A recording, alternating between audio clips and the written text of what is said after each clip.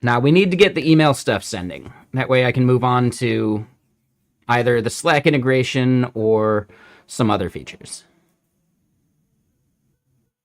No, Messijo's the app, for sure.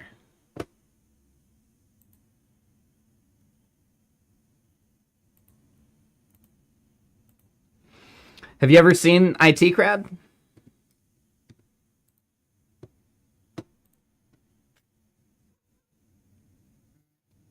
It's kind of a reference to IT Crowd.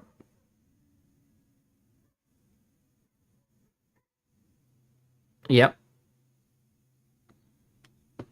Richard Iowade.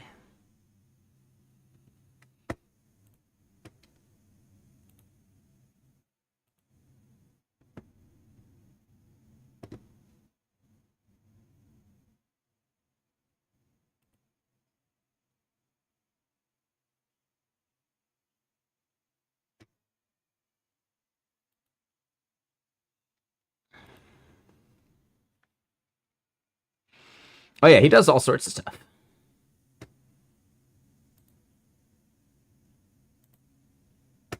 The BBC only has like 15 actors.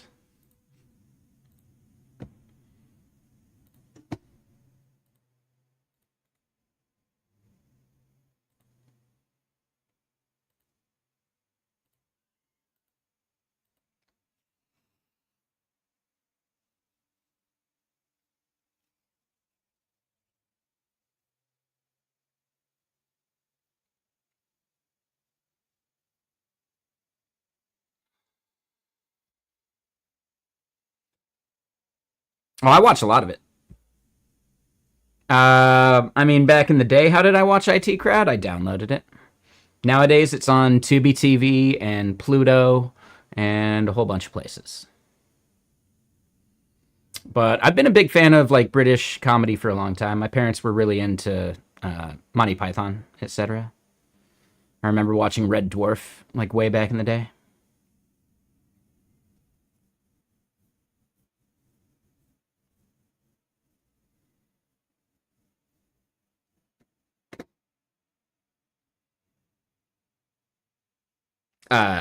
Yeah, everyone's welcome to hang out and chat a bit. That's the whole point of streaming, isn't it? But yeah, thank you. Okay, so we are launched. We're up on YouTube as well. And yeah, let me get to the right screen.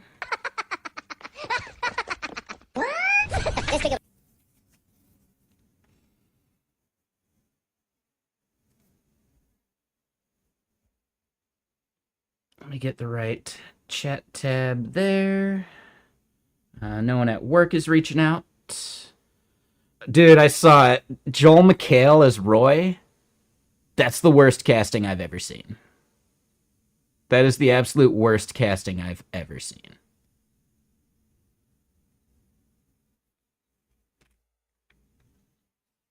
I think their actor, what was it? Courtney B. Vance, who played Denham.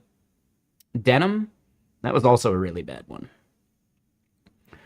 No, Supposo, like, it wasn't meant to be like The Office. It was like, it was just straight up the same, like, canned, like, laughter sitcom. So it wasn't even close to The Office in vibe or anything. It was like a direct, exact one-to-one copy, except really bad casting. And I forget, who'd they get to play Jen? Who played Jen in IT Crowd US pilot?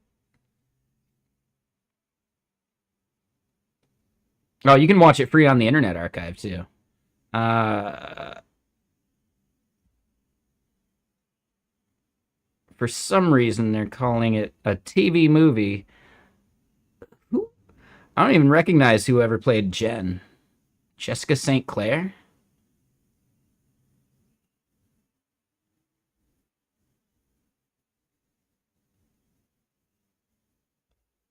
What else has she been in?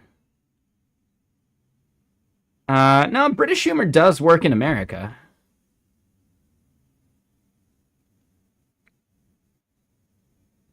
Never even heard of her.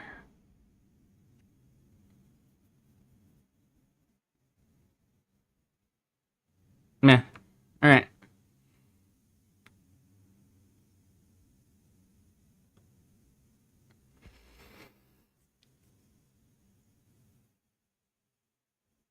I mean, Monty Python's huge.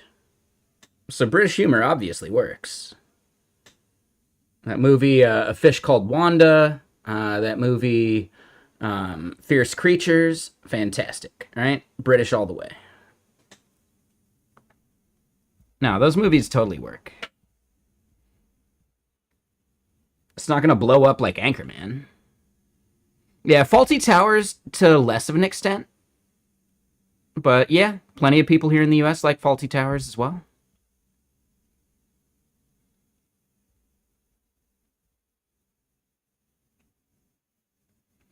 All right. So, the gist is we want to be able to send an email. Let's reset this a bit. We'll delete that. Delete this row. All right, so then as we create a new one,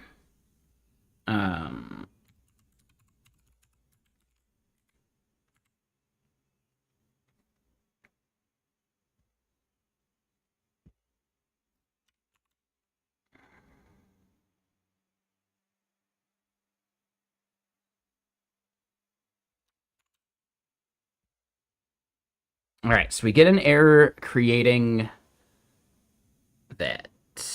Okay, so swoosh mailer, network failure.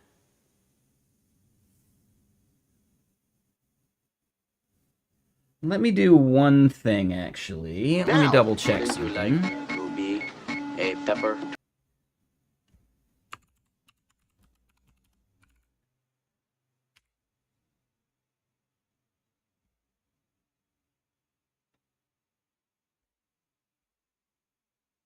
Okay, just wanted to make sure it wasn't leaking my IP address, which it is not. That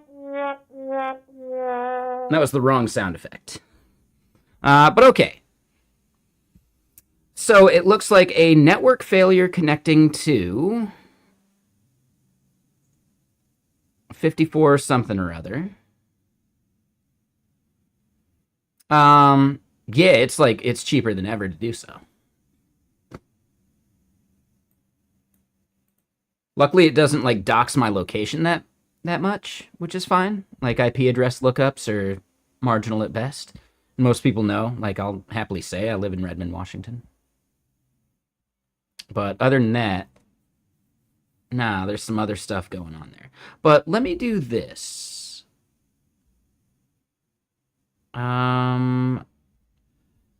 If we're sending mail, ooh, and hold on, let me get more music going first.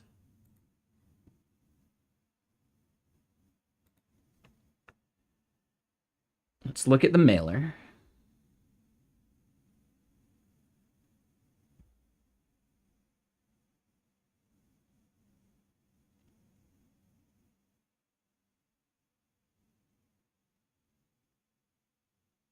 It's up in config. It's in runtime, technically.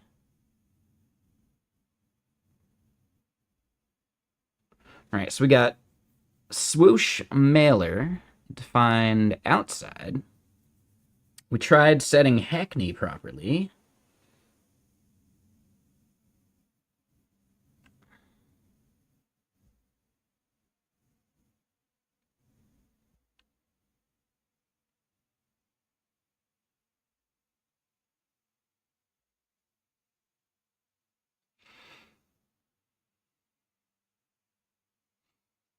We verified we're getting the right key now, or at least like it's available.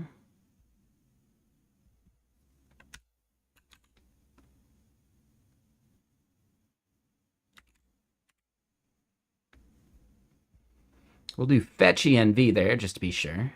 So then, yeah, smtp.resend.com.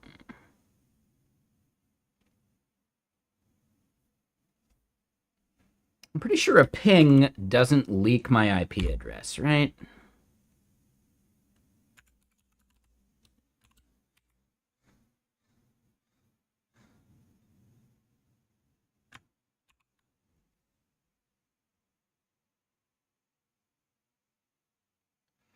All right, so they got a load balancer in front of it. All right, and that 54 is not the same IP address. It does start with 54, but that's 157. That's 205.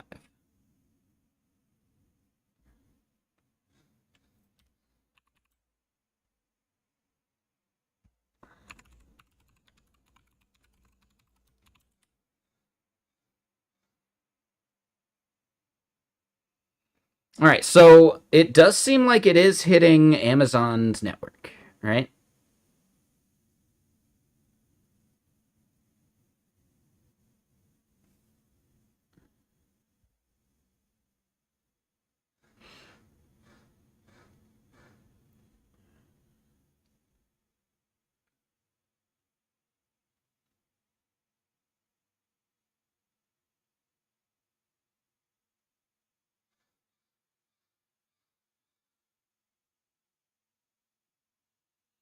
All right, so they're saying outbound firewall rules could be an issue.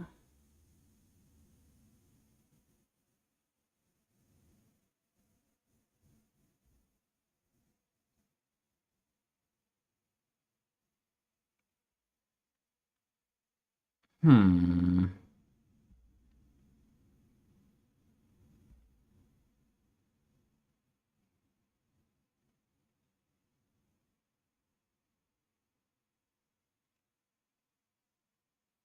Does my ISP block certain ports? They shouldn't.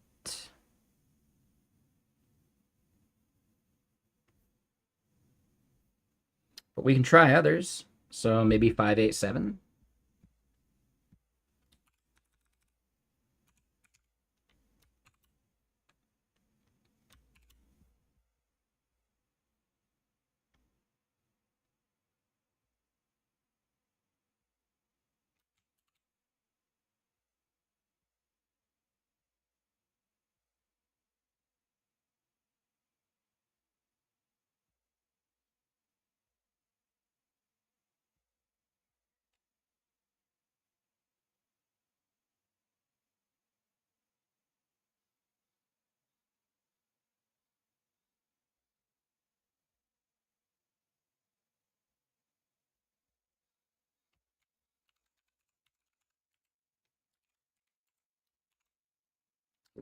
That's not it.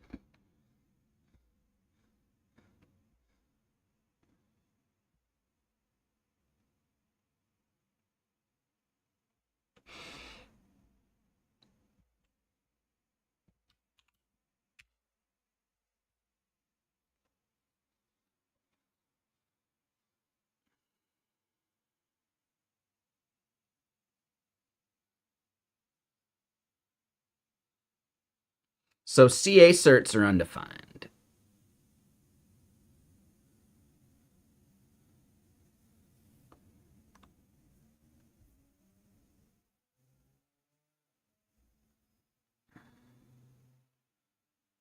So they're saying for encrypted TLS, use 2465, which I had. I just figured I'd give 587 a try. Should I switch back to 465?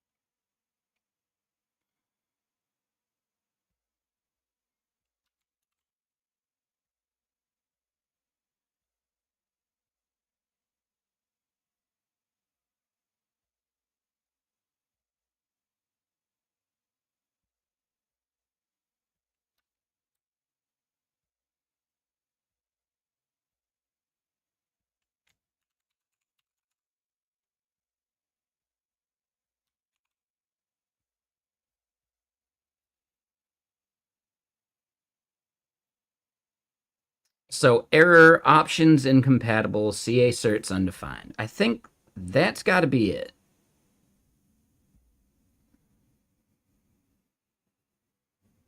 So why would I need my CA cert file?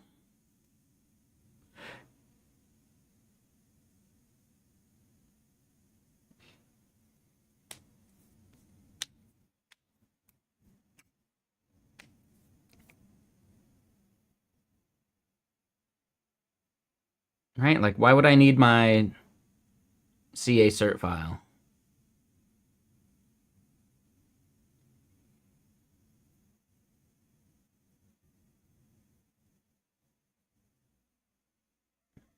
I had 2465 earlier. I decided to try 465 just in case. But we got the exact same error.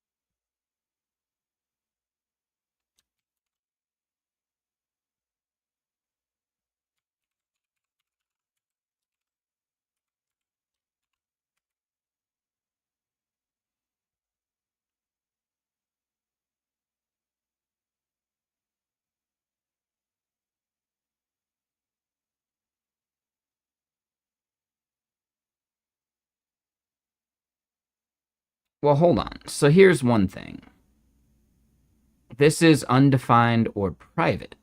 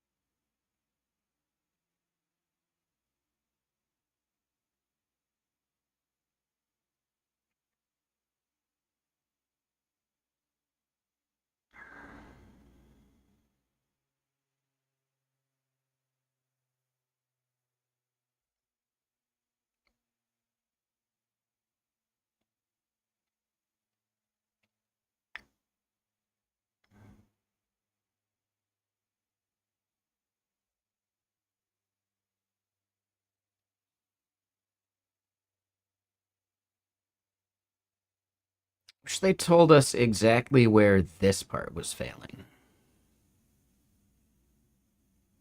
Like what line?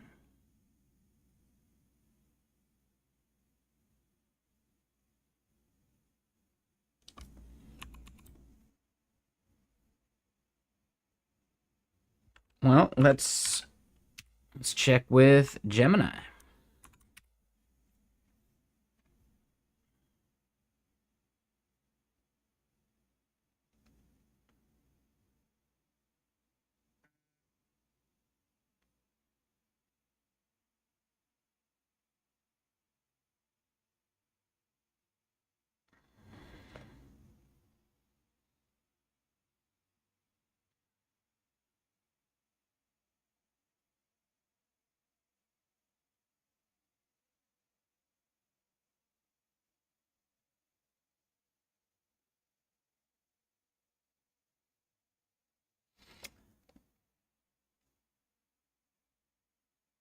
Yeah, so the verify peer thing seems to be the problem.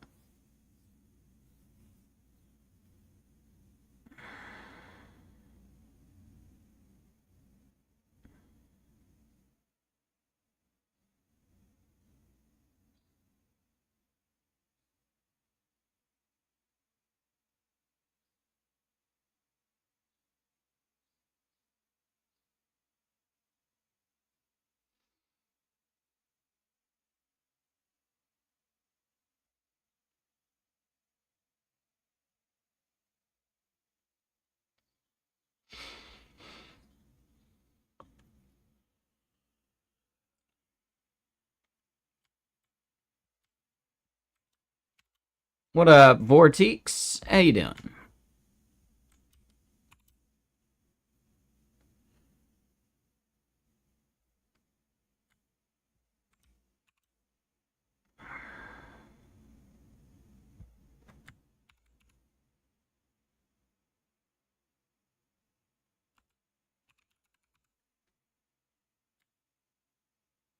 I was gonna say, is that Vortex? Yeah, it looks good.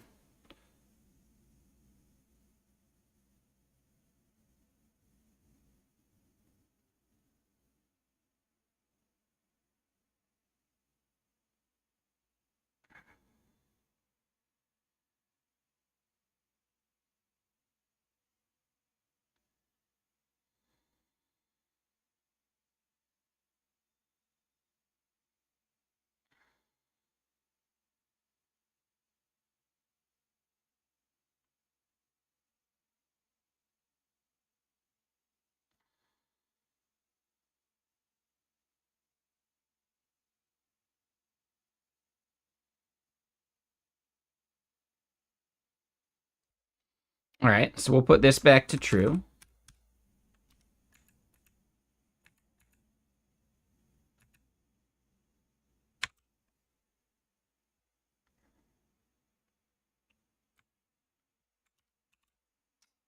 We had that same exact error, though.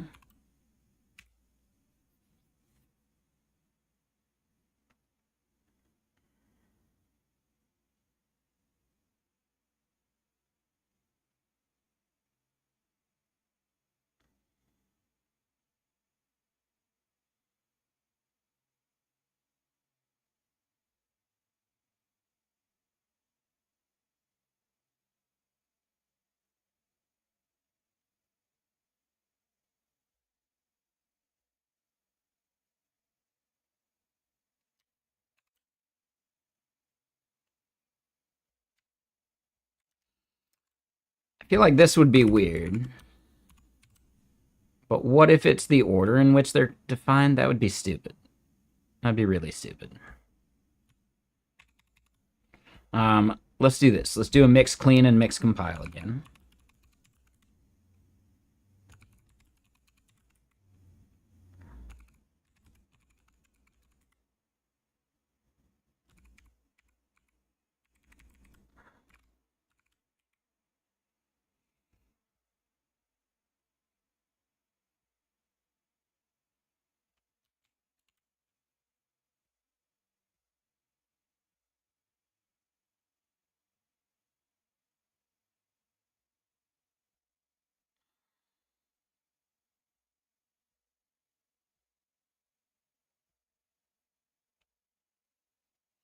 But yeah, name's good. What you been up to, Vortex? Oh, that's not the thing.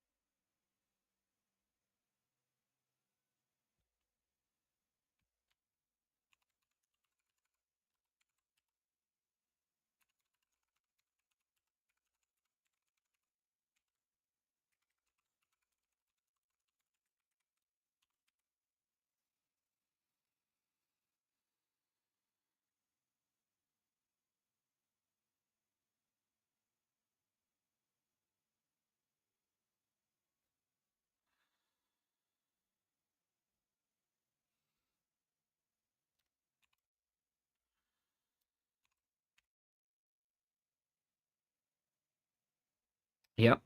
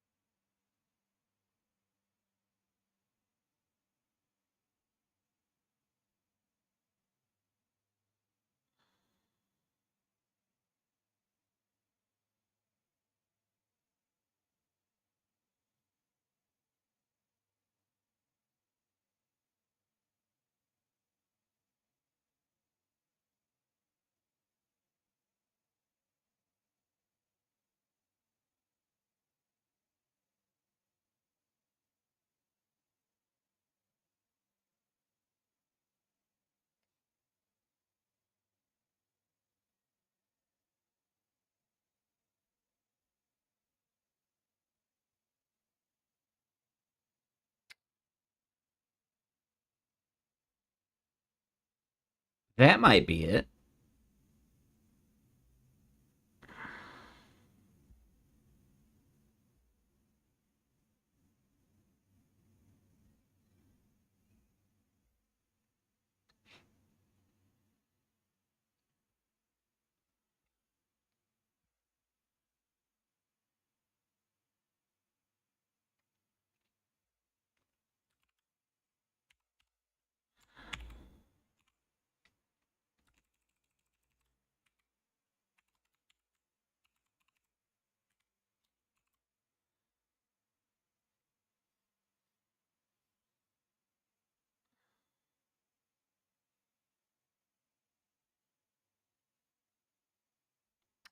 Let's see if that does it.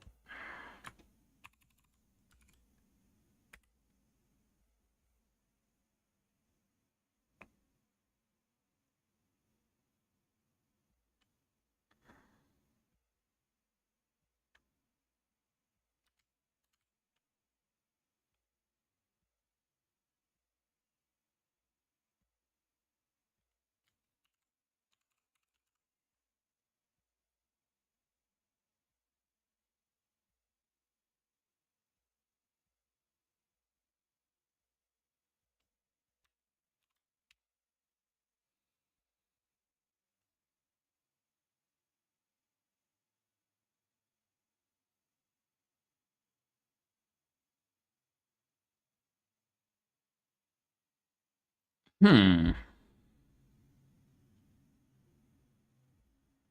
All right, so I figured maybe it could have been that.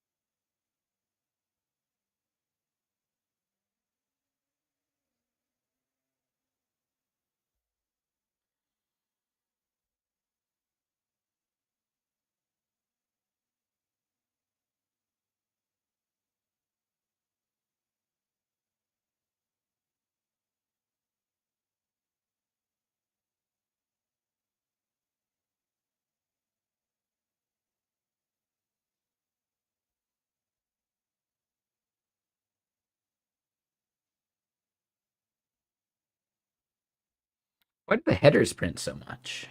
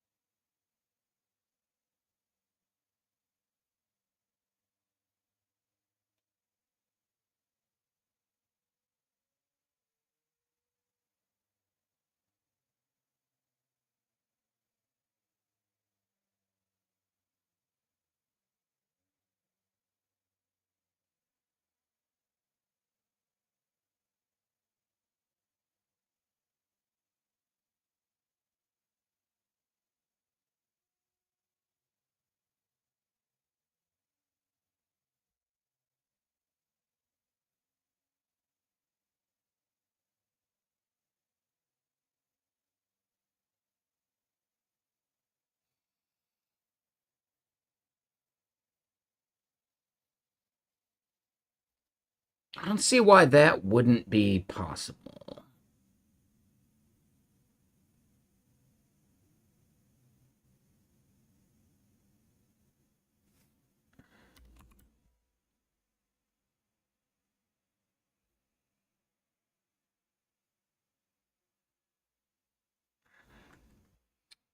So what if I try this?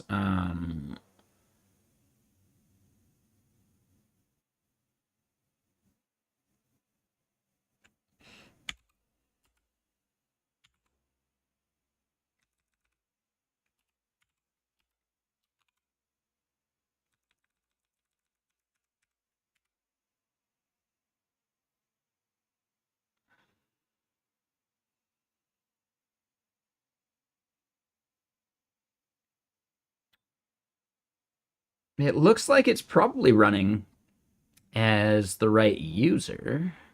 The permissions look right. Read, write, execute, read and execute, read and execute. So it should be readable by everyone.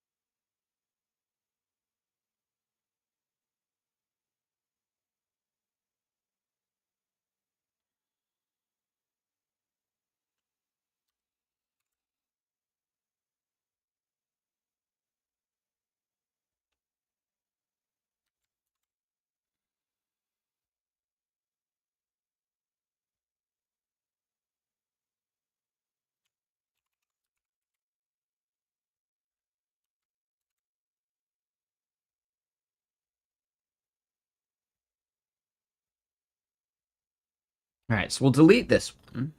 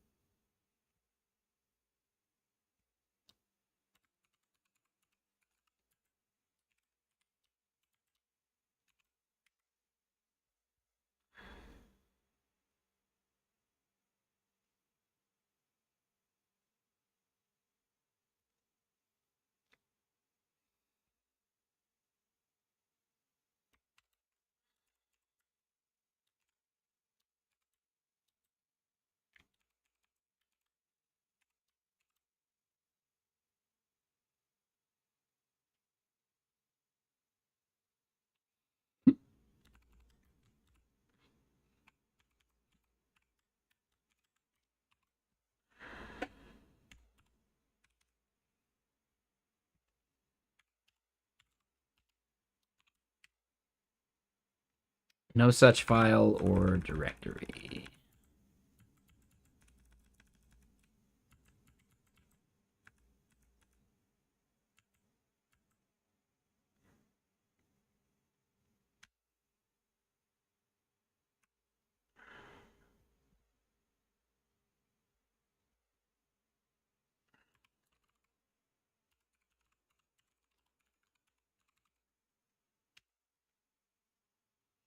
Maybe I forgot to install OpenSSL?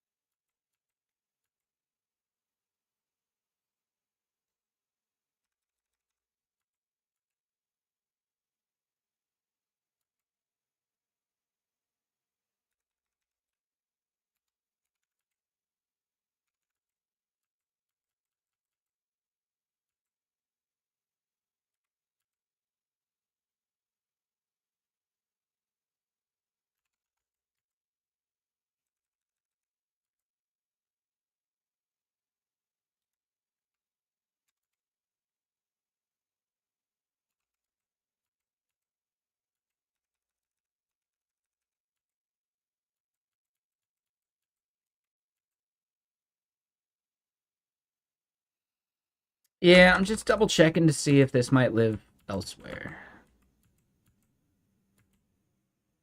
No. Yeah, so that doesn't seem like it. And what up, Gordazzo? How you doing?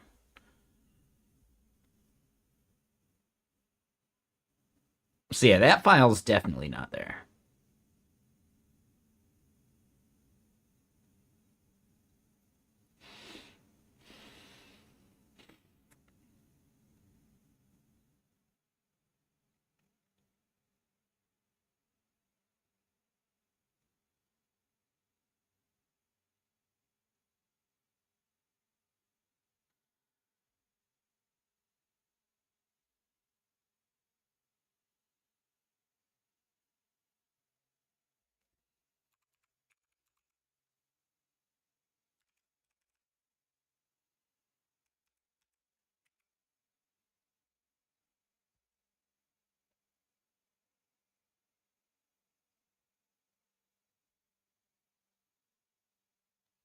Let's go back to the swoosh docs.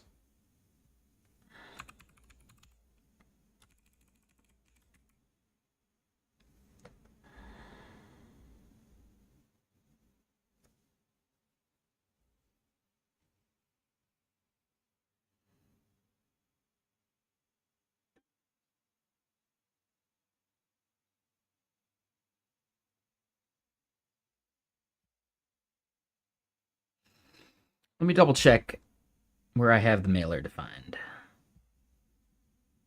All right, it is just OTP app Messijo.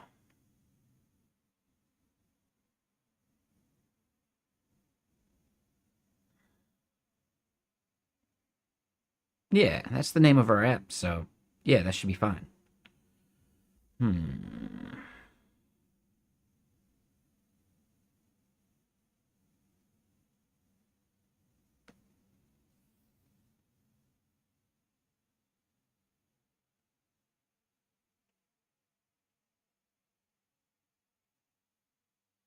And what's up, Moshiko? How you doing?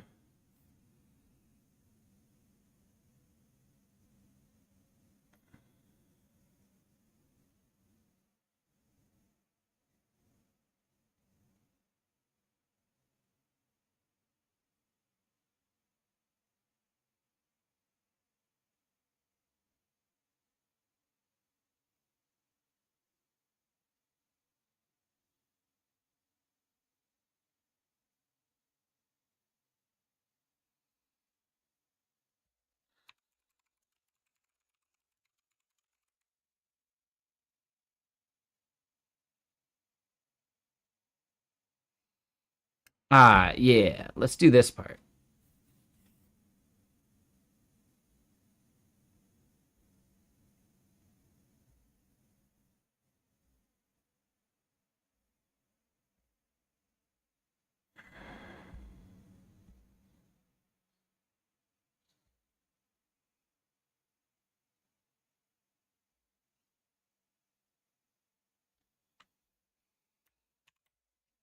All right, so we'll add the resend adapter, because why not?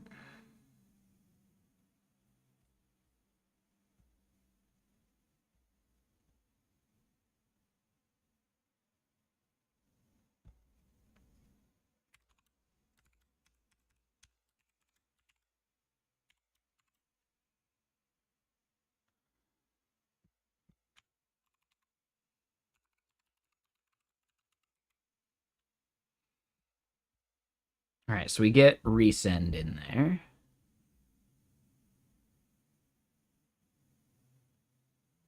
Yep. So adapter API key is how we want to do that for the mailer.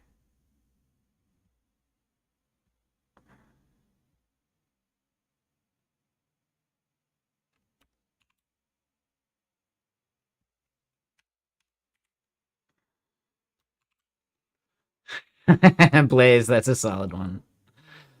That's a solid one. Okay, so they do that part.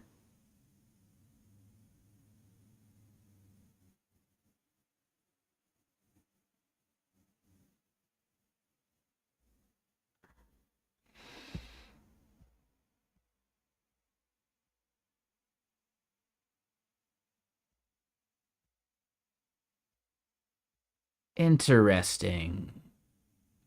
So I should be keeping the runtime quite a bit leaner.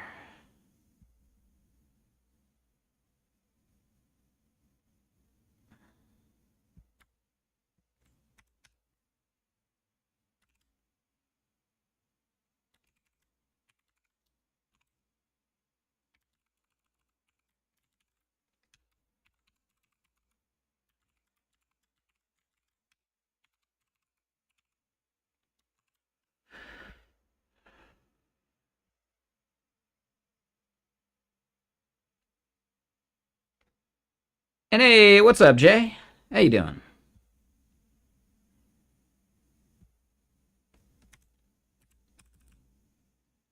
Apologies. Yeah, I haven't gotten your podcast episode published. I've just been focusing on other things. But I do need to get us launched up to Transistor and pushed up to Spotify and Apple and all that. After a lot of conference travel, yeah. How was the Render ATL stuff? I didn't get a chance to make it. We have a Get Kraken podcast.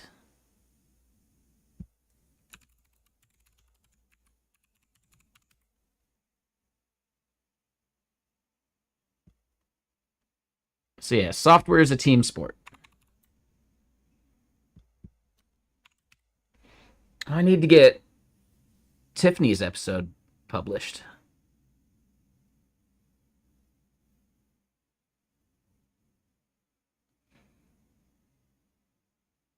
Typically around 200 views without like continuously pushing it. That's not bad. Yeah, it's a fun one. Yeah, this is pretty fun. We just hang out and chat. Surrender was pretty cool, a little heavy on the AI, but that's to be expected this year. Yeah. Otherwise, great crowd. Expo floor was better this year. Yeah, Expo floor was a little like, all the booths and everything. Last year, meh. This year it looked really fun.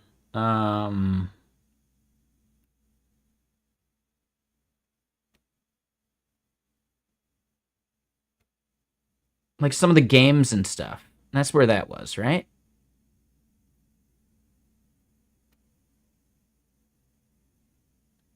Like the driving the remote control car or whatever.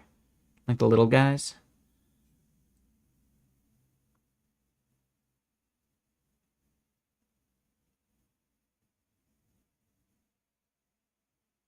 More games, more interactives. Yeah, exactly. I think last year they had like the basketball hoop, right? Like the make as many shots as you can in like 30 seconds type thing, which is cool. No, I do wish I could have gone this year. It didn't work out. One in the cards. Didn't want to pay for it out of pocket.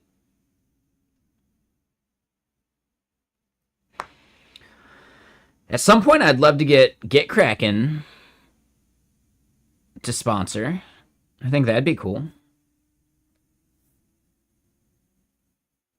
Or maybe even not as a sponsorship, but just as like an impromptu, like, hey, let's have a lunch and learn or whatever, right?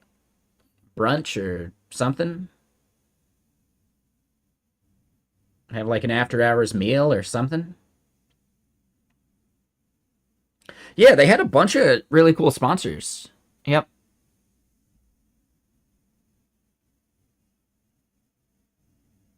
Yeah, the community events are the best part.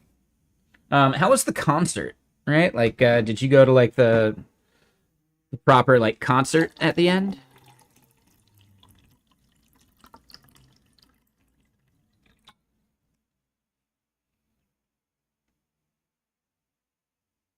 Concert this year was in the parking lot? Oh, interesting. That's not as cool.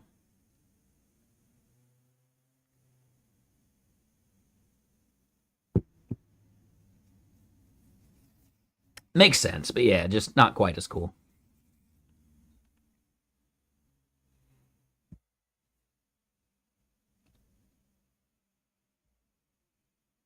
Did it festival style? No, that sounds nice. I just really liked last year where they had like the free beers and everything at like that brewery or whatever. that was like right next to the concert venue. I quite liked that last year.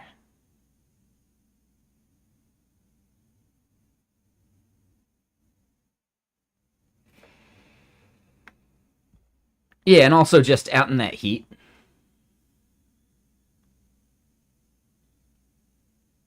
More food trucks and drink vendors on the side streets. Yeah, I'm sure it was good. It rained briefly. Yeah, that's definitely a problem with outdoors, but maybe that kept it cooler.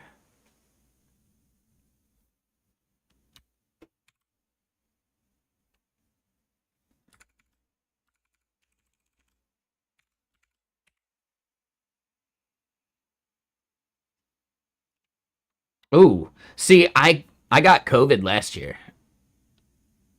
I totally got COVID last year. Like I'm actually bummed on it. Last year I got COVID, and then Cascadia JS was like the next week, so I didn't get to go to Cascadia at all.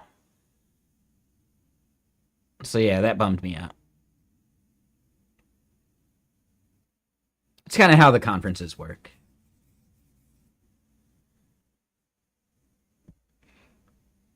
I've been lucky so far. COVID just hits like a flu. You know, there'll be like a day or two where like the bones ache a little bit,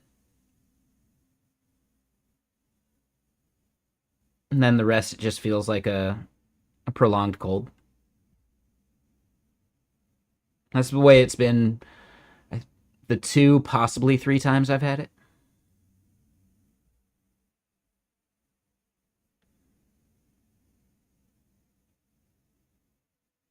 But okay, so we assigned this, we do that.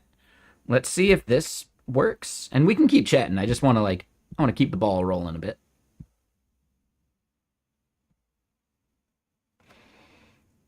The regional strains vary on severity. Yeah, so I've had one locally here in Washington.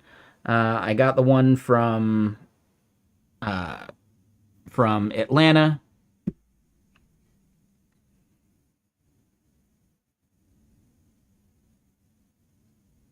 Oh, I think I had it when I came back from New York for React Summit the year before. So yeah, those were the three I've had. So I don't know. Gotten all three in my system. So now I think I'm a superhero, right?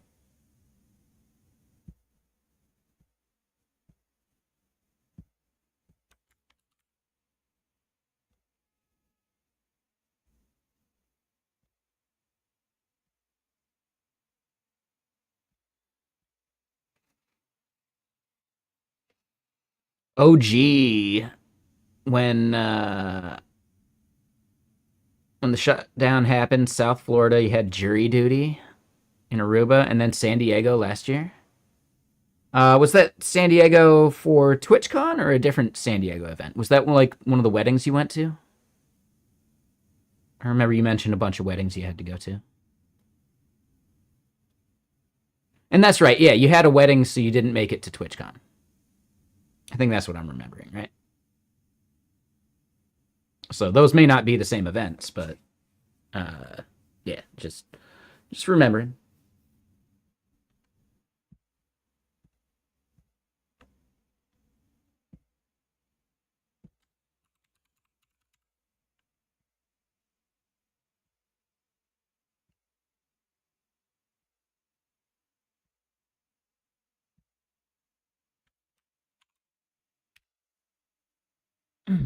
Okay.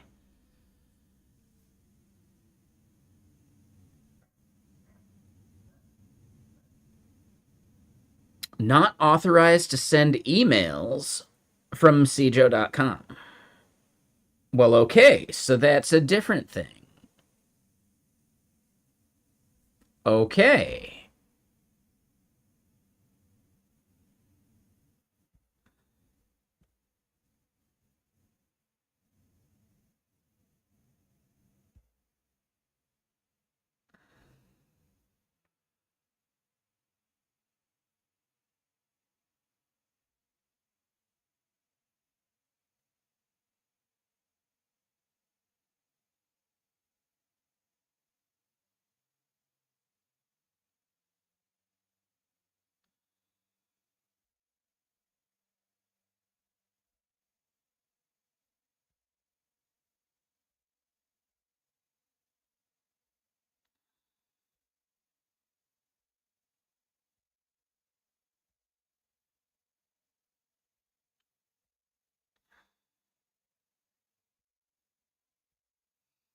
And that may have been our whole issue.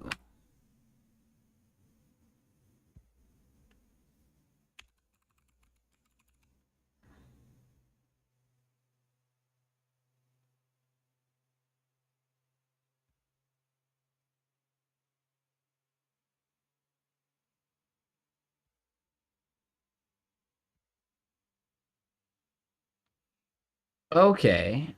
All right. So, yeah, maybe that was it. And that might have been why the SMTP was failing too. All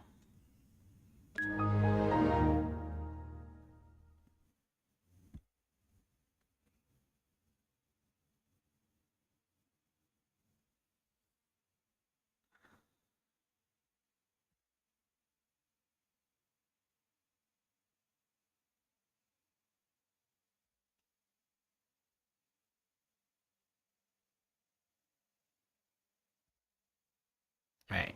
I'm logged in. Looks like I didn't need to do my multi-factor auth. What's it for? Nothing.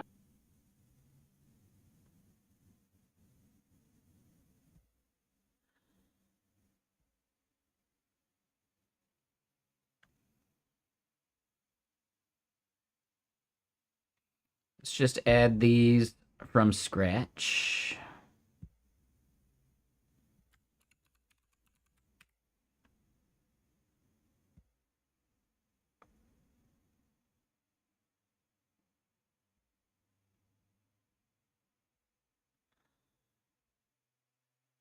Okay, so MX record of 10, of a priority with 10.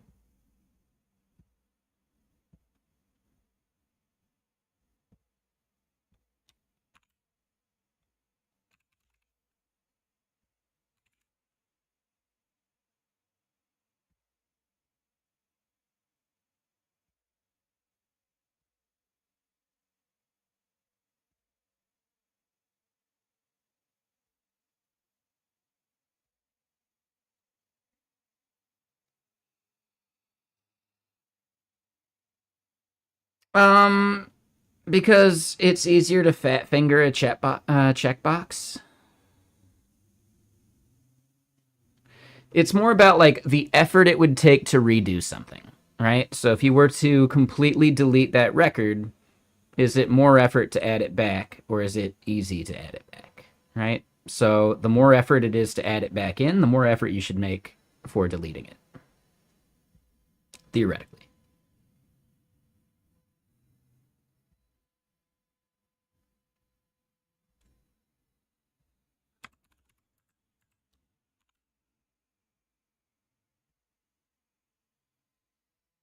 All right, and then I think we got one more text record, right? I think we actually had that value still. So yeah, text record at resend dot underscore domain key.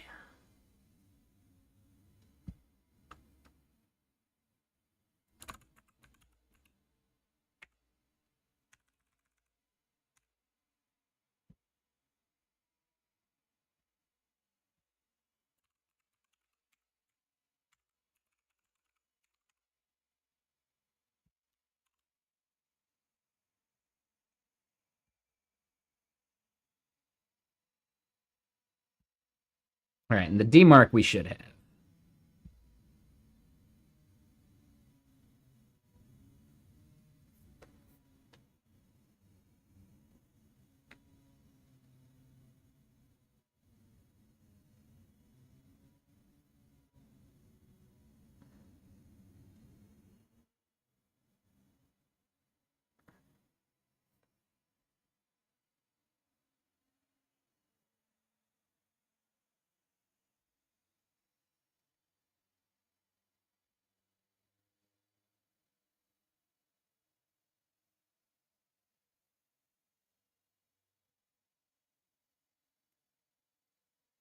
Yeah, I find that a little interesting too.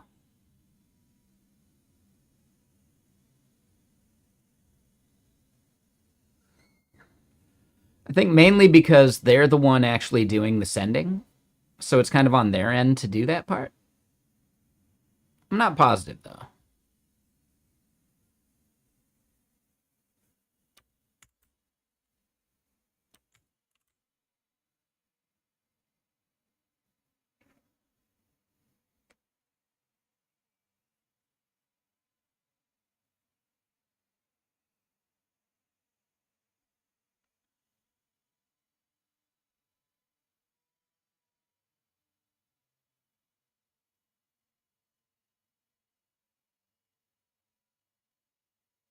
Okay, it's all verified. So now we go back. We should be able to refresh, delete, and test it.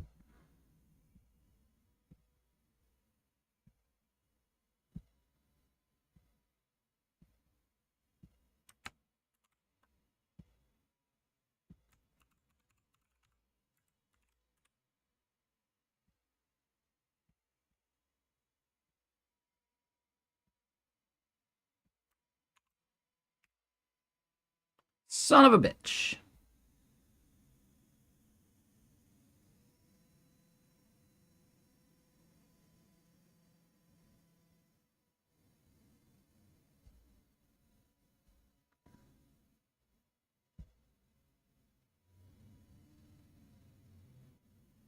Okay, so one more time. Let's do this.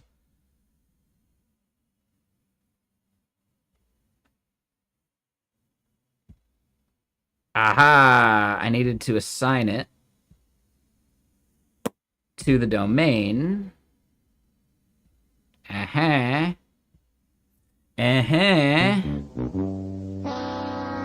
No, they didn't change the API key. And I can show it because they don't leak that. So if I go here and we go edit, this right here was actually set to empty rather than all domains or Messijo.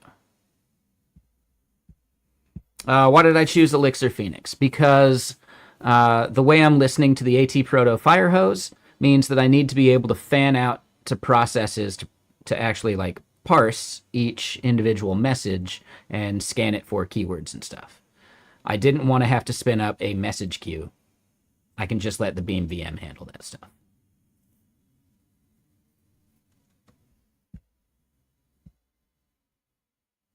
So I can add more nodes, etc., and just let the Beam VM fan out to all those processes.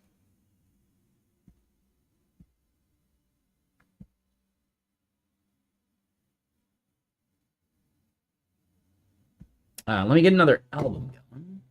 Let's do a crunchier one.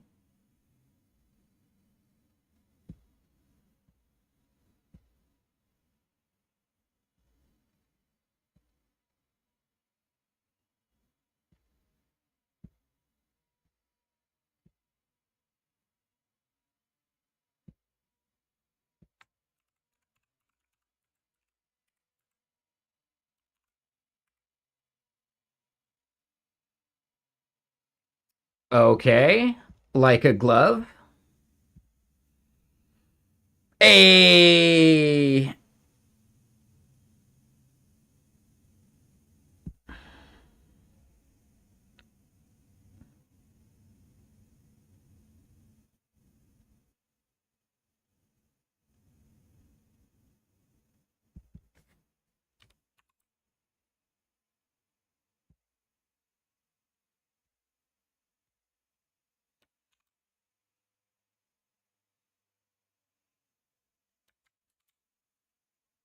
Okay, cool. It's a backend language. It's technically so Elixir is a backend language, and then Phoenix is a framework for it. Phoenix can do full stack. I just use it as an API.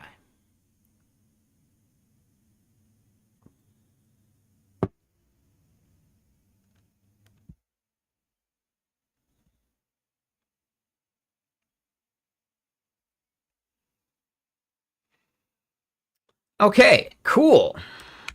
So we got just a few housekeeping things then to fix.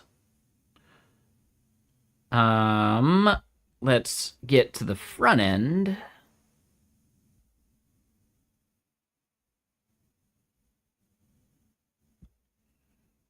Because here on the front end, and yeah, we'll just save whatever happened there.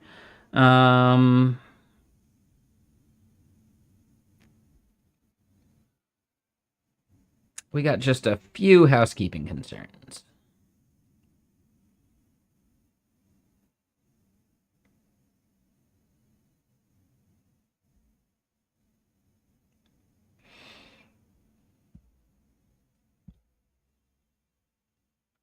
All right. So that part's a little interesting. Oh no, that part's fine actually.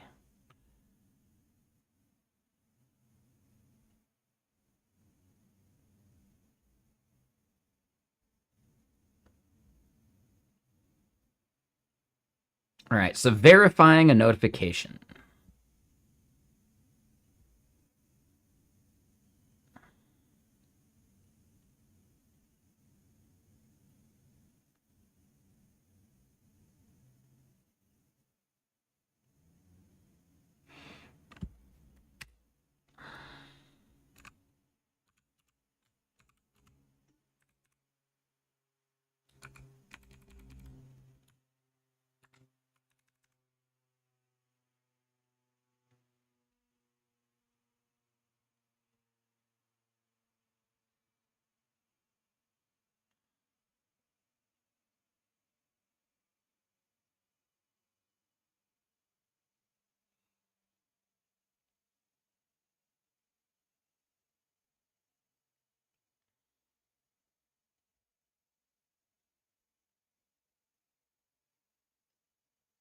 Okay, so as far as state, right, the notification comes into here.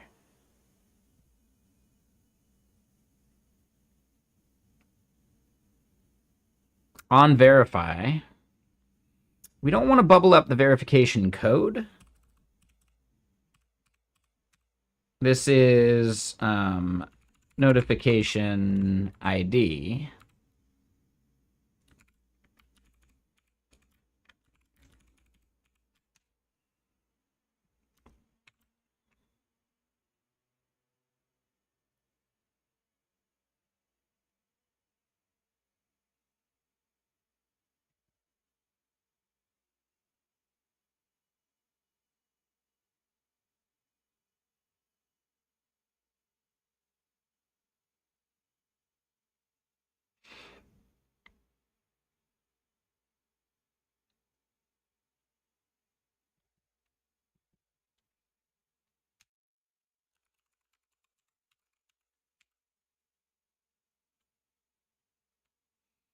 Oh, we actually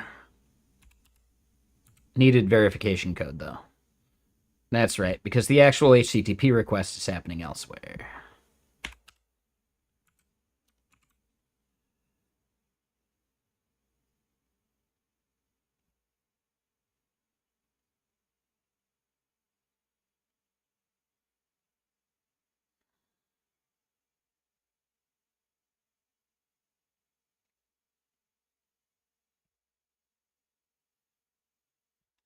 All right, so then the on then is set notifications.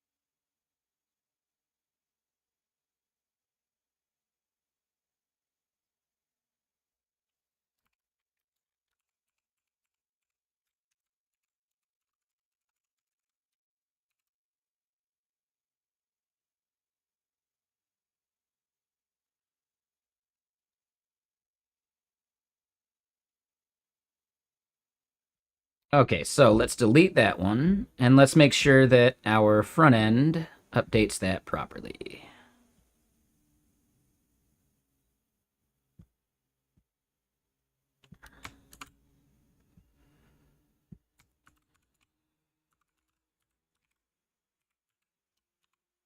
Oh, wrong thing.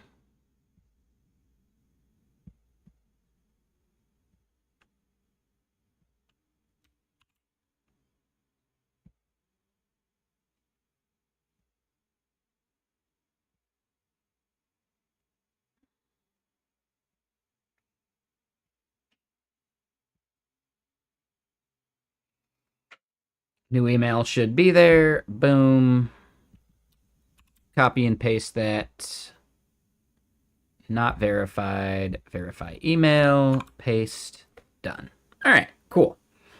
Little quality of life improvement. Make sure that verified button gets updated as needed. We probably want to make it like a green, like success one as well. So Abdu, you're saying PG Admin is snappy on Mac. It's not the same on Windows at all? Really? I would not have expected that to be any different.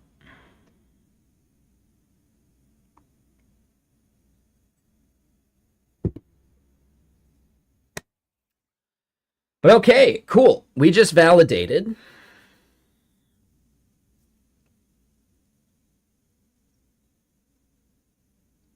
That emails can send now. Switching to the API at least gave us better error responses. So better than doing the raw SMTP stuff anyway. We could probably get rid of those dependencies that we installed for the SMTP, because I think SendGrid would be API based as well. We're getting that one email sent out.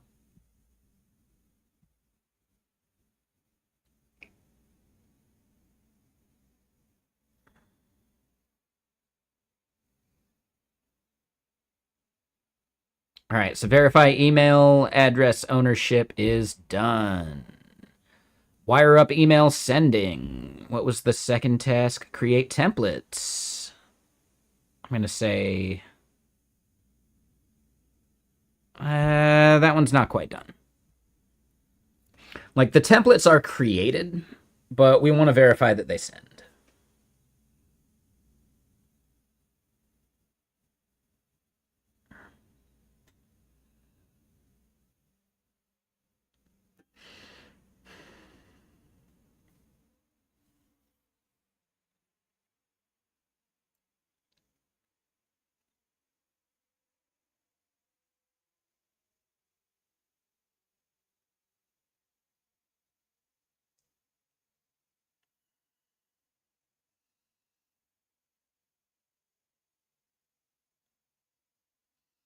Okay, so let's do this.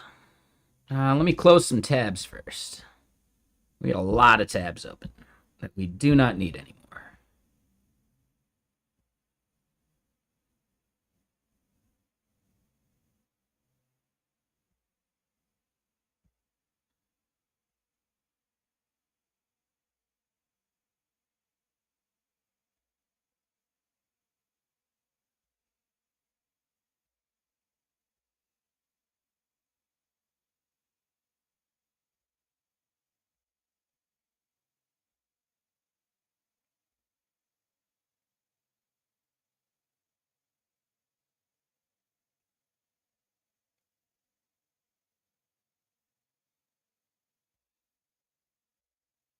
It's like we had the dashboard open twice. That's fun.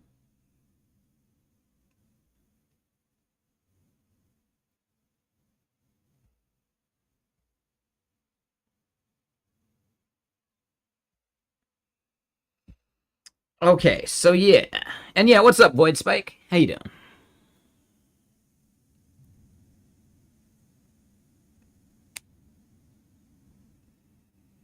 Yeah, I mean, we archived all the ones that matter, so now the archive is thick.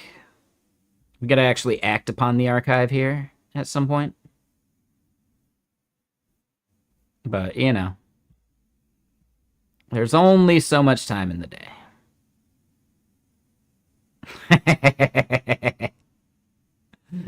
The Griff stack. I forgot we even did that.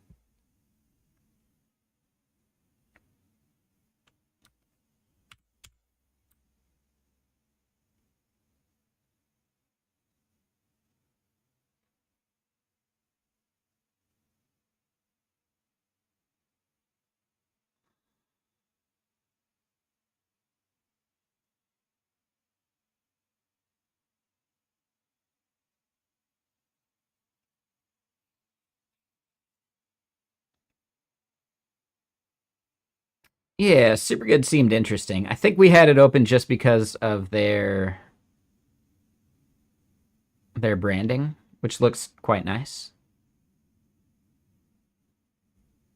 What are they hiring for? So full stack people, you got to be in San Fran though. Oof.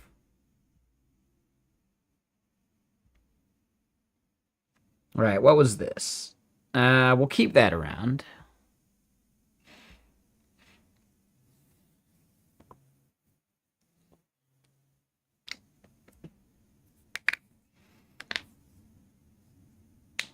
Yeah, in general, the tabs archive is from here to the left. What was Cartesia? Okay, that's a voice platform thing.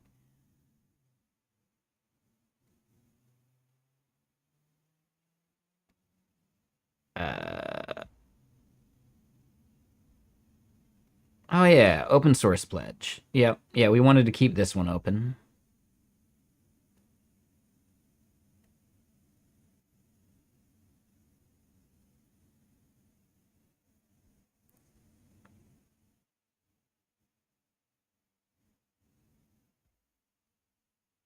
Oh, really?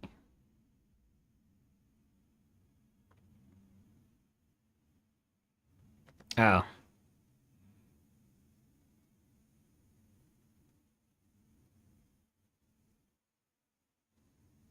Yeah, probably not gonna go into the office. Hell no. What was Subvert? Oh, Subvert I really like. Just double checking what some of these are. All right. So yeah. And what's everyone up to today? I'm glad we got that email working. That was a big, big part of it. On site and in San Fran. Yeah, exactly.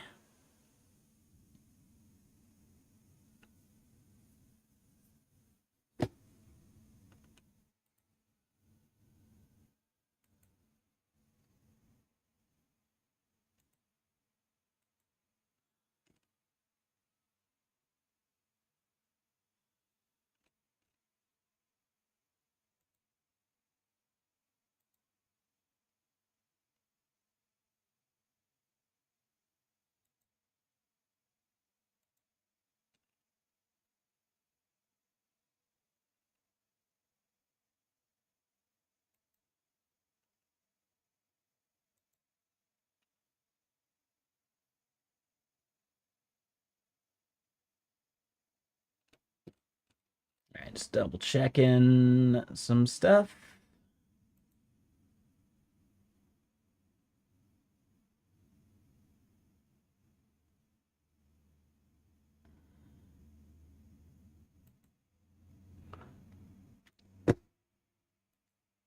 Okay.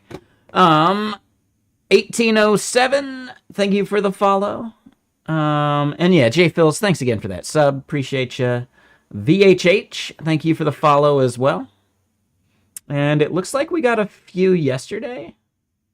Oh, because Prime shouted us out. That's right.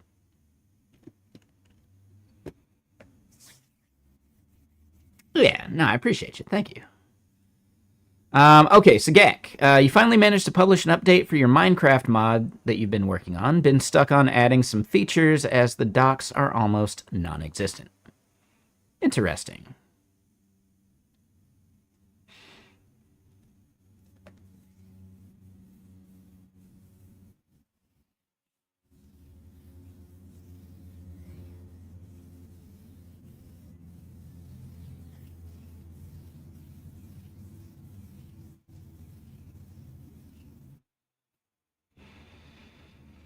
So yeah, let's look at our email list. Which ones seem the easiest? I think accept invite is probably the next easy one.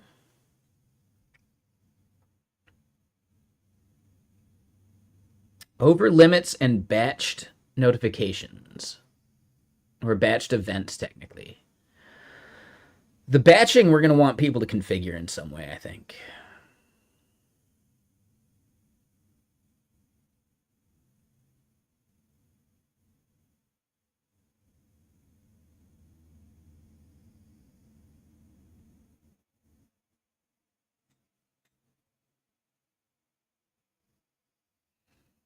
So we'll want people to be able to edit the config as well.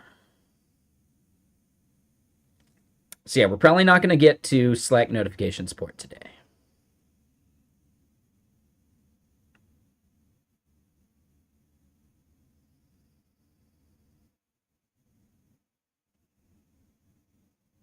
Project Flattened. That sounds cool. And hey, what's up, Maniac? How you doing?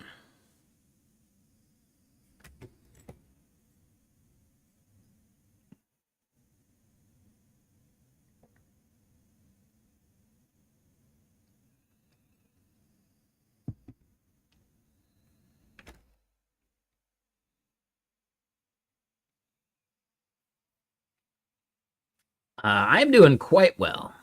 We got the email working, which is awesome.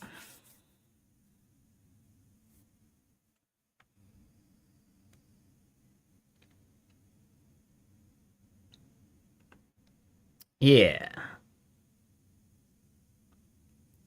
What's up? Nada. How you doing? Man, you've been following since 2022, and this is the first time you've chatted. That's crazy. Yeah, how are you doing? What are you up to?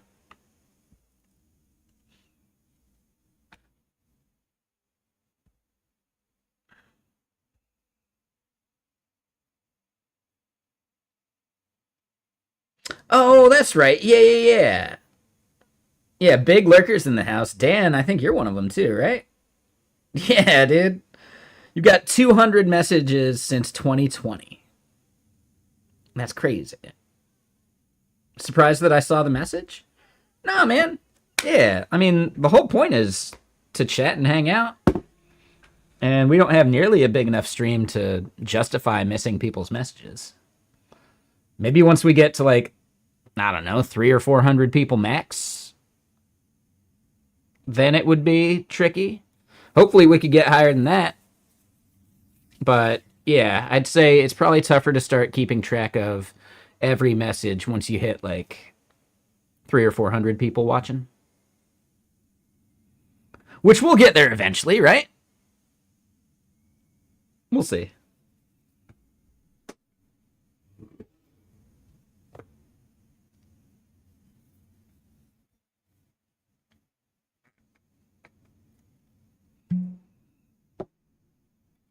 I mean, even when we've gotten raided by the Primogen,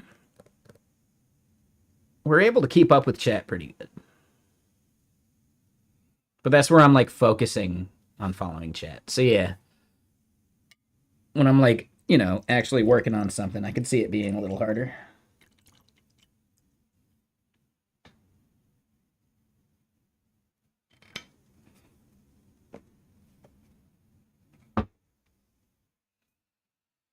All right, yeah, so let's pour a beverage. This is a victory beverage.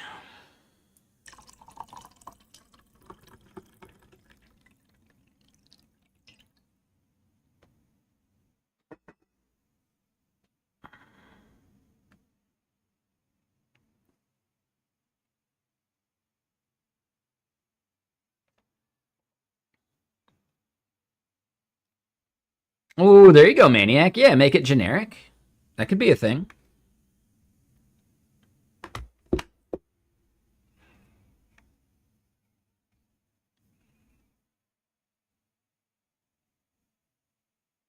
Oh, you made a mod recently too, Nathan? Nice. And nada. No, that's fine. Like, I think that's the best way to treat this stream. Yeah, make it your co-working stream.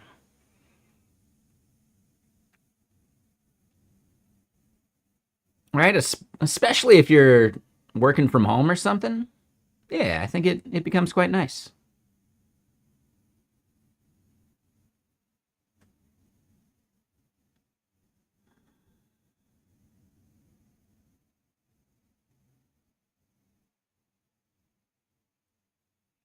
Is Tux the name of the Linux penguin?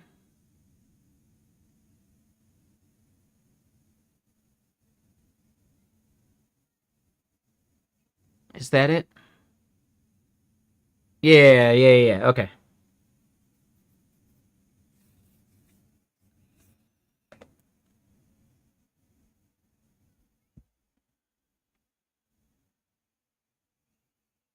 Okay, and yeah. So logic craft, you implement basic logic gates in single redstone blocks without having to make the redstone circuits from scratch each time. Oh, interesting, Nathan. So it's basically like instead of placing a single brick at a time, you're placing like chunks of bricks.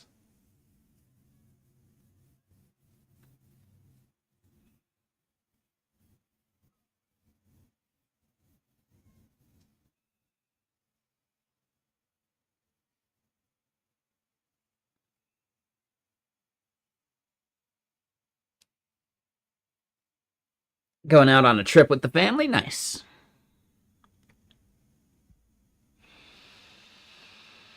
Can I say real quick, I'm pretty pumped. I was up around like 190 pounds. I'm down around like 180 now. You know, give or take a couple pounds per day, just water weight and all that. Let's get it back down to 170 here in another few weeks.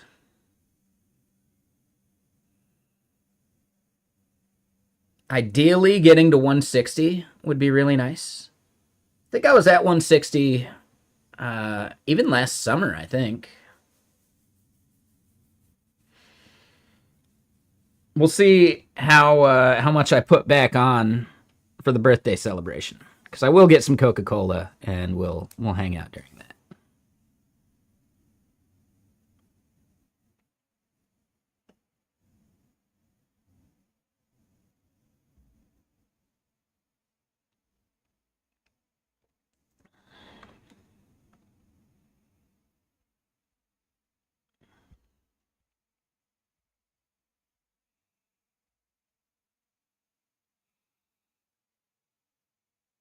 It's a simple mod, but it adds and, NAND, OR, NOR, XOR, XNOR into single cube slash blocks. Usually you have to place down a bunch of redstone to make the logic C gate. So you wanted to make them smaller to build bigger computers faster. Oh, yeah, yeah.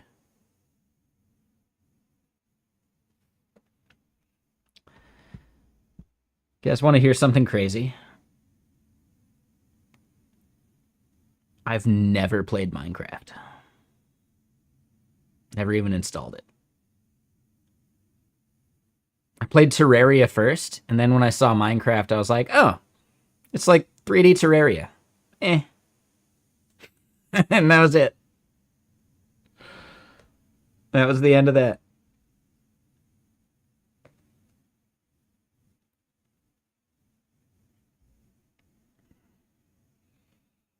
When I'm pretty sure that Terraria is actually 2D Minecraft, right?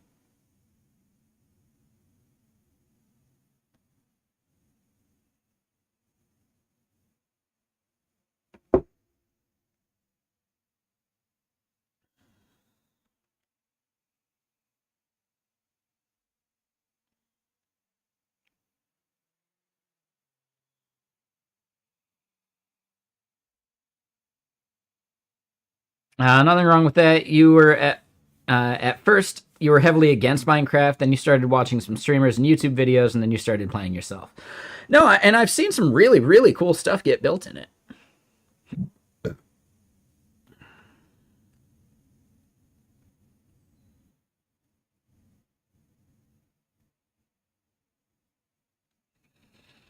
It seems like it's especially good when you have a good community. Like playing solo seems to me like I'd just go play Terraria at that point.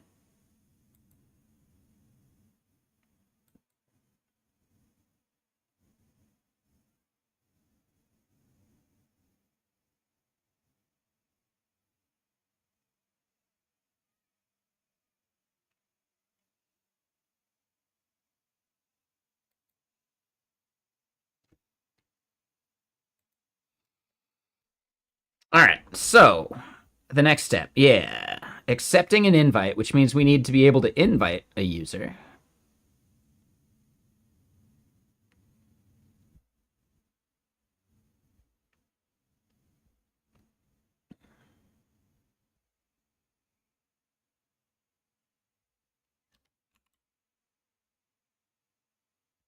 So here's what we'll do. We will invite users. That button's not actually wired, so we go to org settings. Team members, add that. They'll have read. Yeah, read support. We create the org user.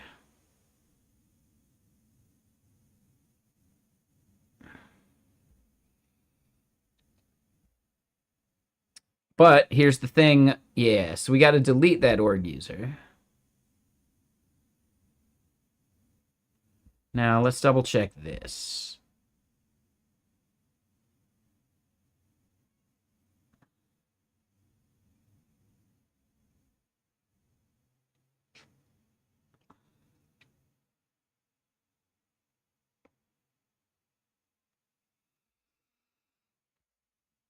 Yeah. So, another thing we need to do for the backend is we need to make sure that you can only invite a user so many times. That's a bit long, so hold on. Vanilla game was fun the first time, but after that, only modded stuck for you, and especially when you learned you could code your own stuff.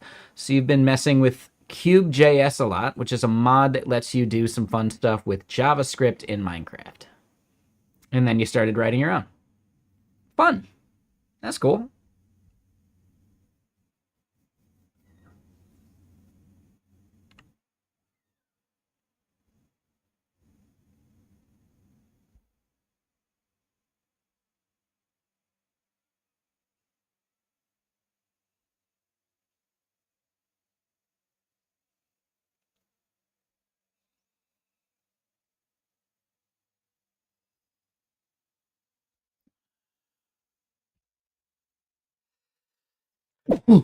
Oh, excuse me. All right, so yeah, we need to get into the endpoint where we are doing this stuff. So creating an org user. This is something that you call with just the email and the role. And Black Mage UK.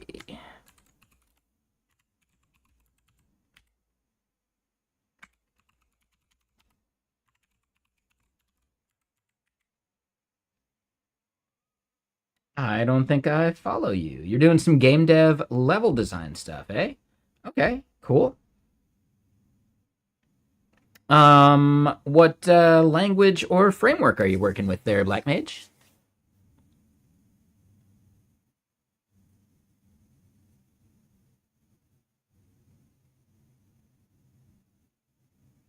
Yeah, no worries.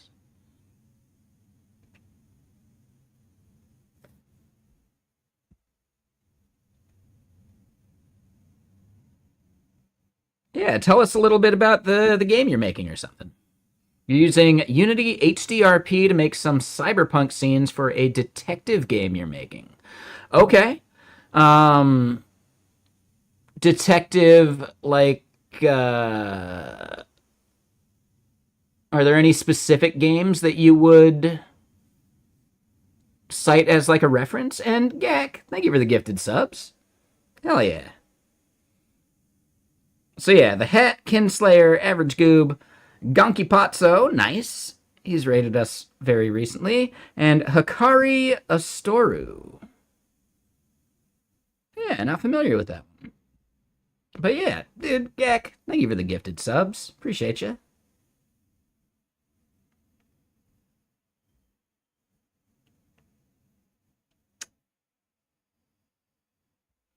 Was that someone specifically you wanted to give to, or was that anonymously, like just random? And yeah, Gak, thank you. So a cross between Hitman, like the world feel, and a hidden object game. Okay. Yeah, when like the moment you said it, I was thinking of like, ooh, like Disco Elysium. But that is such like a dialogue heavy game. And it's really made just so much better with like a lot of voice acting and stuff. So that's like the tough part, right? Getting all the voice acting going. If you ever need some voice acting, let me know. I still need to do that website. Shit, I got so much stuff I gotta do.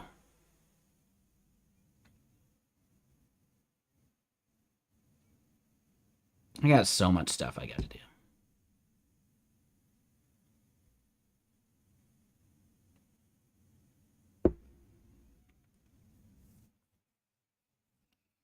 So what am I working on? I'm working on a tool to listen for mentions of keywords currently on just Blue Sky, right? Or the ATProto Firehose, which is what powers Blue Sky.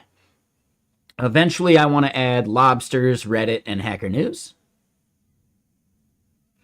So the main use case is brands can add maybe their keywords. So if we go look at some keywords, right? Someone has mentioned GitLens recently. Hey, and they didn't tag GitKraken, the company, even though GitLens is one of our products. So this is one of the things that I think is really valuable. Basically, I work at GitKraken as a developer advocate, and I was able to, reply, and I wouldn't have seen this any other way. You're gonna get some beer? No worries, Nada. Yeah. What kind of beer? Real quick, before you go. And yeah, Black Mage, very similar to, for people who want to watch for keywords for their game, or if you want to watch for specific keywords related to you being able to plug your game.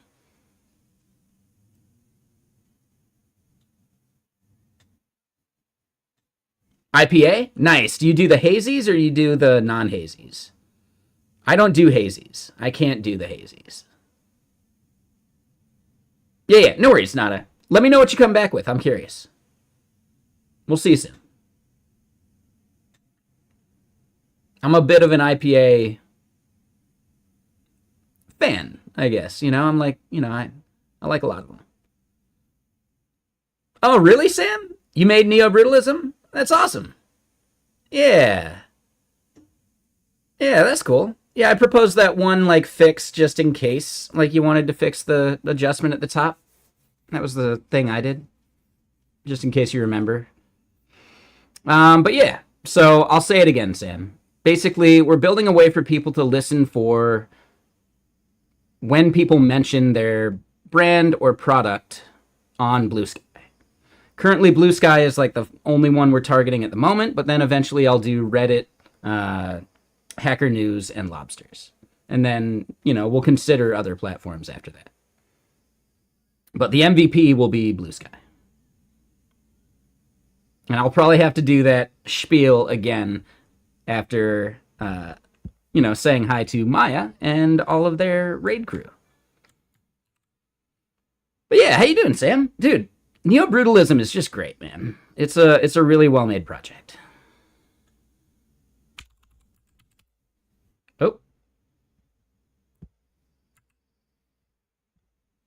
Oh, that's what's happening. All right, shout out Maya. And do this.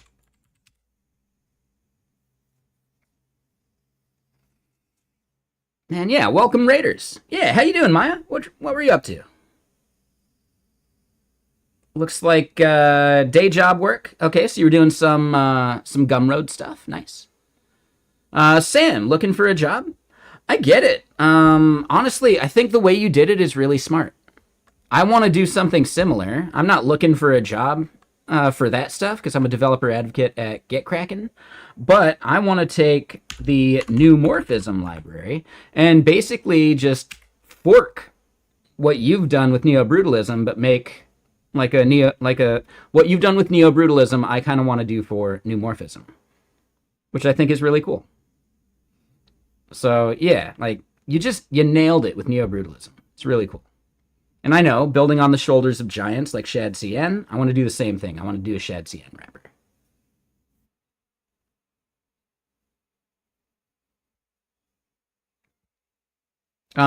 Do you mind if I ask where you're from, Sam? Just in case I know any companies in the area or anything. And you don't have to dox that at all.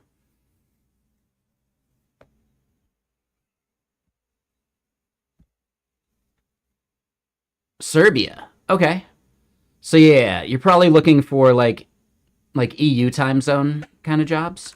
Yeah, I don't have any connections for a lot of that.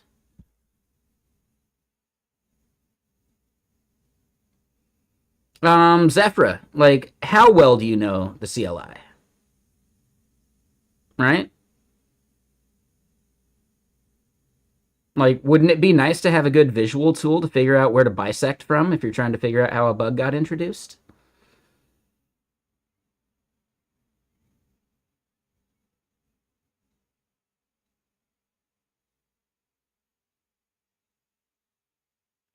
In general, I think a GUI for Git is not that necessary. What GitKraken is focusing on is making things that make teams work better together. So we have things like Launchpad, so you can see all of the issues and PRs that you're like tagged on. We've got a bunch of other just like team collaboration style features. We've got things like automations, so you can like automatically have users get tagged, etc. Right? So GitKraken is more than just the GUI. I know a lot of people when they hear GitKraken, they think it's just a GUI. It is actually like a whole platform now. So our web application allows you to set automations where you can automatically tag people. You can look for specific keywords and trigger other actions. There's like a whole bunch of stuff that you can do that is pretty nifty. We've also got the CLI tool, which has an MCP server, and the MCP server is more powerful if you wire up integrations through GitKraken, which means that then we can look at your Jira tickets. We can look at your Git repo remotes that are possibly private, like all sorts of stuff. So, I don't know. In general, if you don't need a GUI and you've never needed a GUI, that's fine. But I think GitKraken is bigger than just the GUI. Do you use GitLens in VS Code? That's also ours.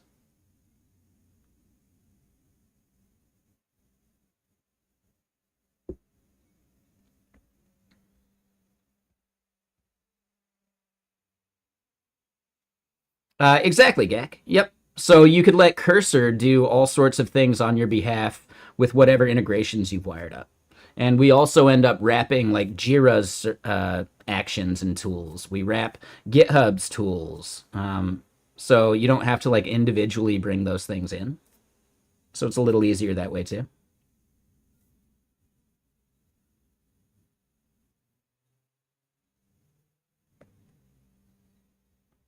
Does that help explain it a little bit there, Zephyra? I think one big thing I want to point out is that there's this. Hold on, it's xkcd git. Right, so this is Git. It tracks collaborative work on projects through a beautiful distributed graph theory tree model. Cool, how do we use it? No idea. Just memorize these shell commands and type them to sync up. If you get errors, save your work elsewhere, delete the project, and download a fresh copy. Right? So when you say you're good with the CLI, what I think you're saying is you've totally done this exact process before. Let's see what the alt text is. If that doesn't fix it, git.text contains the phone number of a friend of mine who understands Git.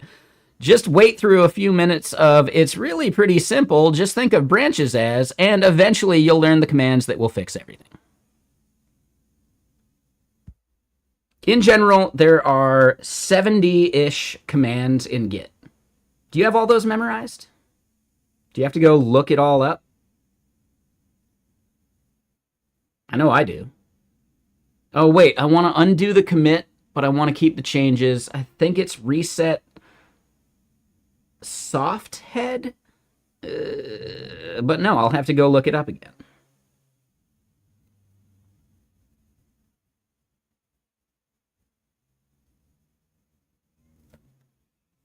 If you watch me stream, I work at GitKraken. I still use the command line for commit, push, pull, remote stuff.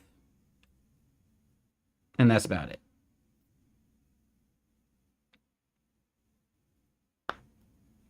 Right? If you don't need more than that, then yeah, GitKraken's probably not worth it.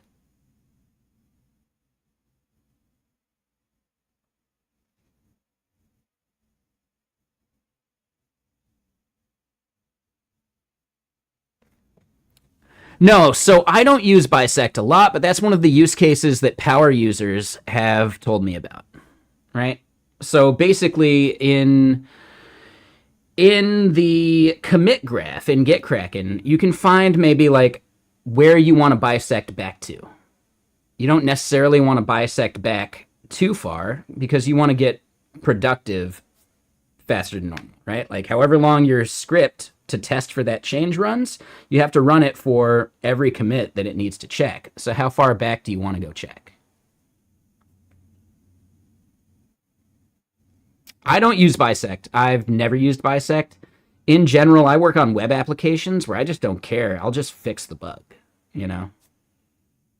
In legacy applications and a lot of like compiled, like, not as continuously released applications, figuring out where a bug got introduced can actually help you figure out and debug it. I haven't needed to do that, but I've talked to enough power users that have. Like as a developer advocate, I have to talk to users. And one of our biggest power users, that's one of their like favorite use cases.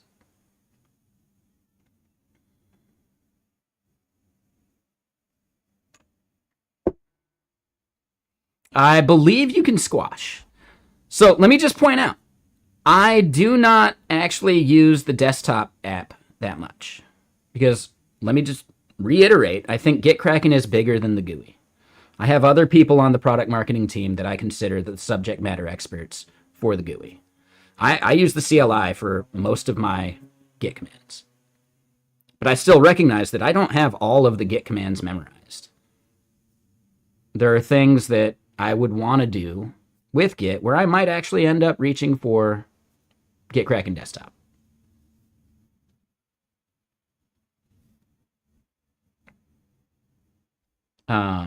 And yeah, hold on. Can you see pull requests in GitKraken? Yeah, that's the thing called Launchpad that I was talking about. So if you wire up your integrations with GitHub, Jira, etc., we get access to all of that data, and we can surface that within a thing called Launchpad, so you can see all of that in one place. It's especially useful if you have like 10 different repos that you have to deal with. Because I don't know about you, but I tend to have all of my GitHub email notifications go to like one Gmail filter, and I never look in that folder. So then I wait for someone to tag me, like, or reach out via Slack or something like, hey man, could I get your review on this? When instead you could be more proactive about it, just seeing all of it in one place. In my opinion, that's our most powerful feature, Launchpad.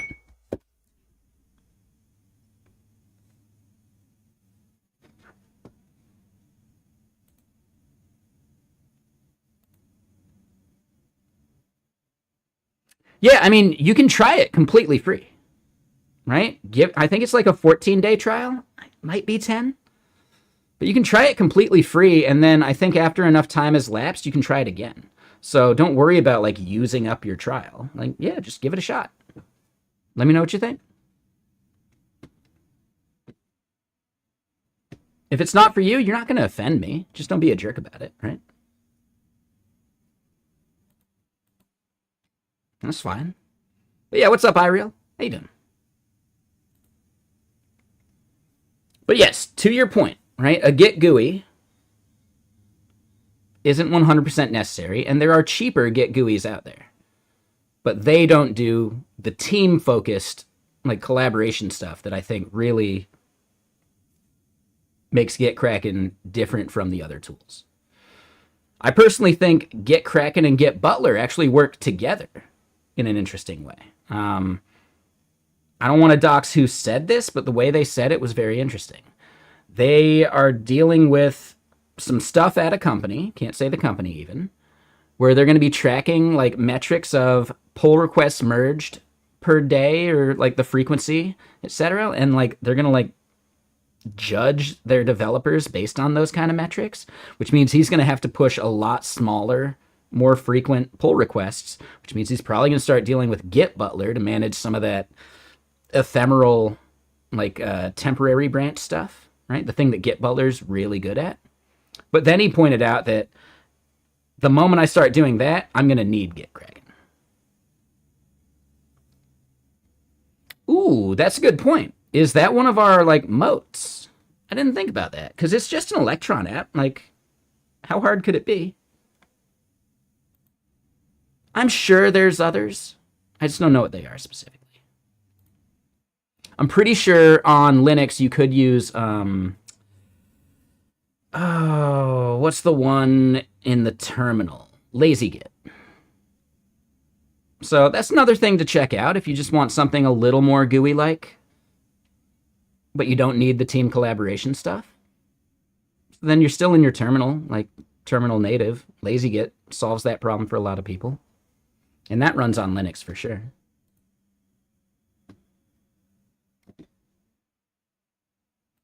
And I know, why am I telling you to check out competitors? Because again, I don't think LazyGit or any of the other competitors solve the team aspect of these things. I'm pretty sure LazyGit works on Linux. Like, I'm almost positive.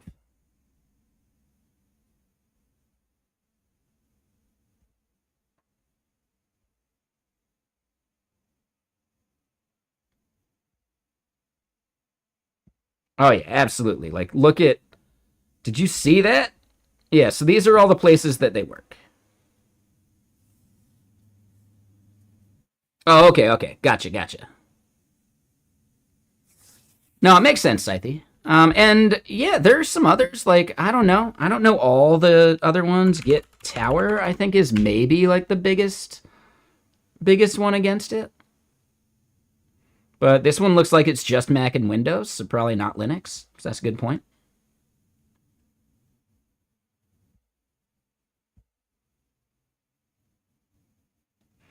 GitK. Yeah, Oh My Zish actually creates an alias for GitK, which messes with our command line tool because we have GK.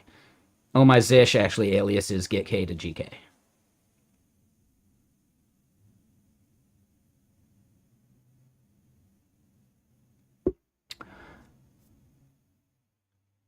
Yeah, I know Oh My Zish. I'm using it right now. Yeah, I've met Robbie Russell like multiple times. So I went and gave a talk at SquiggleConf. I ended up having to go right after Robbie Russell. So he was like the opening talk of the day, and I was the talk that went right after. Mine was like a lightning talk, so it was easy. But yeah, he's very cool, dude. Like, super cool. Have you checked out any of the music his band plays? It's very much like Explosions in the Sky type stuff. You know, if you're into that like atmospheric stuff, it's pretty good. You're still using Bash? Interesting. So I'm guessing you're on Linux then, because Mac has shipped Zish as the default since multiple versions of iOS ago. Yeah, Fish is another good one. They all have benefits. They're all worth considering. And then, yeah, your question about Electron. Supporting Electron isn't that crazy, but it's more like you need to have some kind of release server to release out a package like GitKraken to these platforms, right? So similar to how LazyGit only supports some of these, right? Like, every single platform you want to support becomes work.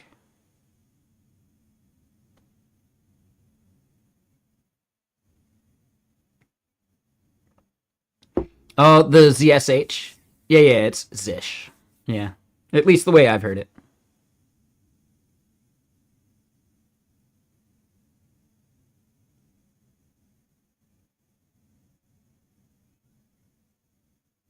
If you're on PowerShell, there's another one called Oh My Posh. Not by the same people at all, but still kind of cool.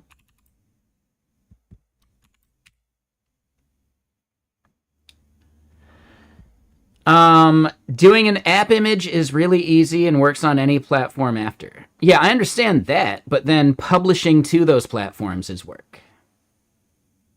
So then any platform that you want to push a package to for their repository to allow someone to pull down is effort. And Zephyra, like, I understand what you're saying. That doesn't mean anything when you consider that all of these just don't work. Because when you're publishing a package to these platforms, you still have dependencies that you need to rely on. If it was just as easy as you're saying, you'd be done, right? You need people to test those things. You need QA support for those to make sure it's still working. There is more to software than just building it. This is not the field of dreams.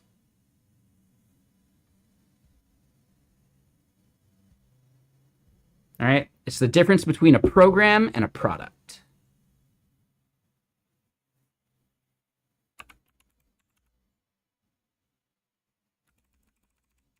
So very similarly, Dylan Beatty makes this point about vibe coding. Vibe coding is really good for making programs. Programs are, things that you might use, every day, but they're works on my machine kind of things, right? Things you use to automate bits of your work, like simple bash scripts that just solve a very specific problem for you. Vibe coding is perfect for that kind of thing. But then when you're actually building a product, right? The work it takes to turn a program into a product is so much higher. And that's where I push back on most of these vibe coders saying like, well, I could build that in a weekend. Sure, you could build something that works for you for a very specific use case in a weekend. Is the user experience of it going to be any good? I don't know. Have you tested it enough? Have you actually had users respond to it? Do you have a support channel? Do you have like all the thing that goes with building a product?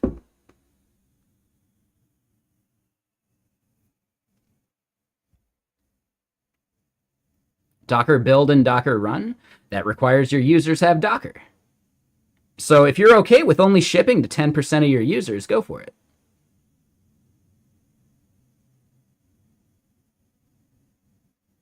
Right? 10% of your possible users. And maybe 10% is a bullshit number, but it's not 100%.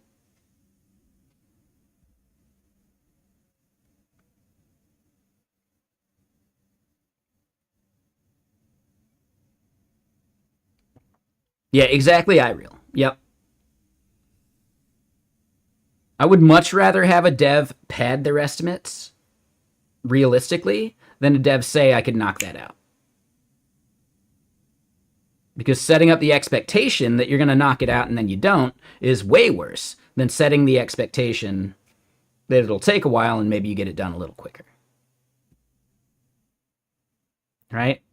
Under promise, over deliver.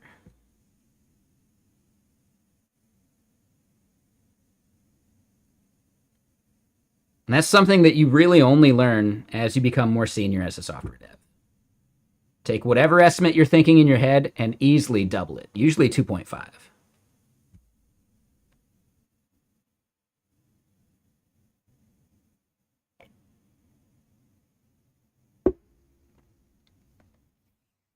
Oh, I get that, Zephyra. And using some kind of, really nice auto completion like Super Maven or Copilot or whatever. Yeah, you're still using AI, but you're still at the wheel, It's when people let AI take the wheel that they run into problems. Like that application Levels.io made, that plane flying game. He's not much of a JavaScript dev. He can make it work. He's more of a PHP dev, and he'll be the first person to admit and tell you that.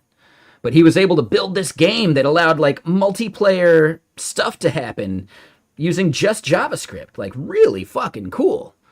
But then eventually he hits this bottleneck where the AI just loses itself. It starts creating a seventh version of the same function rather than modifying the one that exists.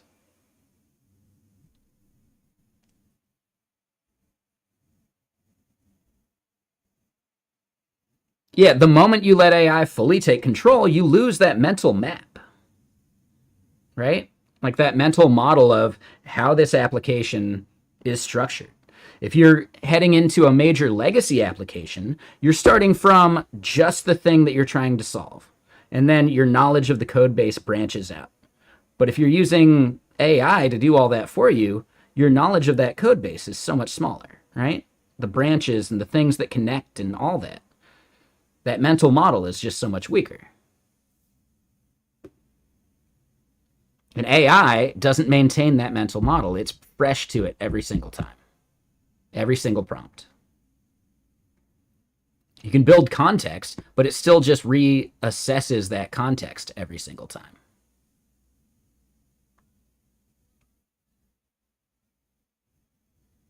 What's up, Hunar? How you doing? Snip, snip? Like you're saying I need to shave? Yeah, I forgot to shave today. If it's in a leaf of the code. Exactly, right? Like, it's all about the context window. You can't just turn it loose on GitKraken's code base, which is 600,000 lines of code, and say, fix it for me. It's not going to work. Like, it's just not going to work. Eventually, maybe.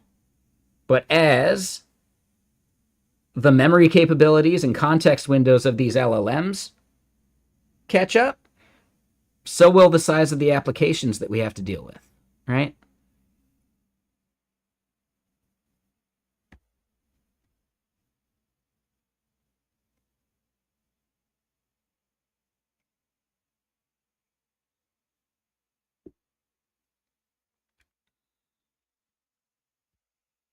You know, it's there's one of those like laws or whatever. I forget which one. It's an axiom or law or whatever you want to call it, where basically the amount of RAM or drive space you have will inevitably be filled up by something.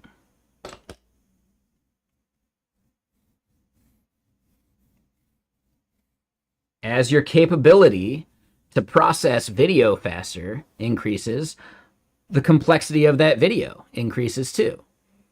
If we were still dealing with 480p, oh my God, yeah. We'd never fill multi-terabyte hard drives. But we're not dealing with 480p anymore. Exactly. It's like a shelf in your room. It will get filled. Something will be put on it.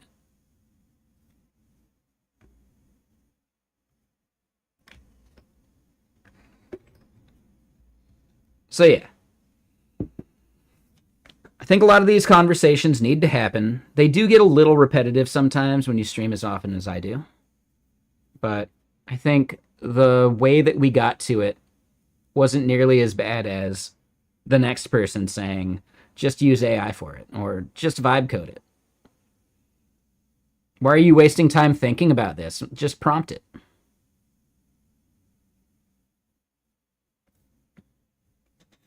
There you go, Gak. Yeah, touche. Well, I mean, a shelf that doesn't exist anymore is still technically filled.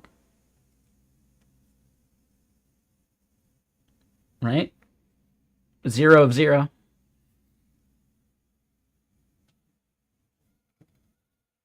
Yeah, exactly. A shelf is properly made until you put something on it and it isn't.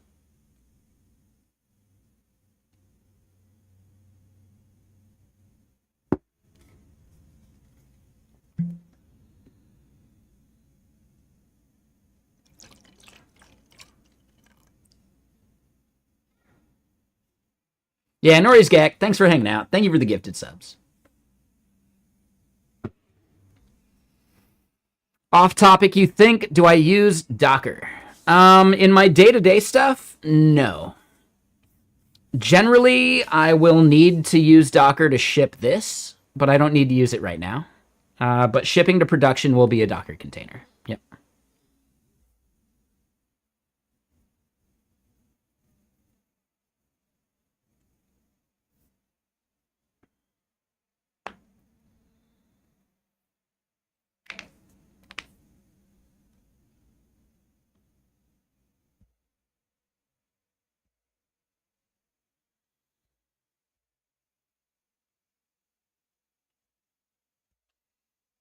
But yeah, Zephyr, I think that was a really good question.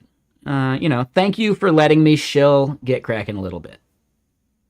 I think, just to point out, I like to think that I am less of a shill and more of a, check it out. If you don't like it, no harm. Eventually, you might need it, right? So it's worth checking out as we add features, as we build out other functionality beyond just a Git GUI. Give it a try every 6 months to a year. If it's not working for you now, well, what would make it work for you? What would you need out of it that we could do? And if not, that's fine. I'm not offended. There you go, David. Yeah, like, the people who use it love it. There's got to be something to that. If you watch me long enough, you'll know that I don't use it because I'm not doing any team stuff. I don't do anything that would benefit from it.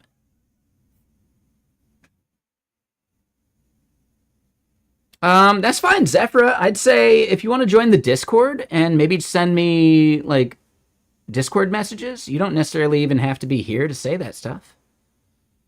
I am more than open to that feedback. And, I mean, worst case scenario, we could hop on a call and I could bring some of that feedback to the team. Or not worst case, but, like, that's best case scenario. Like, if you're willing to hop on a phone call that I can record and share with the team, that'd be even better. Like, that'd be really cool. But I'll pass any feedback you have, too.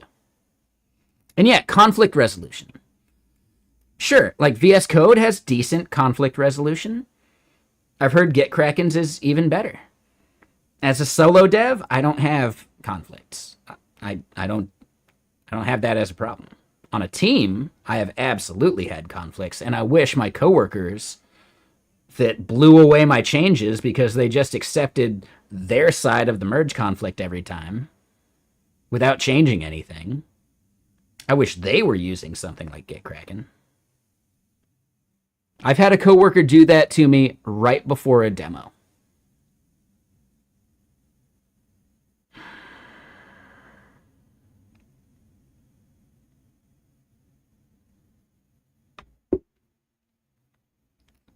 Is it my fault? Did we not have enough testing? Maybe. But if you're spending too much time on testing too early, you're not moving fast enough, right? And this was at an agency where people are, like, greenfielding applications through us. So, yeah. Gemini Pro did that to you, sure. Yeah, no worries, Black Magic. Thank you again for the raid. I'd love to know more about your game. Do you have, like a wish list page or anything? Like, feel free to share the link. Like, have you set up a Steam page for it so I can add it to a wish list?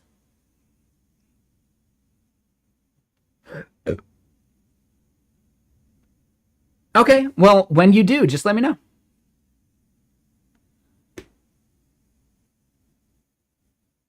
And thank you again for the raid. Yeah, have a great rest of your night. I know it's getting late. Like, it's already midnight over there, isn't it? Or maybe, like, it's either 11, midnight, or 1. I forget which way daylight savings time shifted. But it's somewhere in there, so it's late for you. So, yeah, get some sleep. Have a good day.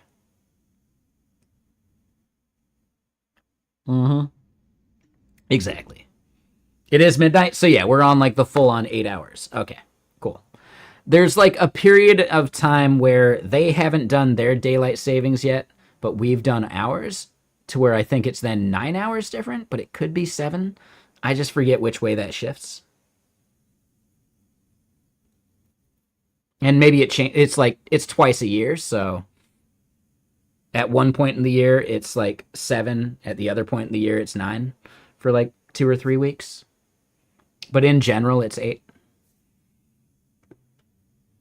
So yeah, it's just one of those things. And I don't pay attention to daylight savings. Can we just get rid of daylight savings time?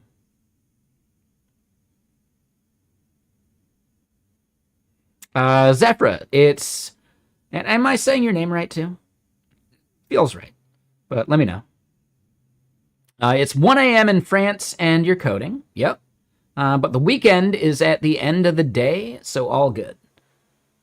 When you say end of the day, you still have, like, a Friday to do, right? At the end of your Friday, it's the weekend, so you can be tired for your Friday. Most people are. That's fine. That is totally fine. Okay, so I'm saying it right. Perfect.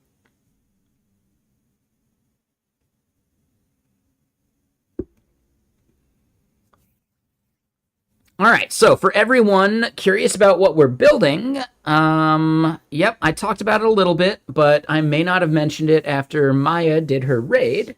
We are building a listener for Blue Sky mentions of products. So here you can see someone mentioned GitLens, but they didn't tag GitKraken.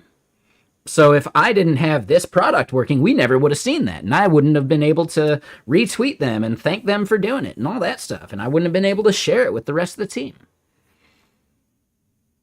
So the value add is we can do this for a bunch, like, you know, I can build this as a product. And is it worth $5 a month, $10 a month, maybe 20, depending on how many like keywords you want to listen for? To a business, $20 a month shouldn't be a big deal.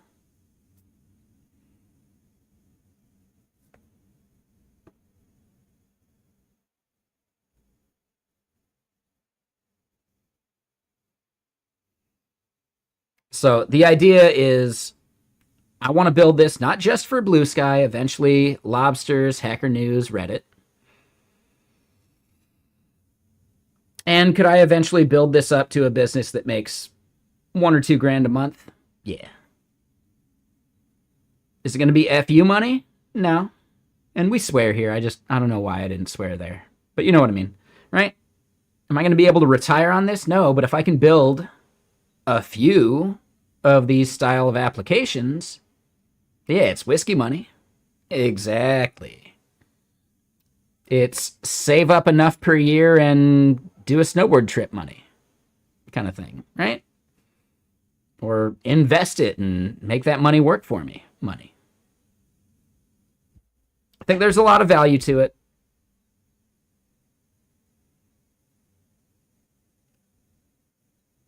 And for people who've been watching long enough, technically this is just a product I'm building so that I can dog food another product I'm building.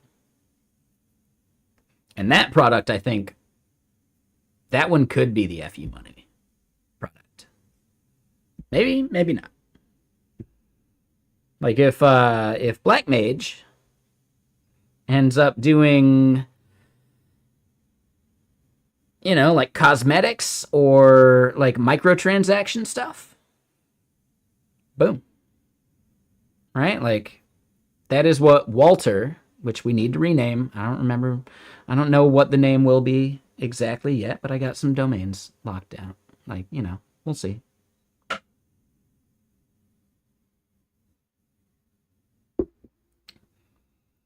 But yeah, I am entrepreneurial in nature because I think it's fun thinking about building something that solves other people's problems too. And also, I'd love to just not have a job at some point and make enough money to just live my life. Problem is, that'll happen by the time I'm like 60. What am I going to do at 60? Like, I don't know, man. Maybe by the time I'm 50, sure.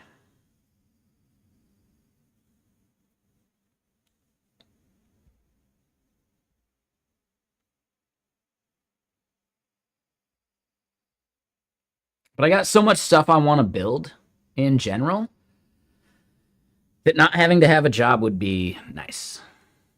Just to like own some property, build stuff, stream every day, go on vacations whenever I want. Yeah, that would be nice.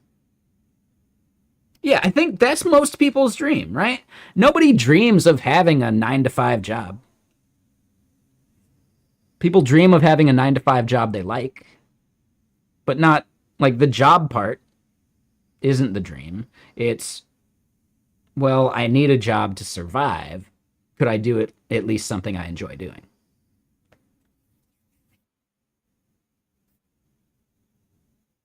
Yeah, I got games I want to make. I got like all sorts of stuff I want to do, man. Like I got too many ideas. You've seen my Trello board. I got too many ideas and not enough time to do them in. Yeah, kids got to eat. Well, I don't have that problem yet, but I'd like to have that problem too at some point. At the ripe old age of 40, I got to figure that one out sooner rather than later. Or freeze some sperm. But, whatever.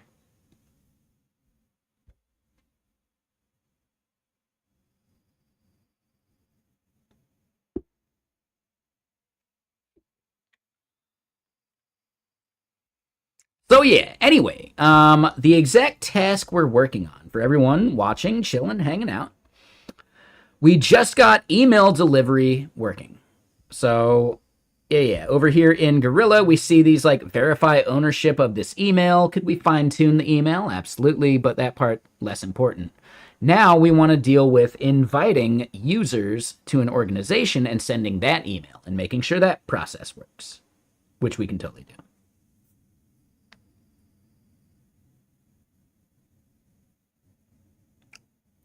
Just had your third at the age of 41? Nice. Yeah, like I would like to have at least a kid by the time I'm 45.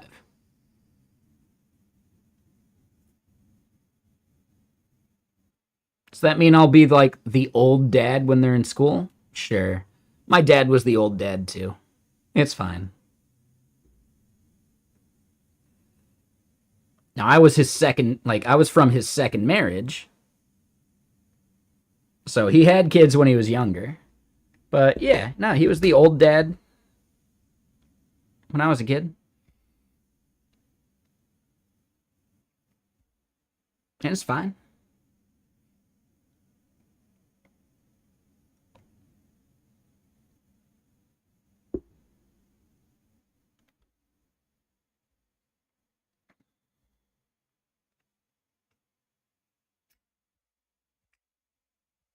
I just want to stream, man. That's actually my biggest goal.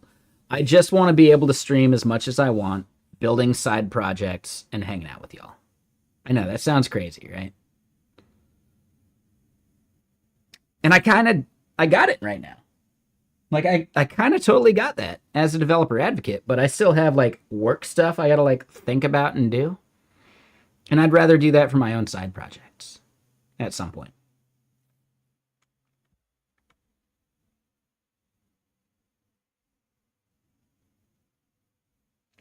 All right, so yeah, let's go to org settings here. We've got this one. We'll delete it. What I want to do that we were doing already, how do I market my side projects? I basically don't. This is the simplest way you could market your side projects. You just don't. But I don't have any side projects that would make some money. This is going to be maybe the first one we could launch that I think is worth, possibly doing ads or something for. I don't think we need to do ads. I think we could build this as like a word of mouth kind of project. Eventually do like a product hunt launch, Hacker News posts. Like, I work in product marketing right now. That's the way I would do it. I'd just do blog posts. I'd just do social media content. I don't think I need to pay for ads for this. For Walter, right? Like VC funding. If I get VC funding for Walter, then yes, I will definitely look at doing ads and a bunch of that bullshit. But I know basically nothing about that.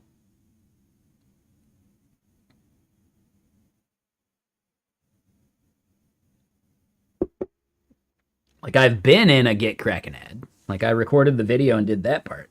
But I've never actually been a part of the how much do we want to spend, how do we do the targeting, like any of that bullshit. I have no idea.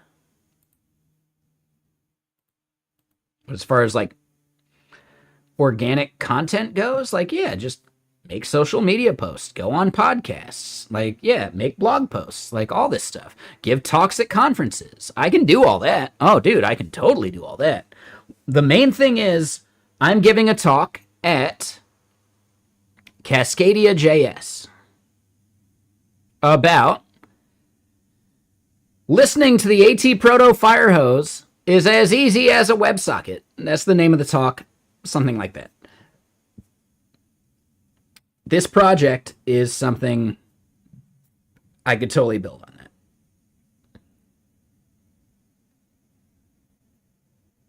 I could totally make a talk about it.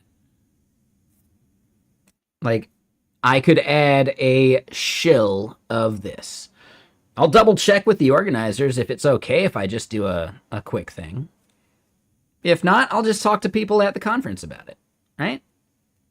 Give me a couple beers or whiskeys, and I will happily talk your ear off about the stuff I'm doing. It's happening right now. You know? Duh.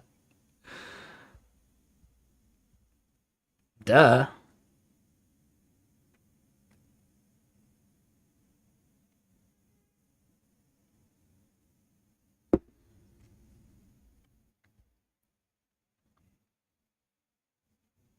Yeah, in general, I don't know. I don't have a marketing plan for this. I have more of a general marketing plan for a product that I think would be VC fundable. And if I get that VC funding, yes, that would be a big part of it, for sure. I think a big part of like making your pitch deck is like why you need investment. And yeah, like advertising, blah, blah, blah. Like that's a major reason for VC funding.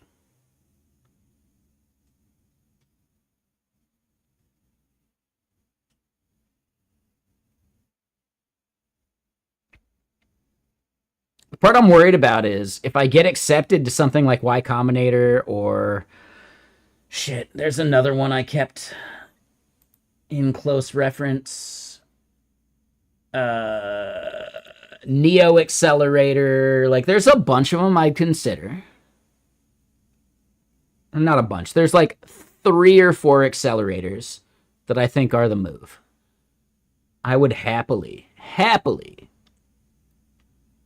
apply to those, but most of them would require that I spend 3 months in San Francisco, which is fine. I could do it, but I don't know.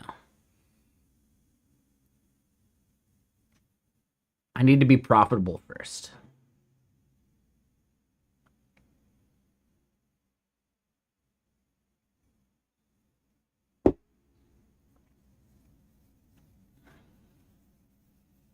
Yeah, this one actually seems really cool to me, though. Right? So, like, we've all heard of Y Combinator, and honestly, like, Y Combinator's biggest thing is the network, right? Like, the alumni and all that stuff. But this one still seems very cool as well. Because they operate on a very similar aspect, but I believe this one might actually even pay more as part of like what they dedicate to the fund. $600K uncapped safe with a $10 million floor valuation and then 1.5% in common stock. So they would fund you with $600K. And hopefully, if your product is good enough, you'd actually get other people on board for your seed round as well and maybe get like 2 or 3 mil. 2 or 3 mil would give me a lot of runway. I'd have to hire people. I'd have to figure that shit out. At which point I'd want to hire also like a fractional CFO or something like that.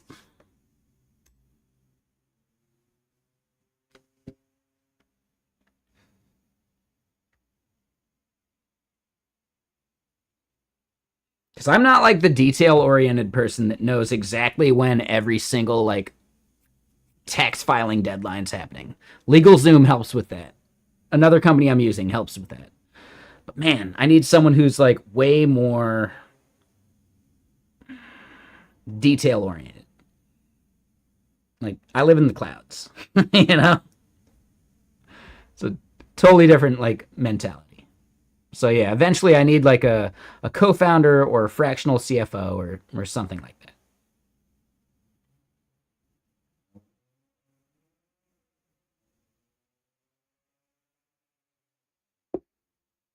Actually know a couple people I'd tap for some of that stuff. I'm an ideas man. Yo, David, like, I'm sure you've heard me say this. I'm an ideas guy that became a software dev because I knew I couldn't pay other people to do it. For sure. I think I could manage teams. I could do, like, all the other bullshit. But being, like, the CFO, that's not a role I could fill. I need someone to lock down the financials and the reporting and like all of that bullshit. Yeah, I'm an ideas guy. I got ideas, man. So here's a big thing for everyone out there. You have ideas all the time. I guarantee it. There's nobody here that doesn't have ideas for a product they want to build. But you dismiss it before you've given it a chance to grow. That idea needs to go into something where you track it and you filter them within a list to the top or bottom of that list based upon the criteria of, do I think it could make enough money? Do I think, people would pay for it, right? Like, that's one part, right? Do I think I could actually do it? That's another part, right? Like, there's so much criteria you use to disregard things that you'd like to do. Now, don't disregard ideas during brainstorming. All brainstorming ideas get written down or recorded somewhere, and later you pick through them. So people who are always like, I want to work on a side project, but I don't know what to work on.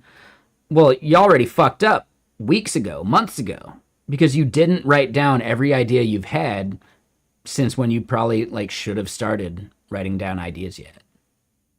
Every idea goes in your Trello board or goes in your notepad or notes on your phone or whatever. I don't care where you put it, but every idea needs to be recorded somewhere with enough context that you can come back to it in 3-4 months, in a year, in 2 years, and know what the hell you were talking about. And that's another part where people fuck up. But sometimes just the name of it or the description of one sentence can give you that prompt to re-trigger that brainstorming idea. Sometimes it doesn't, though. So the more context you add while you're having that lightning strike moment of, I need this to exist, the more you're setting yourself up for the moment that you can actually build it.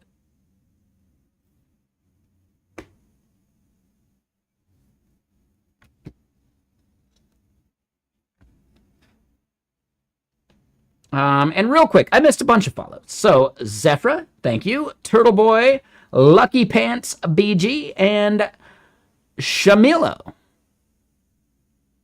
Shadynasty. Sorry, yeah, that's a Always Sunny reference. Thank you for the follows. Shady Nasty? No, it's Shadynasty. So yeah, you love prototyping game ideas, but you have a shit ton of game ideas and you get burnt out on front-end work during the day job, so you don't want to think about app/service ideas.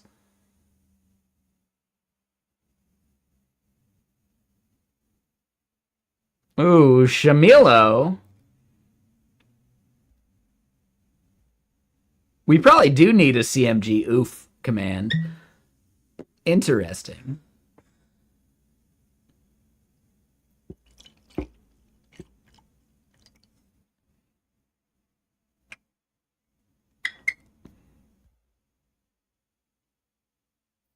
Account created May 28th of this year, so not even a month old. Are you someone we banned?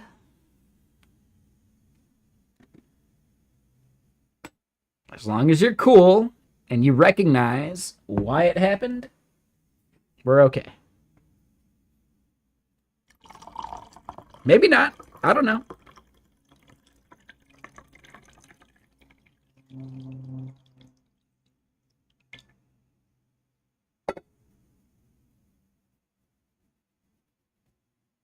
What do you mean by that? How am I not myself? How am I not myself?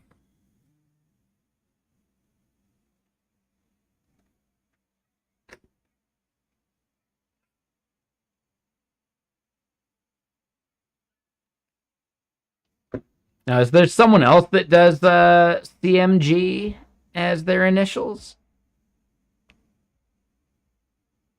Because I'm pretty sure mine's like CM Griff, Mr. Sir. It's not CMG, Mr. Sir.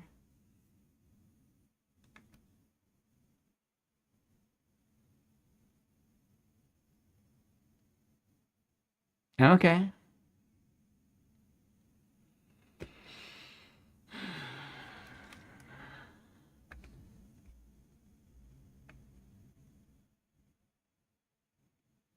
No, it's fine. Like, you already knew the CMG oof, like, kind of thing, right? Like,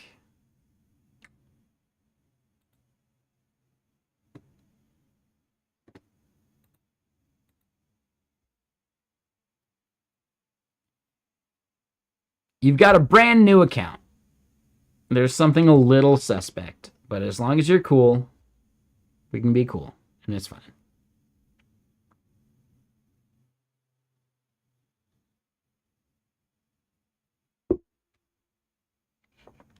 At least you didn't create the account today. That would be a little more suspect. All right, so when someone creates an org user,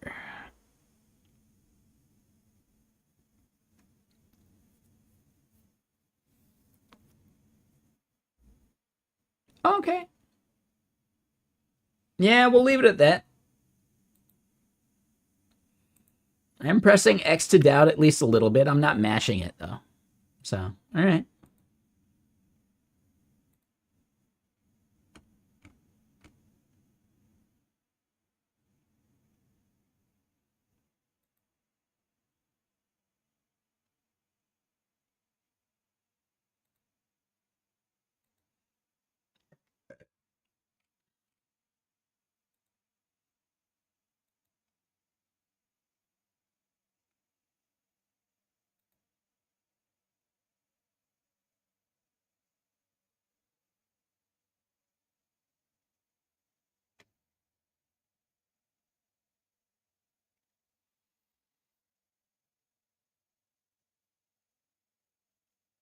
Well, there you go, Shamilo. I appreciate that.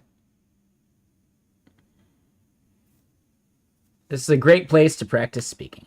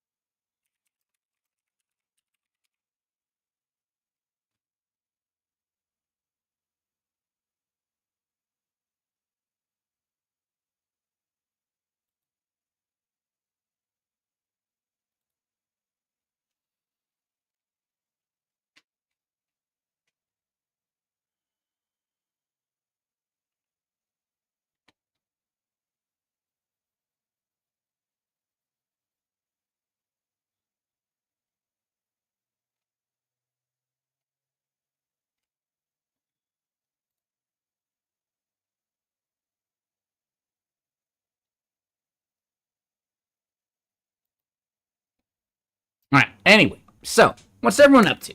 Y'all enjoying your pre-Friday, your Friday Eve, if you will? Happy Friday Eve. For some people, it's already Friday. They're living in the future. They should be giving us some stock tips.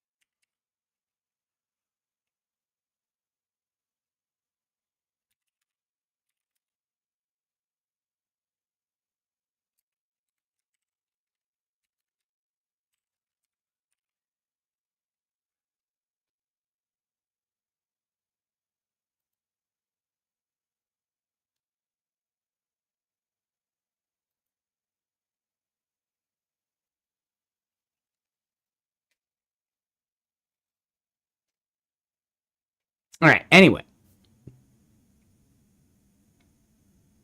Oh, Lumore. I mean, dude, no. You can get some sleep and you can do it tomorrow.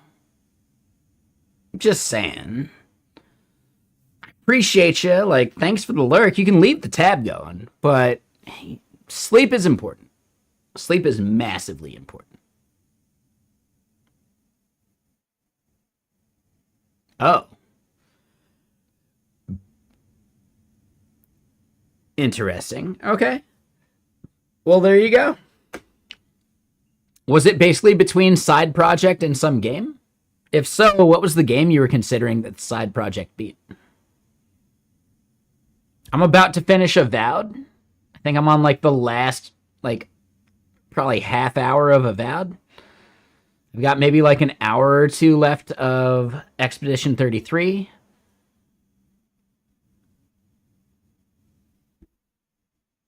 I'm only a few hours into the Indiana Jones game.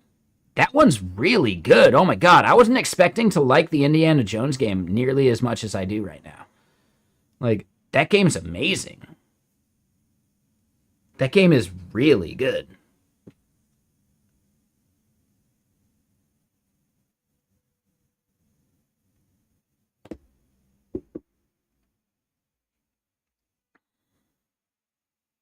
Just chilling after your main work, surfing Twitter. I get it. Yeah, no stress.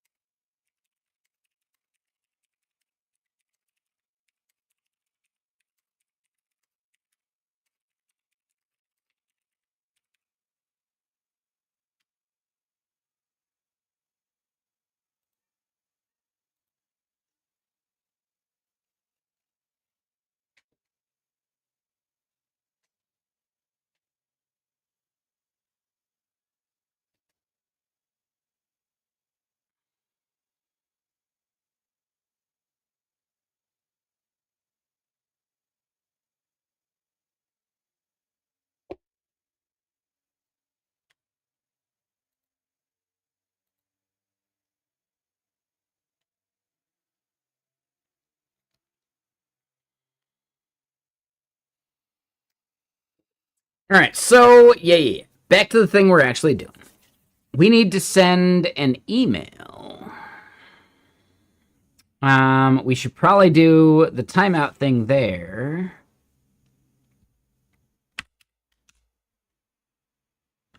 What we need to do here is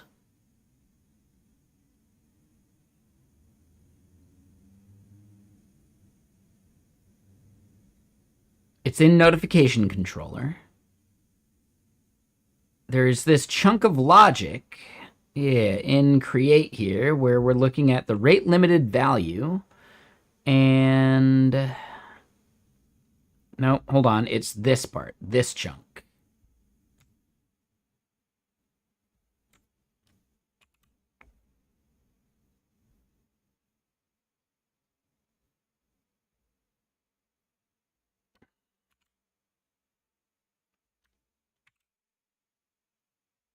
All right, so we run into a bunch of issues here. The rate limited value actually is just the email.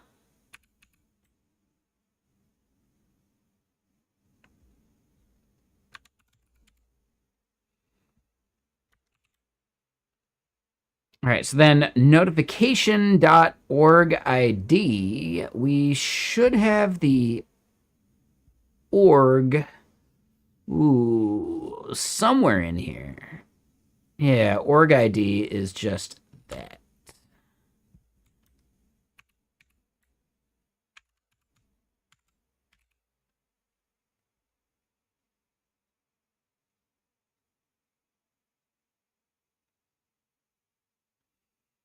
All right, so then we get verification rate limit out of here. We do this part, and then if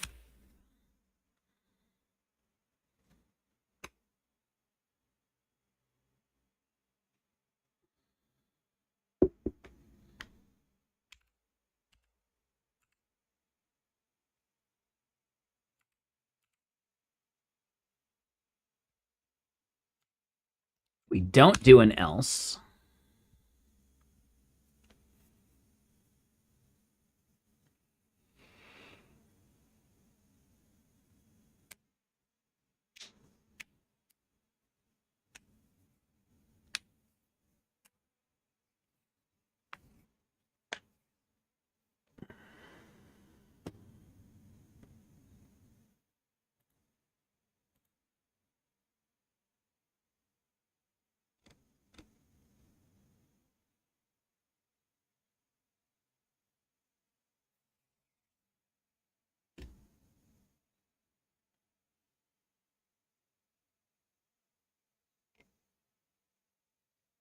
yeah, so this is the wrong thing.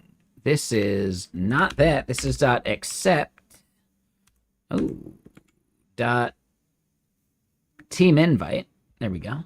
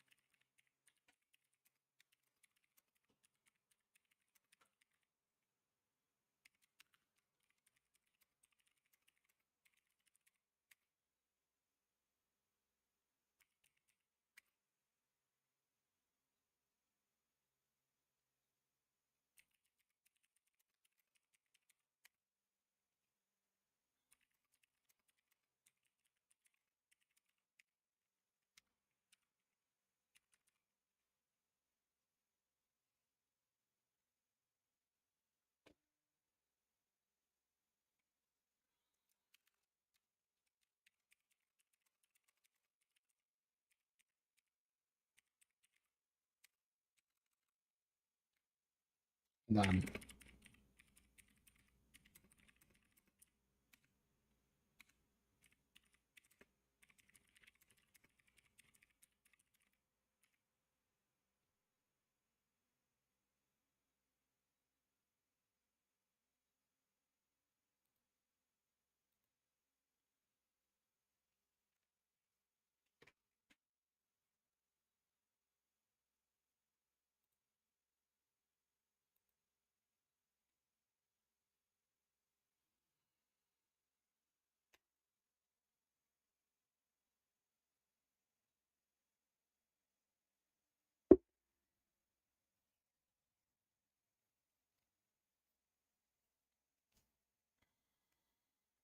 All right, all right.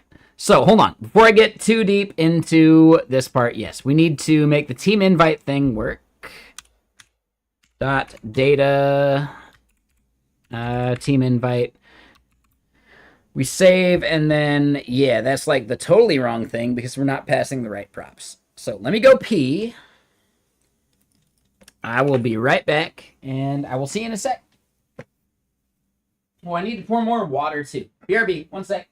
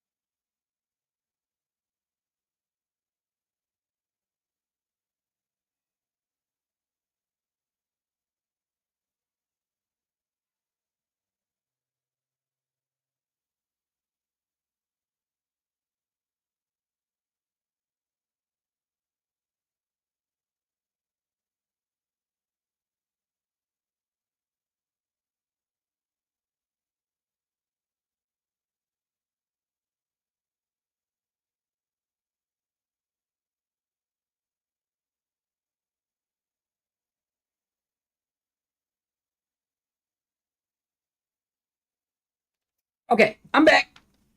Oh, I just had to pee. No big deal. We're back. We're back. I should have done the peeing screen, right? I don't do the peeing screen enough.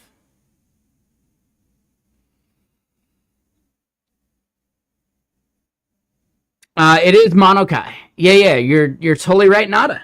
Yep. This is Monokai. It is the Sublime Text theme, which means in your VS Code you can totally do it. Just grab it. Do it. It's called Monokai. Like, it's just right there. What's stopping you? Treat your VS Code like Sublime Text. And then use Sublime Text to load up like multi-gigabyte SQL files that you need to like edit. Because VS Code sucks at that. There you go. But what IPA did you get?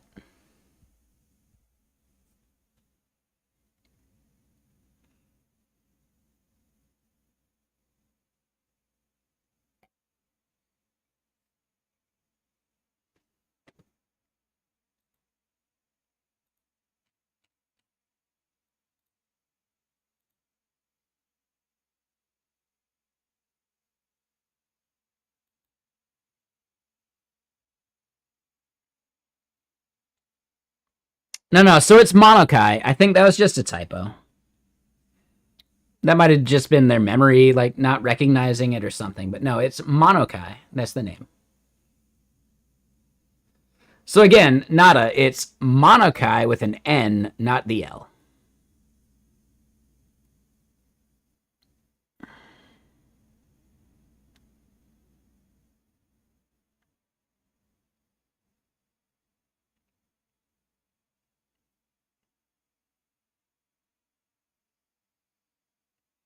Do I work on mobile apps? I have in the past. I have not released one in ages. We got one pretty far, and one that I actually want to continue working on at some point, but I just didn't think it was something I could monetize, so I didn't think it was worth justifying focusing on.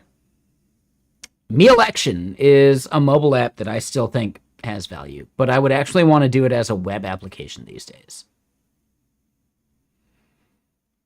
Or a React Native app that works everywhere. It's an option. It's a thing. We could figure it out. But it's just... It's very similar to building games. I don't have time to put towards Me Election because I have other things that I think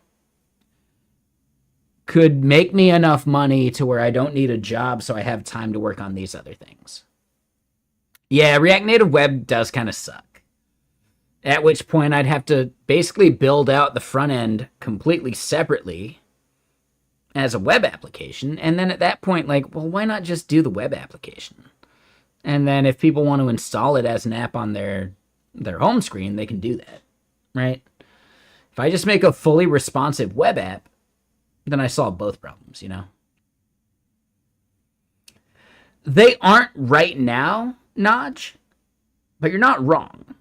I'm just saying it'll be a while before Apple lets those things eat into their ecosystem, and it'll take the EU pushing back on it. Exactly. Yeah. Apple is the big problem there. It's the only reason PWAs haven't taken off. Because of fucking Apple.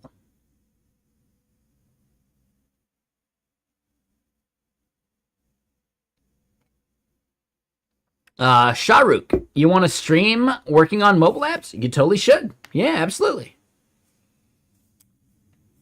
Yeah, I have a certificate for like Objective-C, like iOS applications from like 2012, like a long time ago. That was actually the first memory managed language I dealt with because Arc was just released and they wouldn't let us use it. So yeah, the retain release cycle is what I'm familiar with, and I know that there's like a very similar like alloc and free or whatever it is in like C and C++. I never had to touch it. I just remember retain release. But building applications that don't leak RAM. I remember doing that. Absolutely. We would actually lose credit on our assignment by leaking RAM.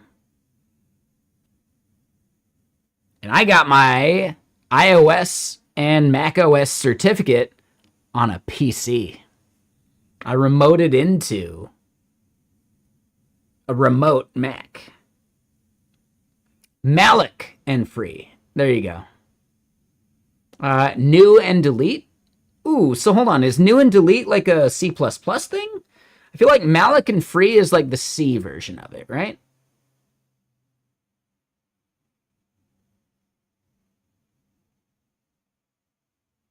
I don't remember new and delete. But I've never done C++. I've only ever done Objective-C and C. And even then, like the C I did was very lightweight.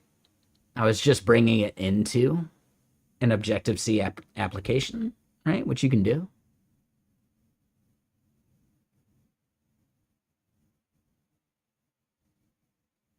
Only C I've ever written was a wrapper around libssh2.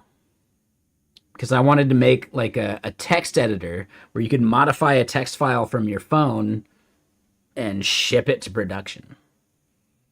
So yeah, I was using SFTP or SSH basically to modify files. New and delete are C++. Under the hood, they call malloc and free. New and delete are used by classes. Yeah, that sounds about right. Okay. So yeah, that makes a lot of sense because C doesn't have classes. Yeah. When I was getting to that level of things, I actually preferred C.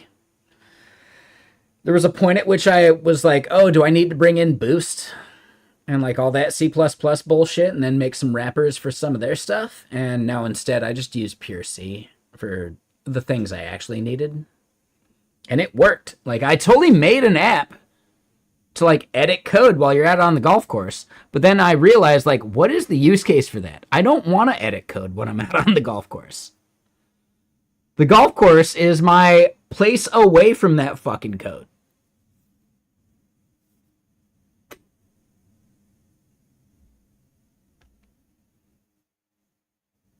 So yeah, like that was a very early aspect of, can I build it? Yes, but should I build it? Would anyone actually use it? Would anyone actually pay for that? No, no one wants to pay to make their golfing experience worse.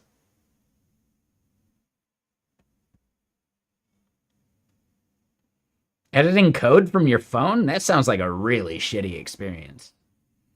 It really does. Oh, that sounds just awful. But I made it at one point. I thought it was a good idea.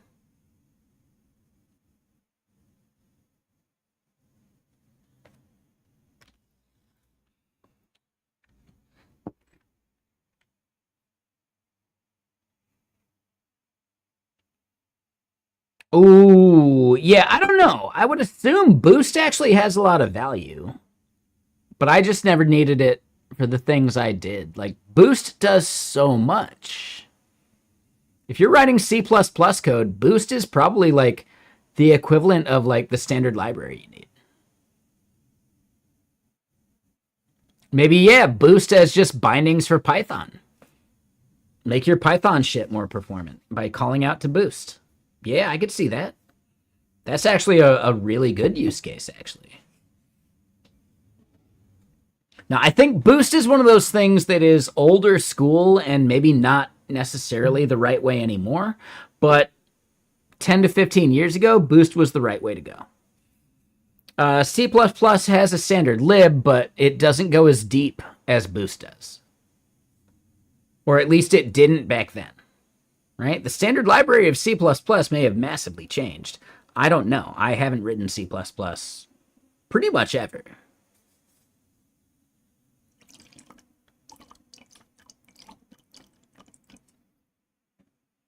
Like, I tried because, you know, fuck it. I can bring it into some, like, Objective-C bullshit because Objective-C allows you to do that. but I didn't actually need to do it. So I gutted it really quick. Like I ran into all sorts of like compilation issues and dude, just so much bullshit.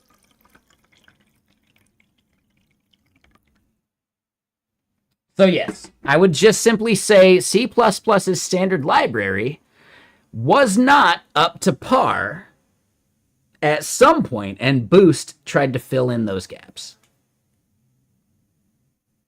Modern C++ standard library might solve all the problems Boost has. I don't know.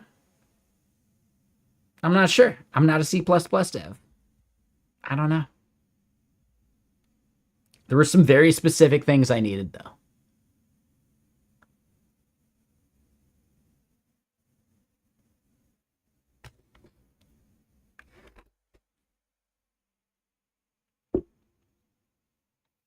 Yeah, no worries, Notch. Got to get some kip. Does that mean you got to get some sleep? Kip and sleep, they're the same thing? Is that some, like, UK stuff? That's some UK thing, right?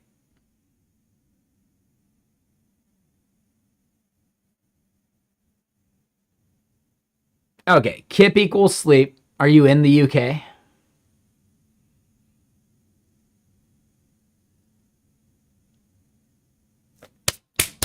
Hot damn! Nailed it. Woo! Nailed it. All right. Fuck yeah.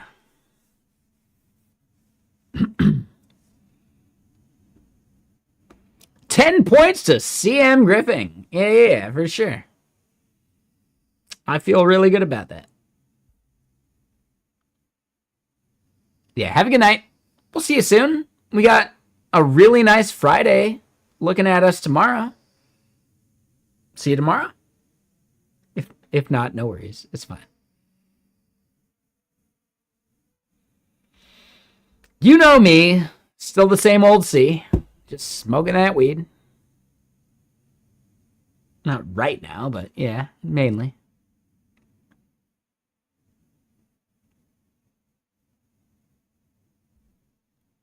Yeah, exactly, nada. I would say C and C++ are things you use for very specific use cases. I was talking with someone recently who used to work at Google who was like in like a management role, but they still knew like what tech they used. And at Google, it's basically like C++, Java, or Python internally, right? Sure, like JavaScript for things where you need front-end stuff, but like Google does not build back-end services on JavaScript. They just don't do it. No.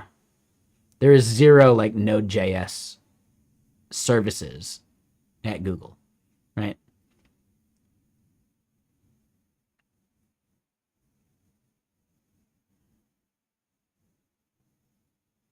Okay, Nathan. Yeah, it makes sense. Yeah, I think a lot of Boost's like biggest things are now just C++ standard. So yeah, not a big deal. Khalid over on YouTube. Good morning from Sierra Leone. Okay. Yeah, good morning there, Khalid. I'd prefer a good morning from Tia Leone. Just kidding. Damn, she's got to be like super old at this point. Hold on. How old is Tia Leone?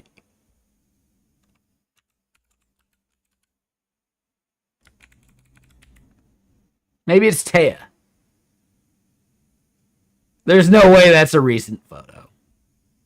She's 59? Well, that might be somewhat recent. Yeah, she could probably look good for 59. I'd believe that.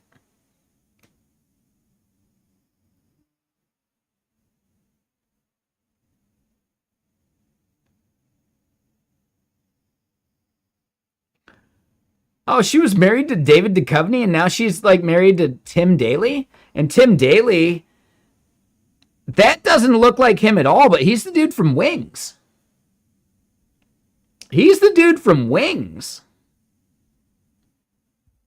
No, I'm going to bet money this photo was not taken recently, but I guarantee she's still a smoke show. Yeah, for sure. Yeah, she was in Fun with Dick and Jane, Bad Boys, the original, right? Like Madam Secretary.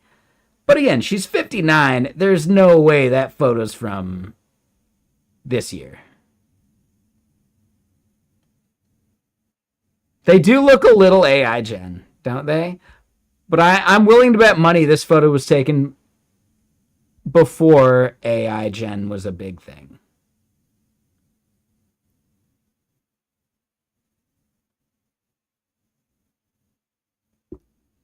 Oh, Deep Impact.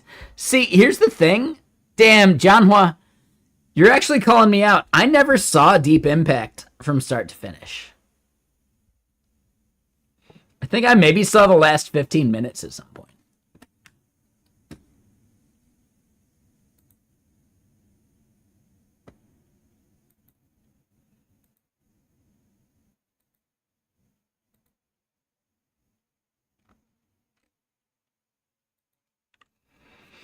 I've never actually watched Deep Impact.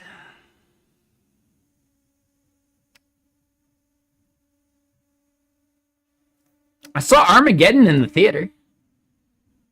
That's how old I am, but no. Never seen Deep Impact.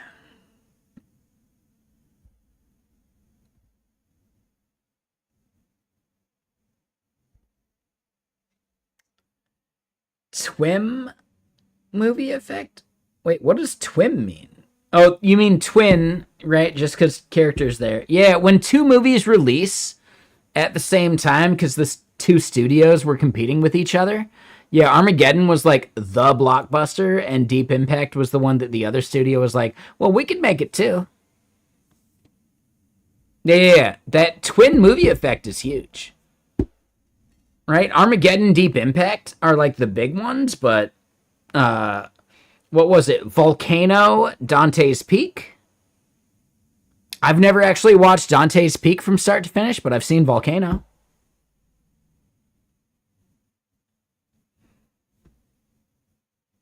The Illusionist and The Prestige. Yes, I've seen The Prestige. I've never actually watched The Illusionist.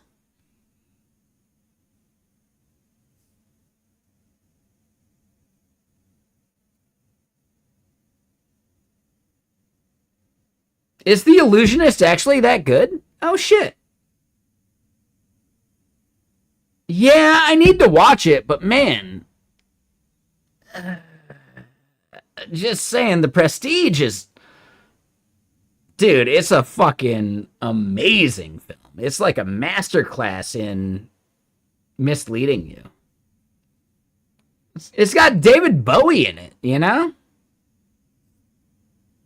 He plays Tesla.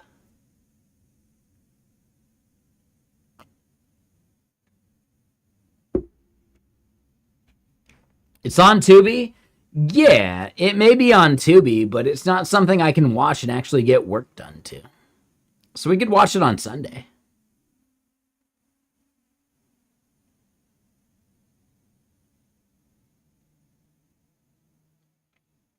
Oh, DevJ. Yeah, Predestination I haven't watched yet, but I read the entire like synopsis and plotline, and oh my god. Predestination's fucking crazy. Like, oh my god. Ugh. Like, it's almost as bad as Primer. Because of the time travel bullshit. Primer is the ultimate mindfuck.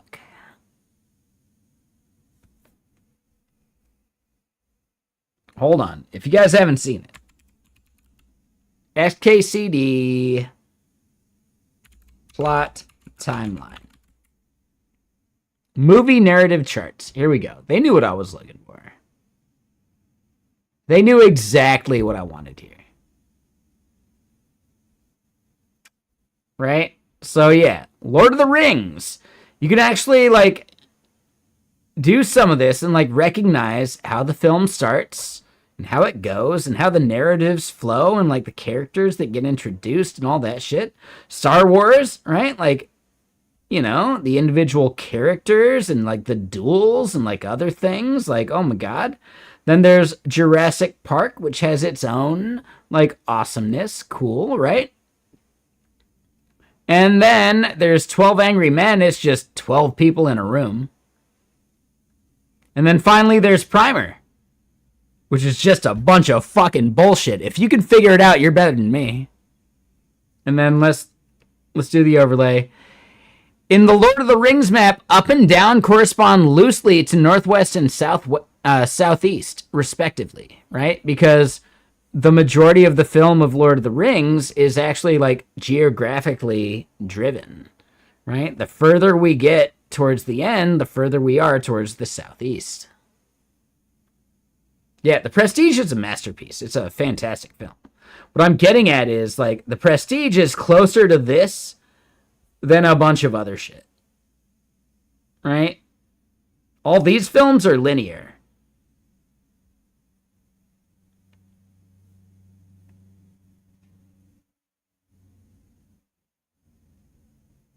Figuera, hold on, man.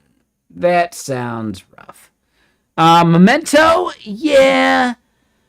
The theatrical cut of Memento is done backwards to forwards.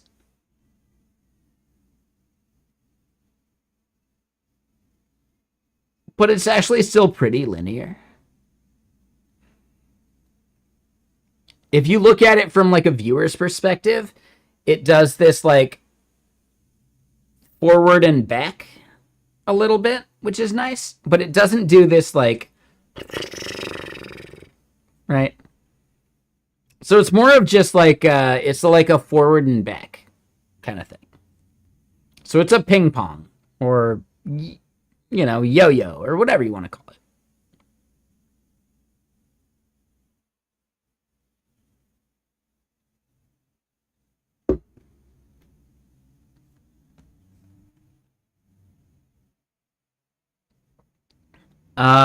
Get nada.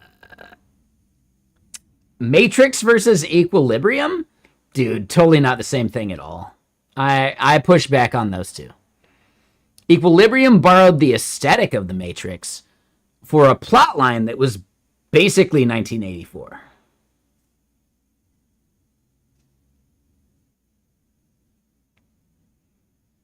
So Equilibrium actually failed because it wasn't the Matrix, but it tried to look like it, you know?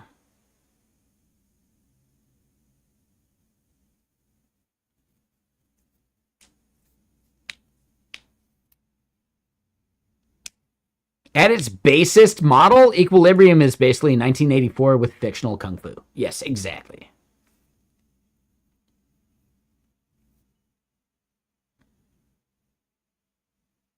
Irreversible? I haven't even heard of that derp sauce. I guess I need to watch it. Shit. So hold on. You think Matrix is a masterpiece, but people want to do something that would look like the Matrix? Yes, exactly. Not. You're totally on point with that one. Equilibrium and its entire aesthetic was totally stolen from the Matrix. Yes. But the plotline isn't even close to related. And I think that's actually the problem that Equilibrium faced. It could have been a better movie if it didn't try to, like, steal the style of the Matrix, you know? Crazy movie to watch, hard watch. Yeah, derp sauce. I mean, I enjoy a hard watch. The hardest watch I've ever seen, actually, is some of those, like, horror films. Like, dude, Deliverance. I fucking hate Deliverance. I hate it so much. Dude, it's such a... Like, it's a film that punishes the viewer more than, like, gives them something worth watching. You know? I fucking hate Deliverance. But also, the fact that I hate it so much is probably, like, a testament to its power. I fucking hate Deliverance. I don't like it as a film. In general, you know? Like, there's not, like, a single part that makes you feel good, right? It's the precursor to these fucking, like, the Saw movies and, like, any movie where it's, like, just horror and, like, nobody wins. Like, everyone dies and everything sucks. that's not a fun film to me.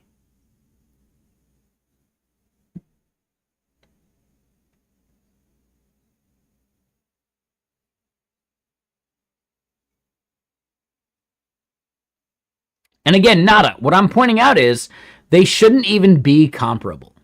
Just because one looks a little bit like the other doesn't mean it's good. Right? So the point is, like, Matrix and Equilibrium shouldn't be compared whatsoever. They're not even close to the same film. Thematically, no, they're not even close to the same film. Acting wise, I'd say the acting in Equilibrium is actually way better. But because they tried to bite the aesthetic, they fucked up. If they hadn't bought the aesthetic, Equilibrium would live on its own two legs, you know? Because the film itself is really just a ripoff of 1984 or V for Vendetta, etc., right? So yeah, comparing those two films is actually a bad idea. They're not the same, even though they tried to look like each other. Like, the one that came after tried to look like the previous one. It's a bad thing. That was just bad direction. That was bad costume design, etc.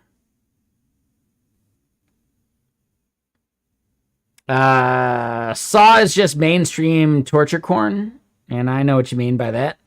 Yeah, torture porn has always been a thing, though. Right? Halloween, Friday the 13th, like all of those slasher flicks, right? Slasher films are mainstream torture porn. So Saw is just continuing that theme with Rube Goldberg bullshit. Same thing with fucking Final Destination. Final Destination is just Halloween or Friday the 13th with a Rube Goldberg machine going. Right? Of like, this thing happened, and so this thing happened, and then this thing happened, and then people died. In my opinion, Saw and Final Destination are in the same exact vein as Halloween and Friday the 13th. If you're not aware, like, those two films, right? Halloween and Friday the 13th pioneered gore in film.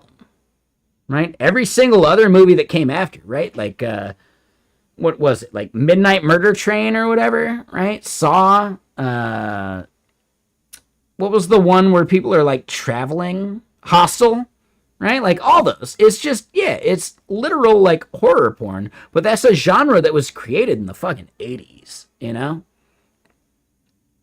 They didn't make anything up, they just continued it. They're just the spiritual successor to the horror that was created in the 80s. And if you're not familiar, the horror created in the 80s, a lot of that was basically Tom Savini, who was, if you ever seen From Dusk Till Dawn, he was Sex Machine. Tom Savini went to fucking Vietnam and saw some shit. And then brought that shit to Hollywood. And created the gore porn that we're aware of now. Right? So every single fucking like slasher flick or horror porn or gore porn film that you see nowadays, it's just a callback to Tom Savini in fucking Halloween and Friday the 13th.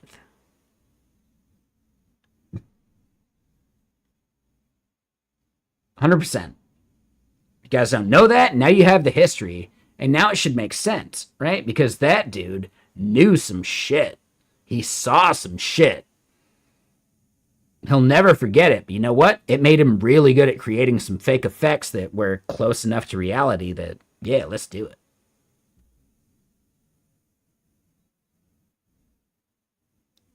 So yeah, that entire genre was started in the 80s. If you understand that and you recognize it,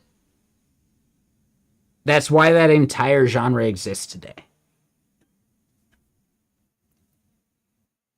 At least based on Tom Savini, it was to mirror the horrors he saw in actual warfare.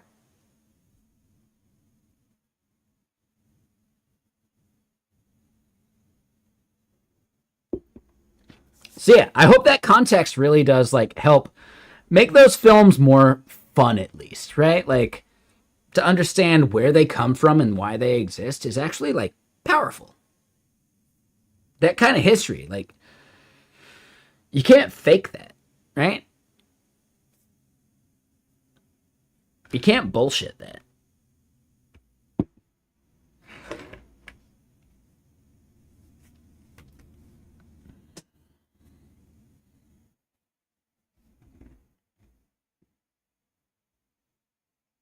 If y'all didn't know, I'm a huge fucking film buff. I love talking film. I should probably start a podcast about talking film and try and get just some of these like insiders on the podcast or something. I'd have to be way more famous to make that happen, but I would love to make that a thing. So I got the hiccups. But could we do more code? Yeah, let's do more code. If you didn't know better, you'd say I went to film school. Yeah, I went to the film school of IMDb. I watch movies, I read the trivia. I have spent so many hours reading trivia on IMDb. Like, too many hours. Absolutely. For sure. And I'm a big fan of film. Like, yeah. If I really, really want to think about it, if I had the grades to do so, I would have gone to film school, like fresh out of college. But instead, I decided to be a snowboard bum. And when I say fresh out of college, I mean fresh out of high school. Instead, I decided to be a snowboard bum. Best time of my life. Wouldn't change it for the world. By scraping by in a portion of my life, I realized I could do the same thing. I'd rather keep streaming. But you know what? I could live super fucking cheap if I need to. And a lot of people have never had that as a thing. You know? There are people out there in the world that have never had to live on $1,000 a month.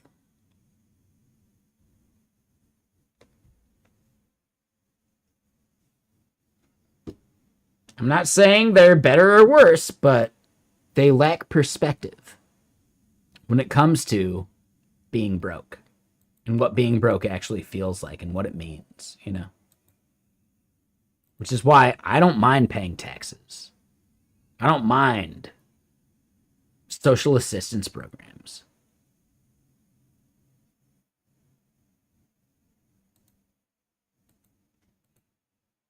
Right? For every, sure, 5 to 7 people that are just taking advantage, there's some people that are going to make something of it. Right? When you consider that Y Combinator operates on a 1 out of 10 perspective, if 3 out of 10 people that benefit from government assistance or whatever, that's better than startups. Right? 3 out of 10 people that actually do something with those benefits. Like, dude, that's better than a fucking startup at that point. We should invest in that. So yes, this is why I am as left-leaning as I am, because I've been broke. I've gotten food from a food bank. I've lived in a van. The people that push back against that shit, that say no one should do that, no one should have to do that, most of them never done that. Like 99% of them have never actually had to scrape by to make ends meet.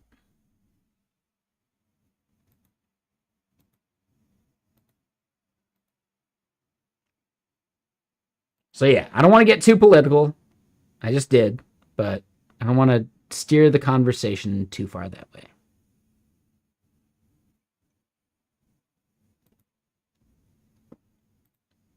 Let me get more music going, though.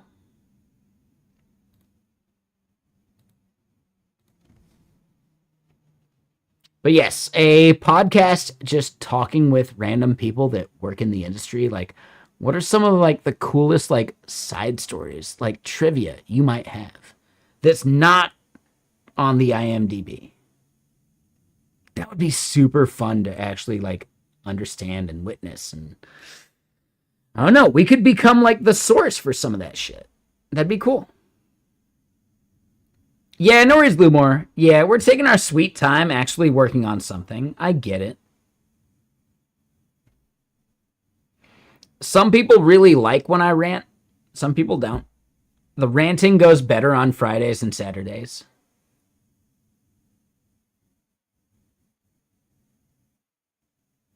It's fine.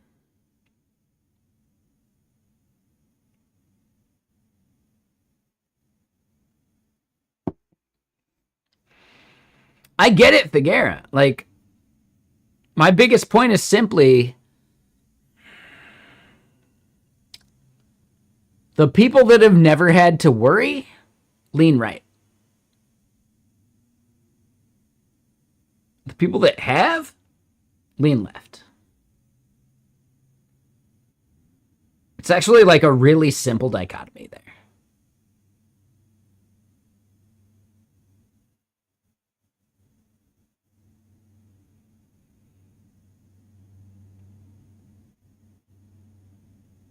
In general, people that lean right don't care about a problem until it happens to them or it happens to someone they know.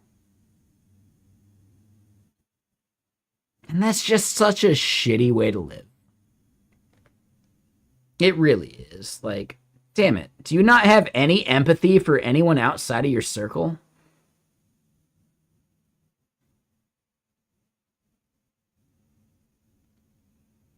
I don't dev J, but I like having highways to drive on. I like having school systems where I live. I pay taxes, and I'm okay with paying taxes. Because I like having these things that we collectively pay for.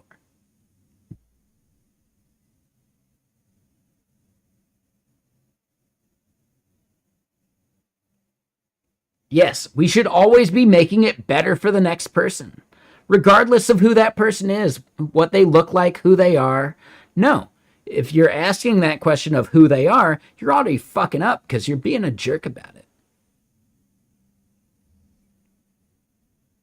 We should be making every single thing better for the next person.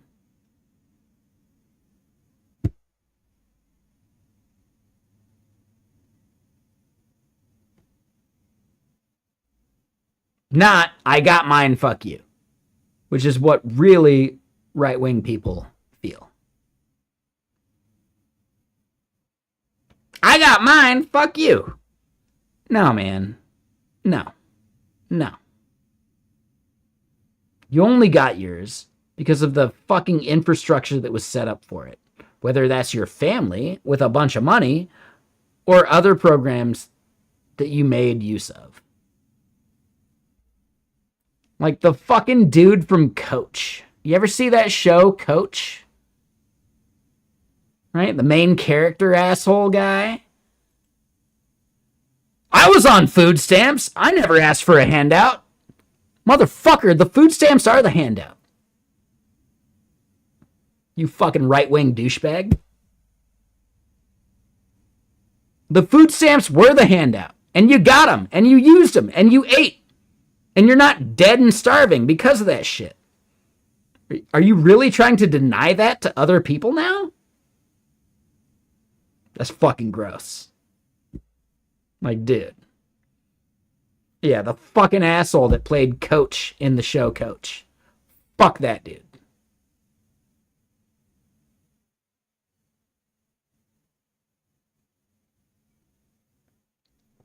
Exactly, Figuera, right? If we all band together, everybody's life is better. At a little bit of cost. Like the smallest fucking cost to the rest of us.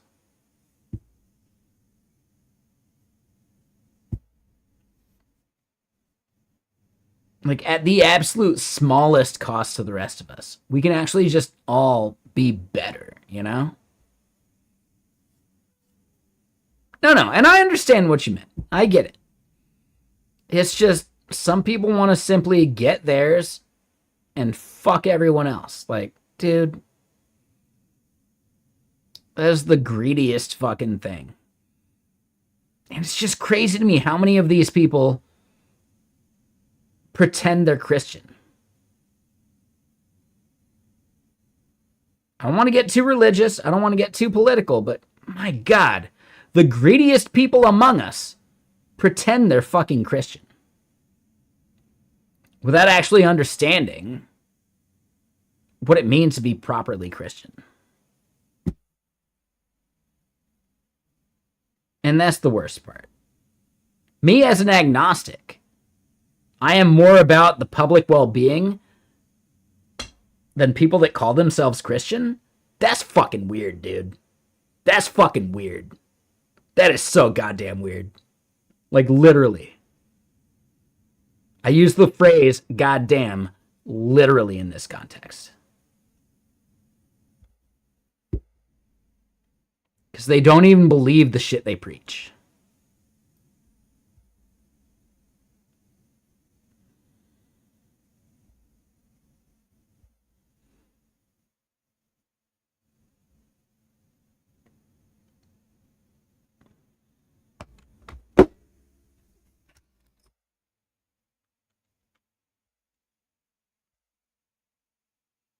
All right, so let's do this thing. Hello. So, data team invite. Can we not get some auto completion of like the props we gotta pass? Come on, man.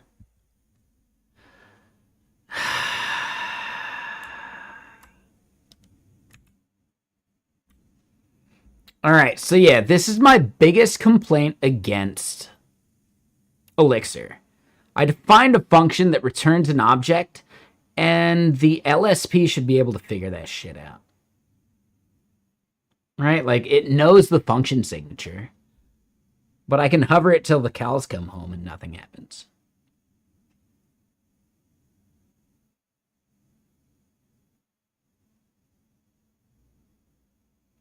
And yeah, Figuera, you're totally right. Try removing the args, like the one that fails.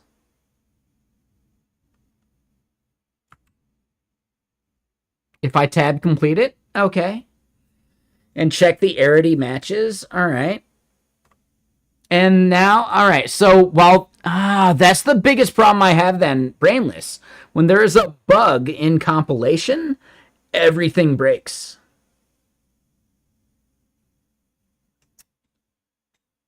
That is the number one problem with Elixir then. If I'm breaking something compilation-wise, I get zero auto-completion for anything. I get zero fucking, like, hinting and type safety. Dude, that fucking sucks. That, like, really sucks. So, yeah, email here is wrong. It's the person that invited them. So...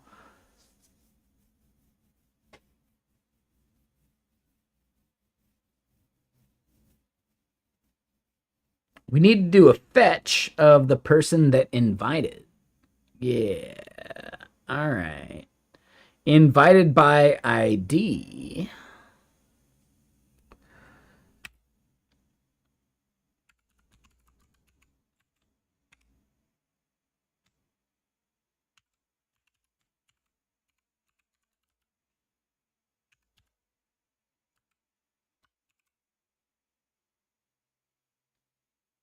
Yeah. So that's a bug.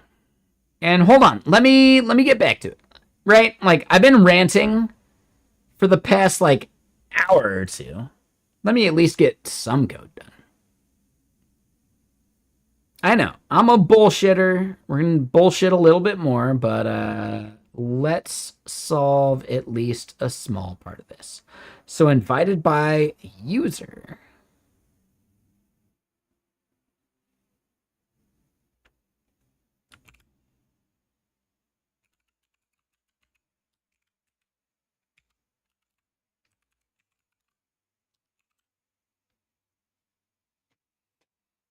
Oh, you missed a major rant. Nah, it was like a political, like, bullshitty rant. Nah, we can move on from it. Let me double check. You worked so hard for a demo for the startup you got into, and they barely looked at it. I mean, that's fine, Lightspeed, but you got the job? Are you in?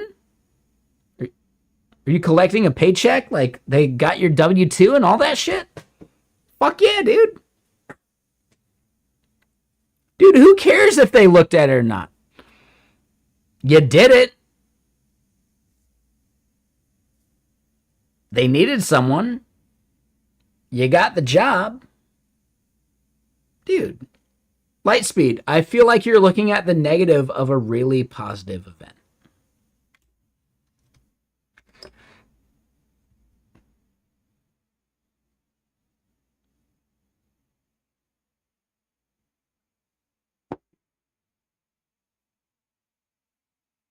Minor shekels. I don't know what that means, but okay. Dude, you got the job though. You're fucking employed now, right? You're like a W-2 employee? Yeah? Or are you a contractor on like a trial basis? Either way, that's awesome. But you're in, dude. Don't look a gift horse in the mouth. They liked you already, and the other part was a formality. Like, I think you're good, dude. Don't read into it. Don't care. Do the work, collect the paycheck, and be stoked.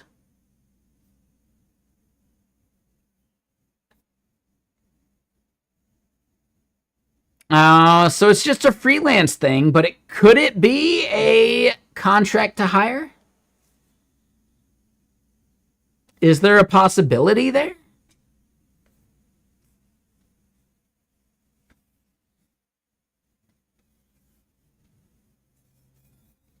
Yeah, freelance, no one's going to care that much anyway, because they can just pay you for your work and then throw you away.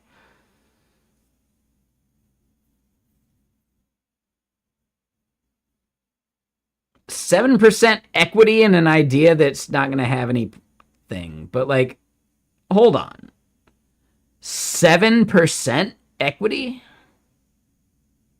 They're paying you a salary, right? They're paying you, like, actual money, not made up equity money, right? Because I would say, no, fuck that. Do not take 7% in a company that's going to die, because holy shit, like, no company should give you 7%. Okay, dude, 7%'s like, no. Any company giving you 7% as a contributor is a company that's doomed. Because no fucking VC would consider that shit.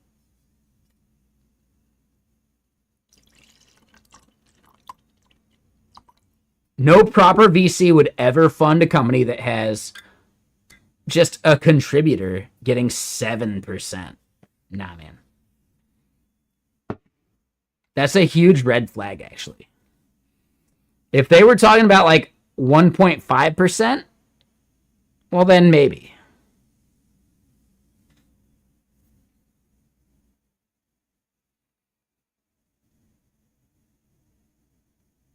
Yeah, but when can you actually like sell that 7%? Like, at what point is that 7% actually valuable? They know it's worthless, and that's why they gave it to you.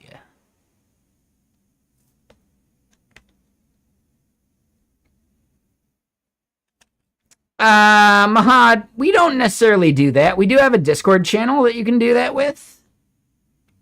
So I'm like hesitant to give you link permissions because that was out of nowhere. We have a Discord channel if you want to like ask for critiques, etc.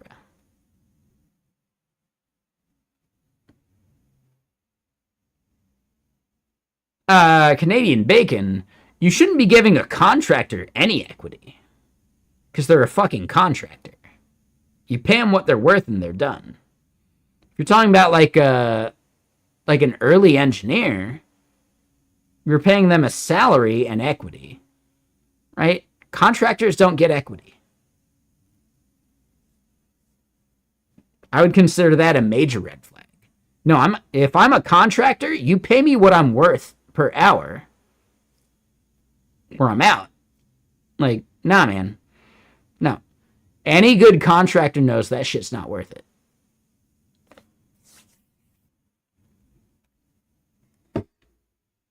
Equity is worthless in like 99% of cases. Equity is worthless. No, and I get it. I know you're making a joke, but there are other people that don't know that you're making that joke. Yeah, exactly. Yeah. I just want to point out, Lightspeed, consider that equity worthless because it is. And it'll probably get diluted if they ever actually make money. You know? In general, if you're a contractor, get paid what you're worth.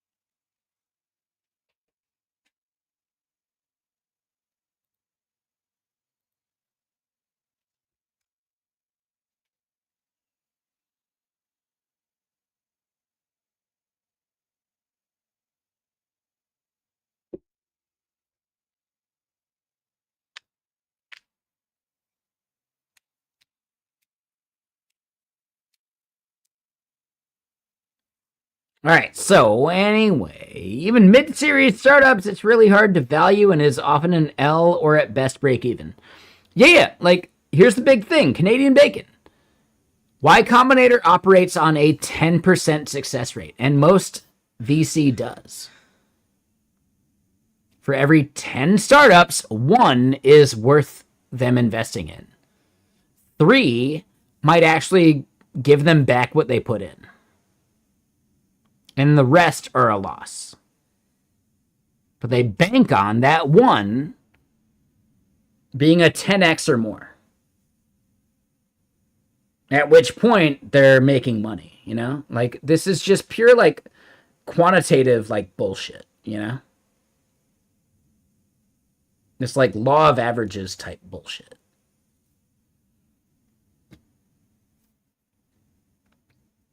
One in 10 startups that Y Combinator invests in actually makes money. Which means way less than 1 in 10 startups are actually worth it because some people fund startups from their own pocket. Like this idiot. Oh, shit.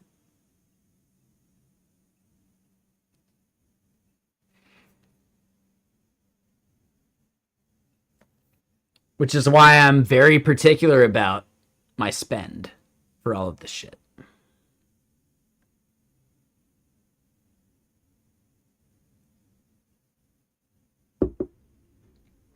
No, Hesse, what I'm talking about is like, I am bootstrapping the project I'm working on right now. I'm bootstrapping another project I'm working on right now. The investment is actually very low, other than time. I'm talking about only my own projects. I don't invest in startups. I don't have that kind of money. No, I definitely don't have that kind of money. I'm not an angel investor. I'd love to be at some point, but no, that's not my lifestyle yet. The intent of this new project, nada. This project specifically, brands need to understand when people are talking about their product or talking about a competitor's product so they can like interject and say stuff social media wise. They could spend money internally to build out a tool to listen to these things on various platforms, or they could spend $10 to $20 a month on my platform instead. Boom, problem solved.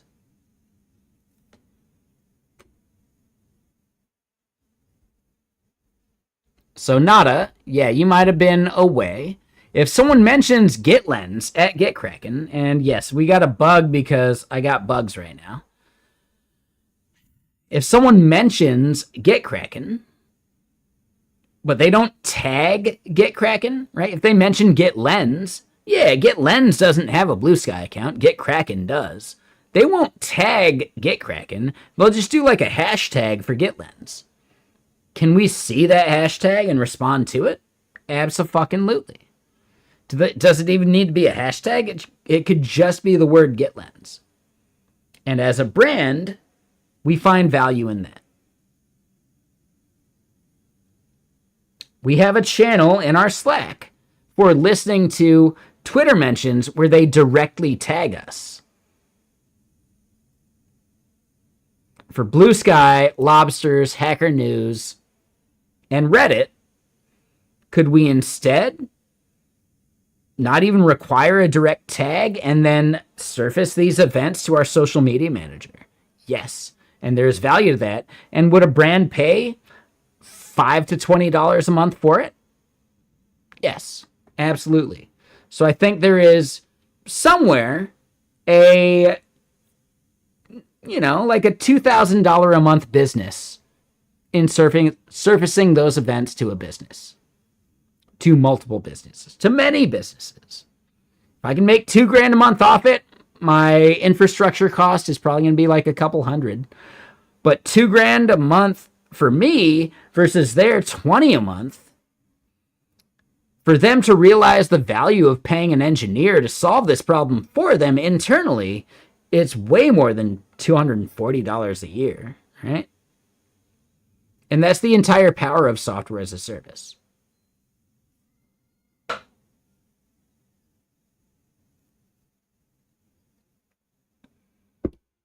You have to amortize the hourly rate of every salaried individual at your company. If they make $100K a year, divide that by 2,000, that means they're making $500 an hour. Or sorry, $50 an hour. Brain fart. Right? At $100K a year, for an engineer you're paying for 2,000 hours of work, which is 40 hours a week times 50 weeks a year with 2 weeks of vacation. That means they're making $50 an hour for anything you choose to make them work on. Now, technically, you're paying them anyway, so if you don't have anything else, well, yeah, you should make them work on it, but should you prioritize this project over another? And that's only at 100K. Think about 200K. Think about 300K. Think about 400K. Is it worth paying your engineers to build out this project versus just paying for a software as a service that does it? And that is where software as a service finds its value. It's also, I can push the liability of this thing going down to someone else instead of my own internal team. Because it's not just one dev that works on it, it's one dev that works on it and the PM and the other people involved that care about making that one dev work on it. Internally, for something that I'm building, you would pay way more money per year than you would actually pay for from a SaaS. And that's how SaaS finds its value in general. Could you build out your own credit card integration with authorize.net?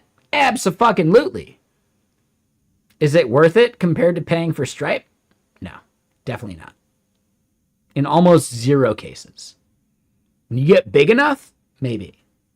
But in almost zero cases. This is where software as a service thrives. By delivering value greater than, the value is equal to the cost it would cost you, but the amount you're paying is less than that.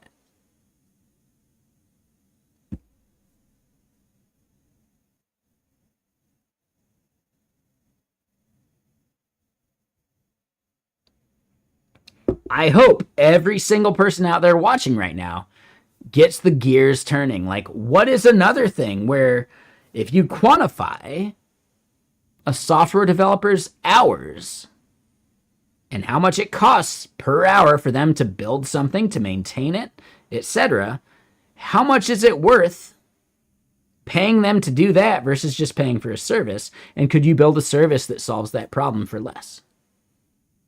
And then voila, you've got a software as a service on your hands. There are people that say, oh my God, software as a service is doomed because of AI. No, because someone has to maintain that AI bullshit. Somebody has to maintain that AI bullshit.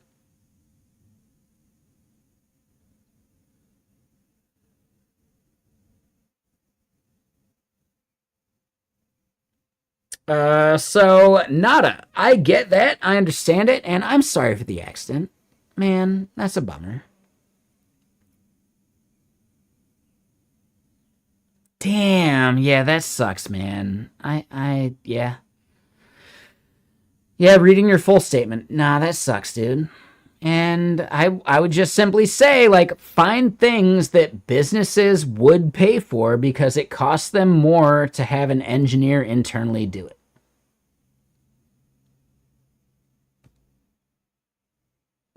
The thing you're building? I don't know. I can't say for it. I haven't seen it. I don't know. But just really be extra critical of that. Would someone pay $20 a month because it would cost way more than $300 a year to do this thing?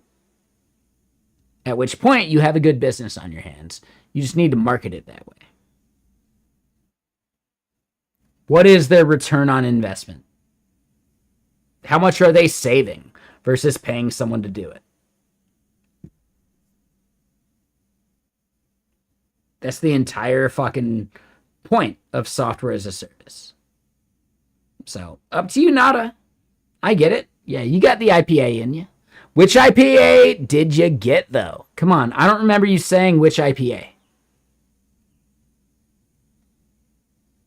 Come on, share. I'm a bit of an IPA snob myself.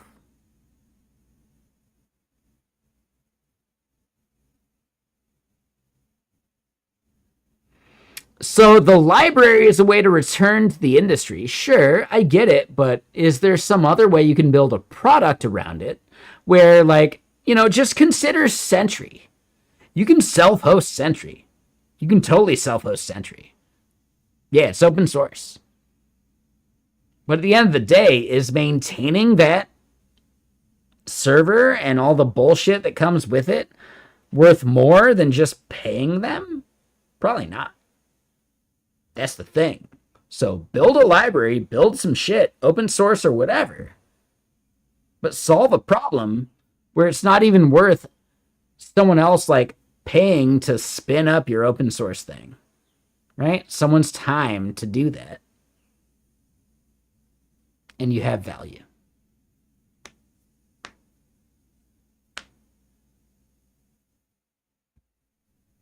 Up to you, Nada. Like, do whatever you want.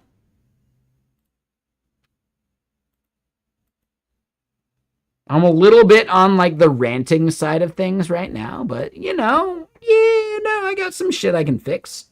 Fuck it. Why not?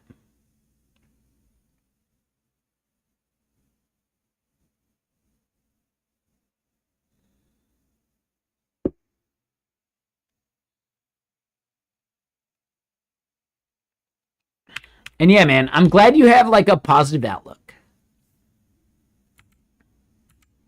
Oh, that is totally fucking wrong. How do we generate that code over here? Generate non-secure. Yeah, that's it.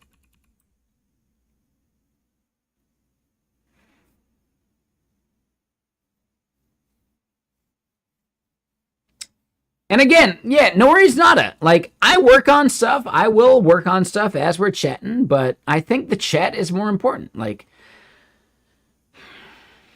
I could work on any of this shit off stream. The conversation here is more important.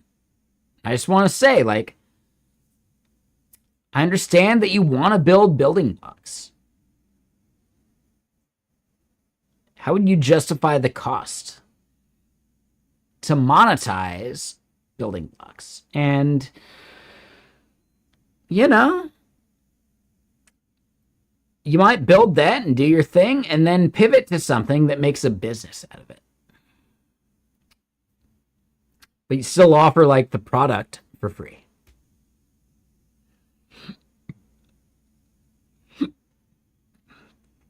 Ooh. I don't know, man. I got faith in you. I think you'll do it right. Don't just think you'll open source it and then someone will just magically pay you money for it. No, that doesn't happen. But if you think about a way to monetize it that is ethical and open, like Sentry, you've got an actual business on your hands, right? Build a cloud for the thing you're building. Well, then, yeah, dude, totally. Yeah, do that. Which is why Bun, oh my God, Bun as a service? Like, they're just sitting on it. I don't understand how, like, the people that make and run Bun, like, how are they justifying investor value? They have no way of returning investor money back. They're just hoping for an acquisition at this point. IBM.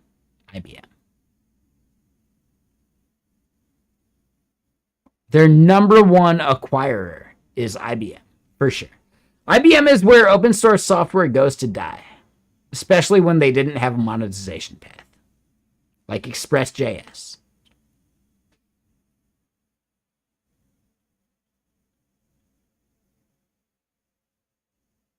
Am I wrong? Tell me how I'm wrong. I don't think I'm wrong.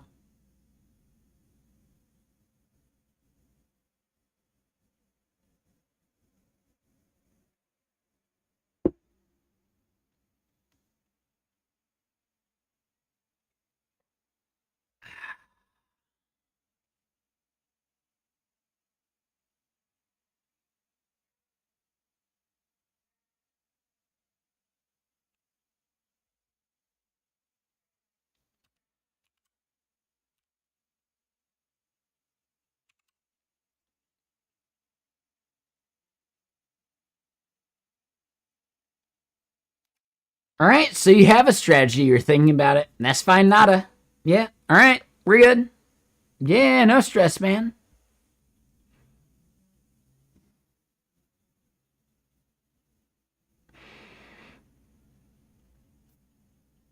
Do I think Express.js is dead? No, you can build stuff on Express.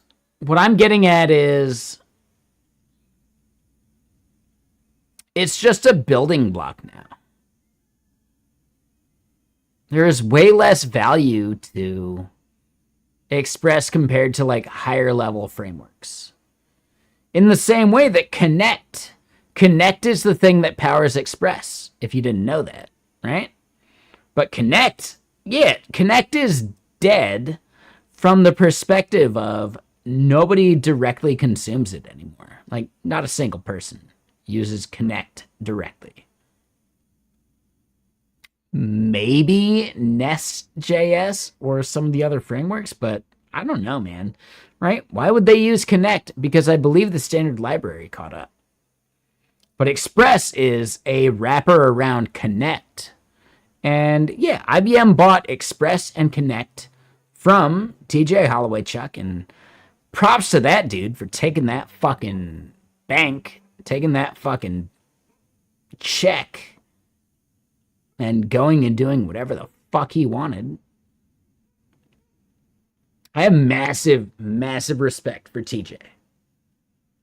Not just Tej. I have massive respect for Tej Dev, but TJ Holloway Chuck, dude, he wrote some really early libraries in the Node.js ecosystem that are now fundamental. He's a fucking legend. Exactly. And Tej Dev is also a legend, just in a different ecosystem.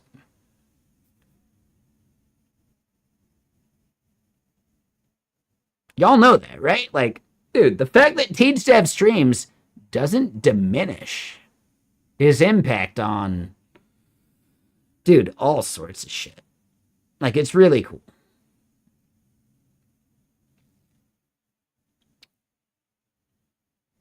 Tej is fucking awesome. If you guys don't know that. TJ Holloway Chuck is fucking awesome. If you didn't know that. Like, dude, all these people that build things that we all depend on, they are that meme. Right? They are that meme.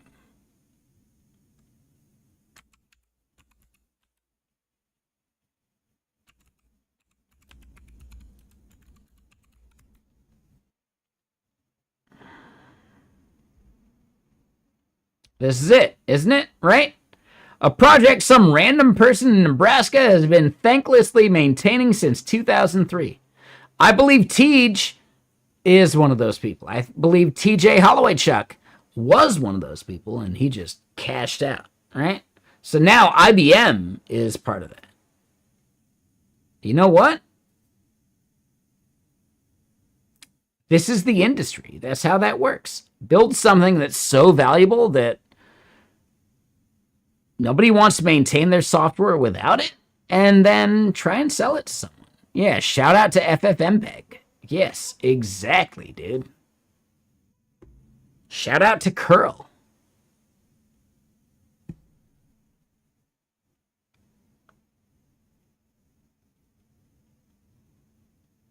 Someday ImageMagick will finally break for good, and we'll have a long period of scrambling as we try to reassemble civilization from the rubble.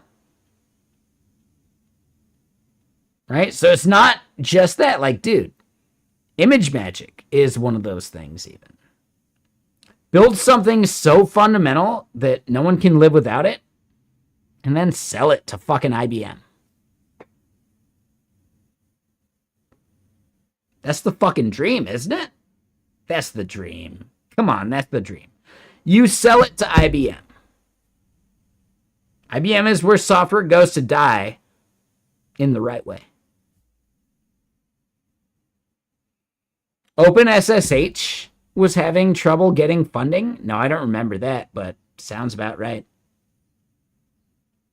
Sounds about right.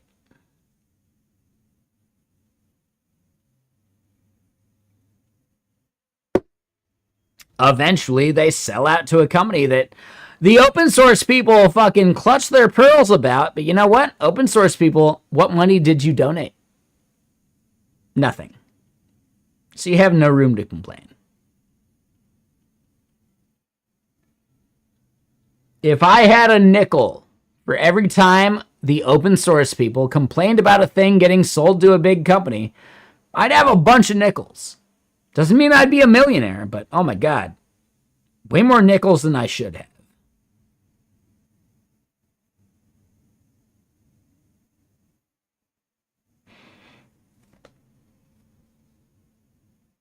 Ideally, it would be like a couple nickels. You know what? I'd have like a couple dollars worth of bullshit.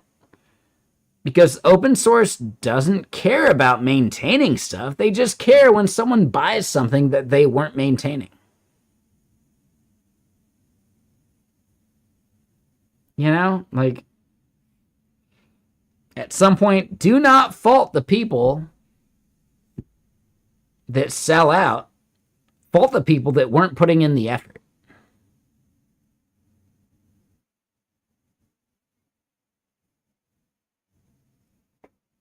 I guarantee you, every single open source software developer out there would love to collect a regular paycheck to maintain the thing they're building. No company pays for that, though. Right? Nobody. No company pays for that. I can smell my neighbor smoking a bunch of weed. I'm a little jealous right now.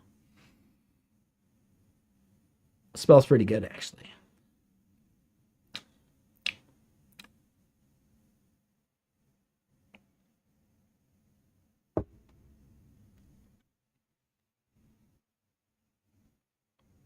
All right. Anyway, yeah, we rant, we chill, we hang out. Hold on. I guess I do have to go pee at least one more time. Let me go use the restroom. I know, Crafty. Yeah, I get it. I'll leave you with the image. But yeah, I gotta go actually pee. My bad. My bad.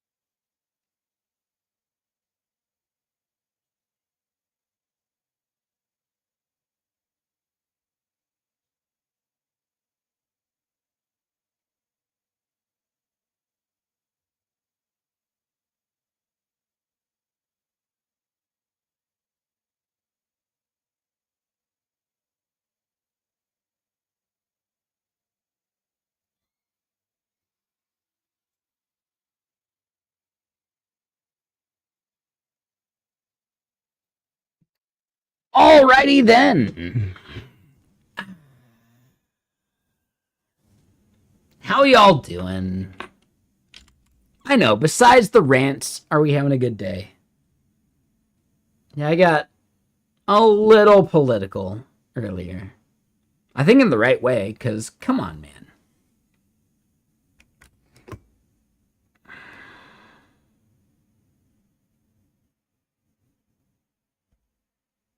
We don't need to revisit it. We can do it later. But GS Volt, yeah, something happened. 3-stream streak. I appreciate that. Thank you.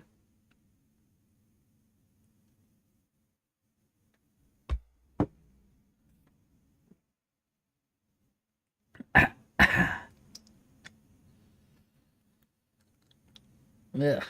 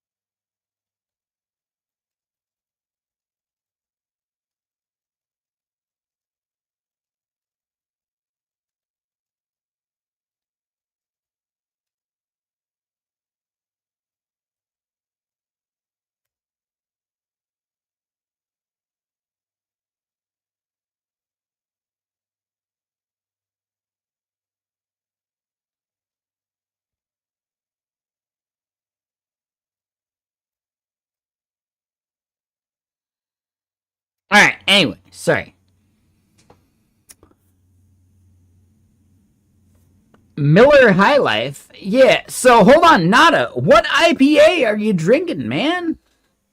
I am so curious. Please share because I want to talk IPAs. If you don't want to chat about it, just simply say you don't want to chat about it. But I feel like you haven't heard me say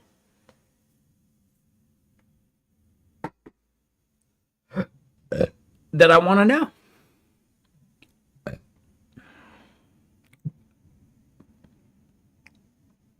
Columbus IPA.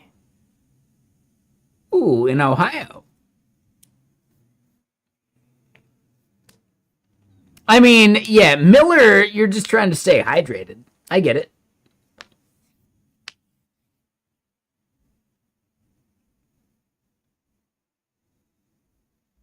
Yeah, Miller's just water beer. But yeah, Columbus IPA, nailed it. Nice. Hell yeah.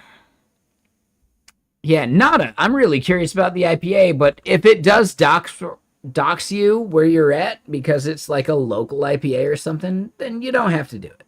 But just say so. Don't let me just keep shouting at the clouds.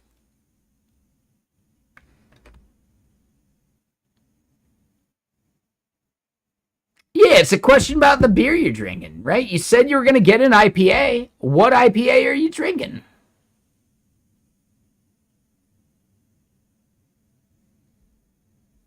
Maybe I missed it. Nada, if you said so.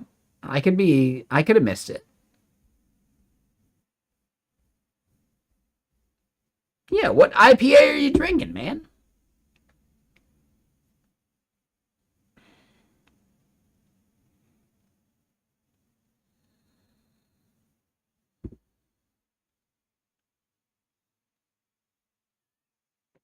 All right, so X Factor is drinking on the Hazy Hero Hazy IPA. Damn, that is too much hazy for me, but if you like a hazy IPA, don't let me stand in your way. I'm not a fan.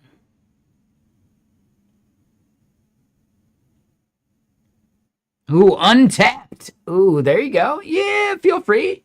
If you guys want to shout that out, I don't mind. I'll allow list anyone that wants to paste that link. I think that's cool. Beer drinker social media sounds fucking cool, man. Crafty Sheep, though, real quick, hold on. You're currently doing free code camp, labs, lectures, etc. for the second time. I get that, Crafty Sheep, but honestly, you shouldn't worry about memorizing anything. Put in some work, build a thing, build something. Just do it.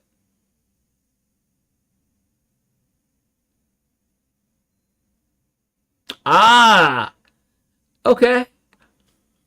So you're in Brazil and you're drinking IPAs. So yeah, we wouldn't necessarily know the brand. For some reason, Nada, I thought you were like somewhere here in the US. I don't know. That's me fucking up.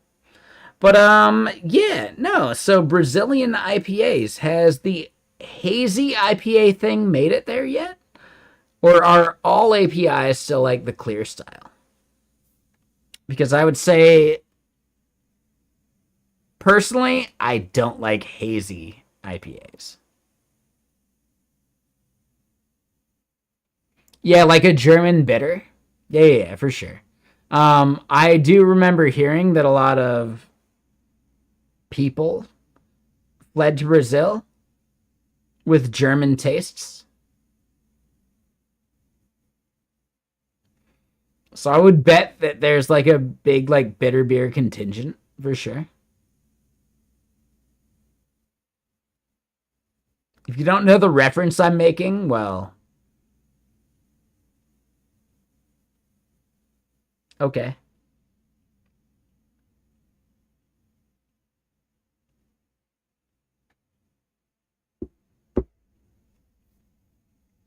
There is GS Volts Untapped. There you go. Feel free to add GS Volt for anyone that drinks beer and wants to like chat with other beer drinkers, etc. In which country am I? I'm in the U.S. Yeah, for sure. I'm in America. No, like North America. United States, to be specific. But yeah, you know, it's a thing. It's a thing. It's not a big deal.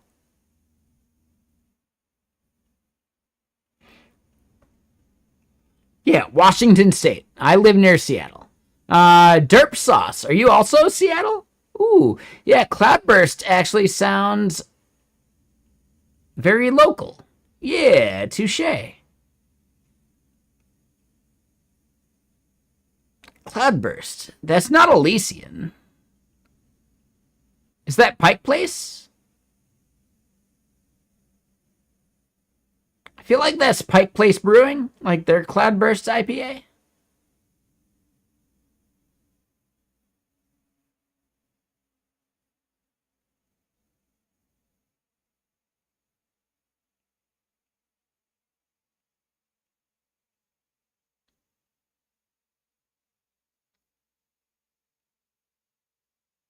Oh, Cloudburst is its own brewery? Really? Okay, yeah, I missed that.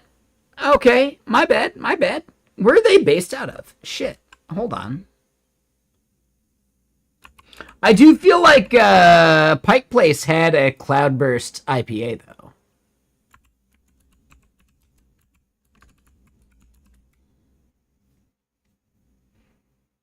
Oh, it's right. Like, dude, it's like right downtown. Oh my god. Oh, you're not even kidding. Like it's right there downtown. Oh shit. Okay.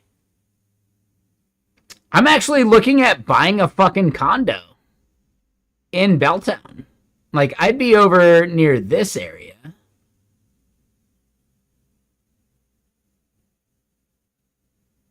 Like I'd be over here, but dude, I'm in. Like, dude, that's fucking awesome. Yeah, Cloudburst is great. Yeah, grunge started in Seattle. Exactly not. Yeah, for sure.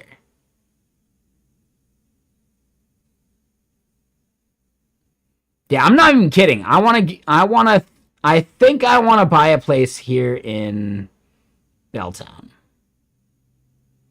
How are the prices in Seattle? They fucking suck. But you know what? It's better than fucking paying rent. It's way better than paying fucking rent. Could I at least, like, contribute towards a fucking mortgage instead of paying rent every month that doesn't give me any value? Yeah, that's the thing, man. I'm looking at buying something somewhere because I don't care, man. It would pay itself off within like 2 or 3 years.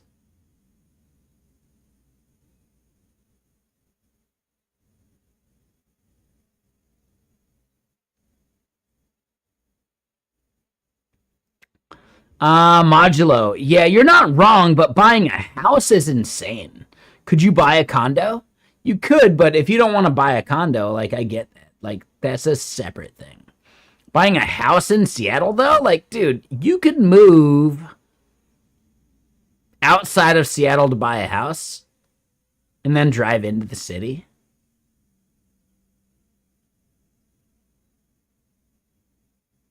You could do it.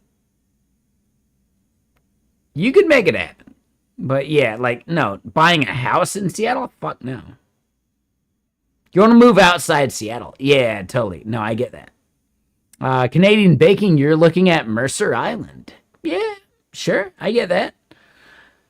Yeah, I'm thinking I just want to buy like a fucking condo and then I own the condo and eventually maybe I buy something else, but I still own the condo and there's value to that.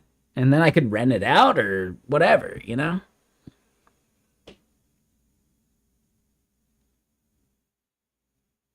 Exactly. If I'm downtown Belltown, yes, I could Airbnb that shit. I could rent it out. Like, nah, man.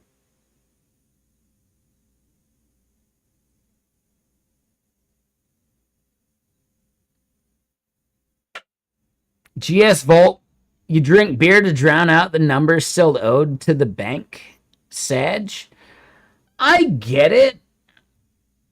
I think there are other numbers to consider because, like, GS Volt, like, what if you were just renting? Where would that money go?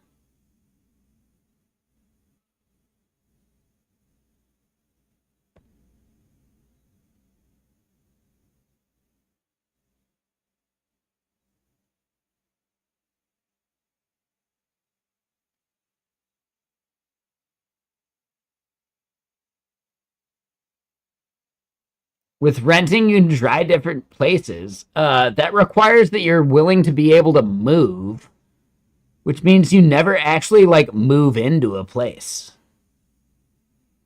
GS Volt, no, you're not locked in for 30 years. You have a place that you're paying equity into, and you can use that equity towards another place.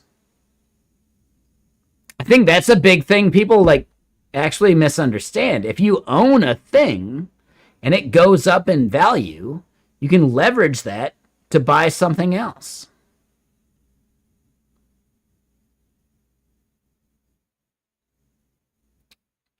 Nah, man. Paying money to a fucking landlord is more insane. After 3 years, you've paid it off. I've been at the place I'm at for 3 years, and they're charging me $3,000 of rent, like $3,000 a month for rent. Dude, I could buy a place and pay $3,000 a month and work off the mortgage for it over time. Sure, pay more into it if I want, but investment wise, I think I can do better. And then eventually either sell it or rent it out to someone else when I go somewhere else.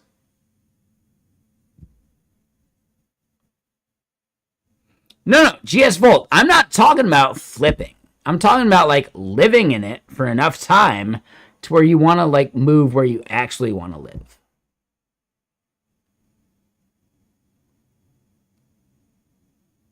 Exactly.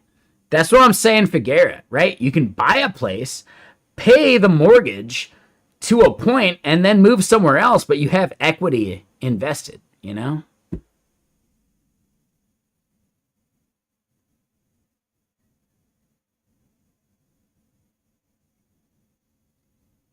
Modulo, no, not even close.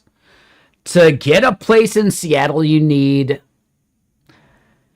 if you want to put 10K down, yeah, you need like 60K liquid, and then you got a place.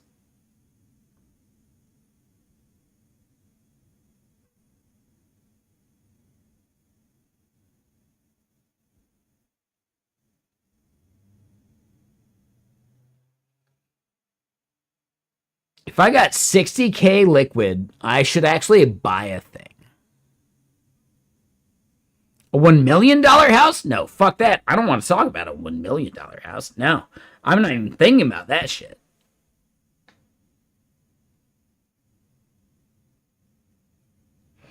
Canadian bacon? Maybe, but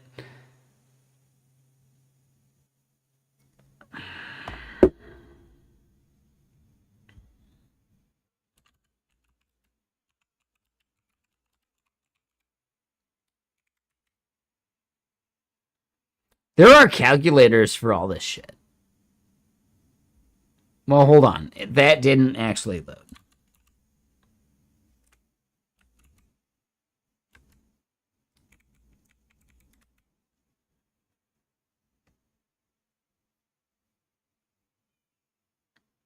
No, I'm talking literally down payment.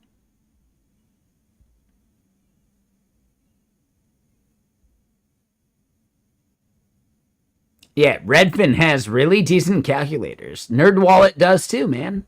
Let's just say my rent is $3,000 a month. It's actually a little more. Versus buying at, let's just say, 500K. My down payment, if I could convince them with my credit rating to get like 5%, Like, this is me swimming in the clouds. Right? After 8 years, I would actually hit the median value.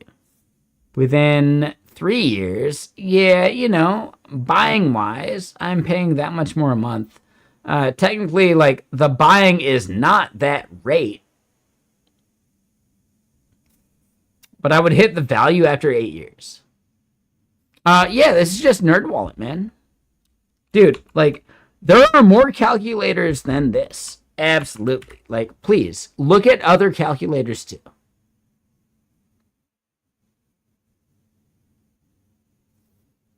After 3 years, yeah, it's less. Sure. Right? There's value to that. Inflation adjusted. But you know what? You're paying that to a fucking landlord versus paying into something, you know? So if you plan on being somewhere for a while, your value is going to eclipse that pretty quick. At 8 years, I reach my break-even point.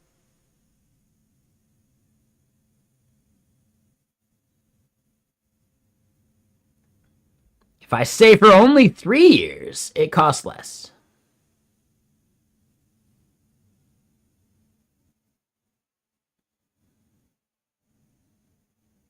Yeah, GS Volt, no, that sucks, man. I get that. Dude, that sucks. I get it.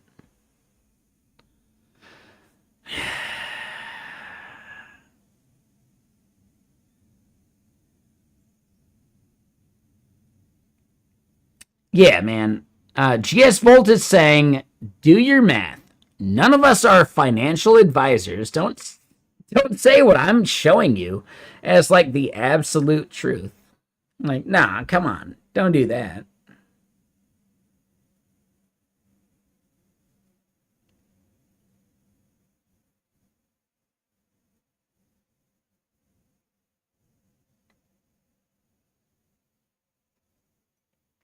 Damn, GS Volt, that is looking way deeper than I ever thought. If I buy something in Belltown and I plan on being there for more than a few years, I got some equity and I got something I can trade up for another thing here soon. If I keep renting, I got no equity. I got nothing.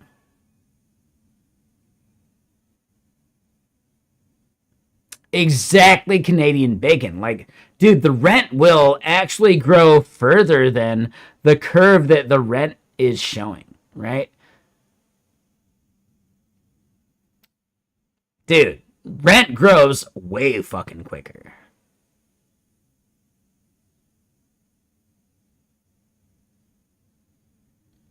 Why do I live here? Because I like to snowboard. I like the community here in Seattle. You're not wrong, though. I'm actually majorly considering somewhere not in Seattle.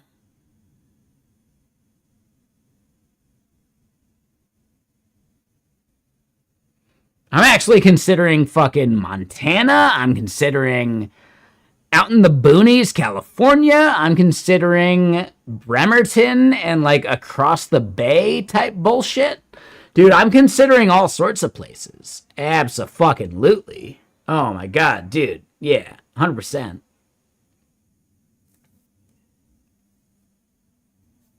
I'm looking at a bunch of places, for sure.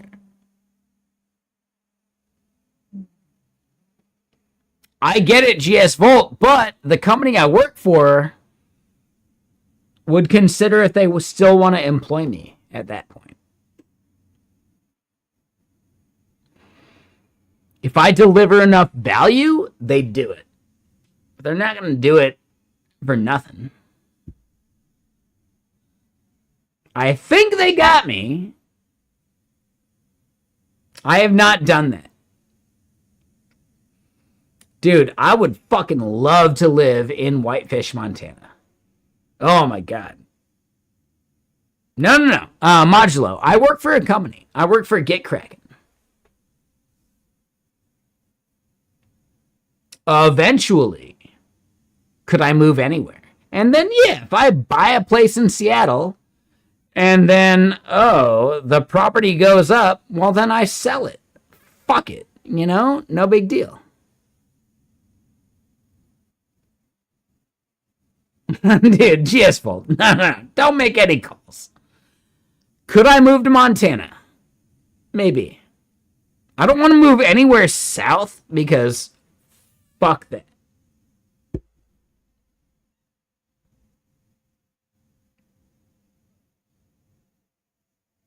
Montana, though? Ooh, I could move to Montana. I could totally move to Montana.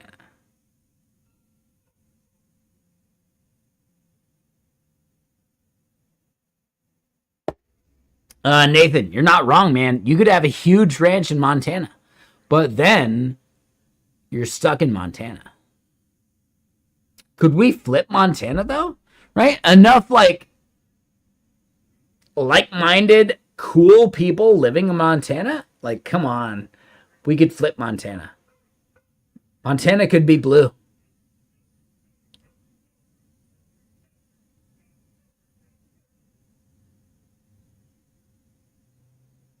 We could move to Montana. We could all move to Montana. And then, like, once a month, do I take a fucking train into Seattle just to hang out? I'd do it. Who gives a shit about what people from Montana think? Oh, Jianhua. Oh, you sweet summer child. Like, you could just move to Montana. You can just be it. And you can form your own fucking groups and all that bullshit. Like, fuck the other people. Dude, there's not that many of them. It's fucking Montana. Like, dude. It's fucking Montana. Who cares?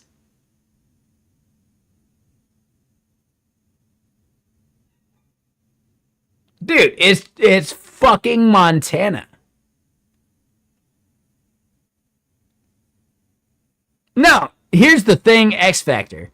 It doesn't matter how long you live there. If you weren't born there, you're not a Montanian. But that means no one's a Montanian. So fucking, like, let's just bring a bunch of left-wing people to Montana. Let's fucking do it. Yeah, dude, my vote doesn't matter in Seattle, but my vote could matter in fucking Montana. We could bring a whole fucking community to Montana.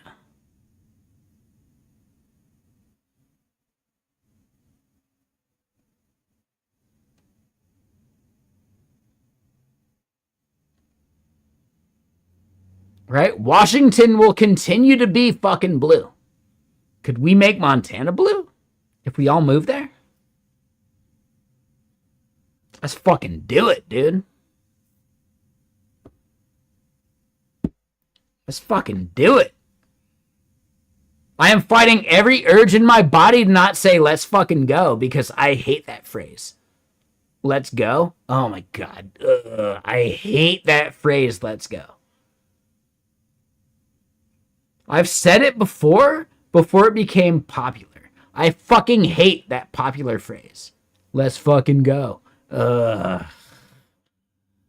Oh, it's so lazy. It's the worst. Like, come on, you fucking Zoomers. Could you use any other phrase? Come on. Ugh.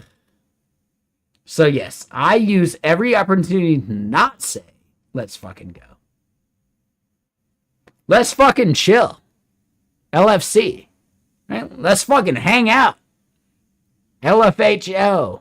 Like, you know.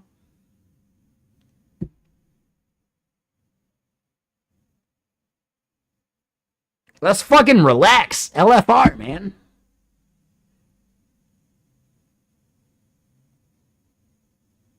No, I'm just so anti the fucking Zoomer let's fucking go thing. No offense to the boss I have recently, but like they misuse, or not misuse, but overused, like let's fucking go go, and they like use like extra O's for it, and it's like, dude, come on. Can you not express yourself without using the fucking Zoomer meme?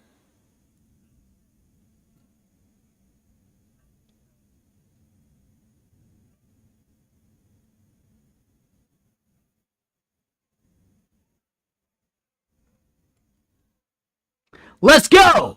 Fuck! Alright?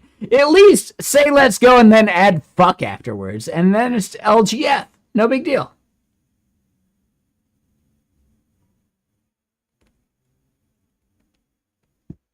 Alright, so hold on. Jianhua, you remember back in college your classmate posted that when you told them you didn't have anything ready for their presentation in an hour, it was annoying. You actually had an A+ presentation ready.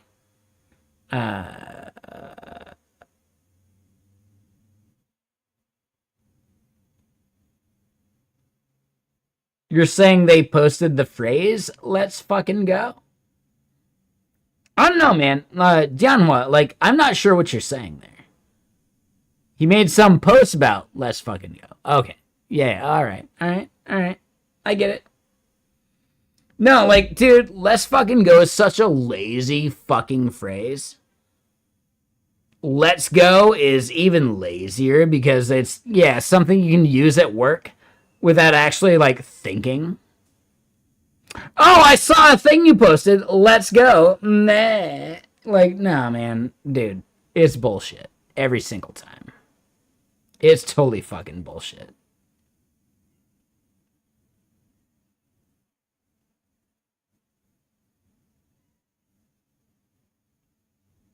That dude's still going, GSful. Yeah, no, they have gone. They have continued to go.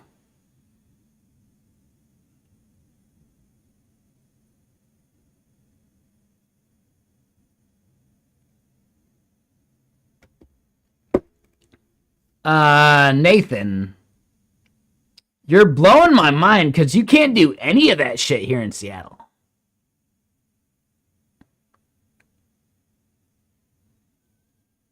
They are still let's going today. Exactly, X Factor. Dude. There is too much let's going in their inner circle. Now, so I get it, Nathan. I get it, GS Volt. I get it, every single other person pushing back. If I were to buy property, a condo in general, Seattle is the #1 place I should buy a condo. And then I should rent in fucking, like, Montana or something, you know? I shouldn't buy in Montana. Like, dude, that's a bad idea. Not yet.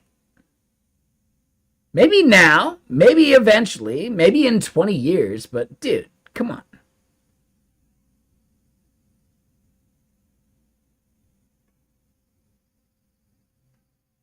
What are prices like for a 2-bed condo where I'm considering? Like, if I move into Seattle for a 2-bed condo in Belltown, I could get one for $400K. $450, maybe. If I want something that has central fucking, like, air conditioning, I'm looking at $600K. If I'm looking at resale value, dude, $600K is where it's at.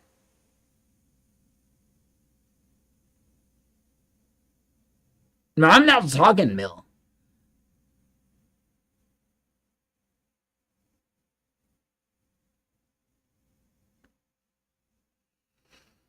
Timing in the market. Like, dude, Modulo, you're not wrong. You're totally not wrong.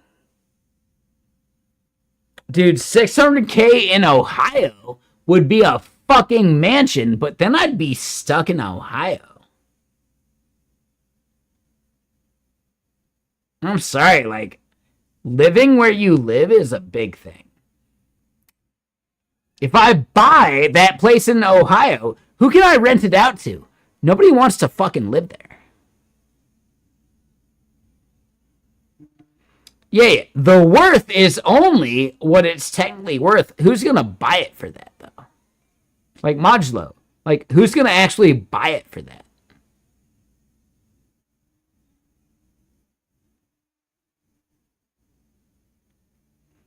That's the point I'm making, man. If I buy something in Seattle, I can sell it any day of the week. If I buy something in Ohio, I'm stuck in Ohio until someone wants to fucking buy it. I get it, GS Volt, but I don't want to be stuck in Ohio. I don't want to be there. Ohio is the exact opposite of where I actually want to be.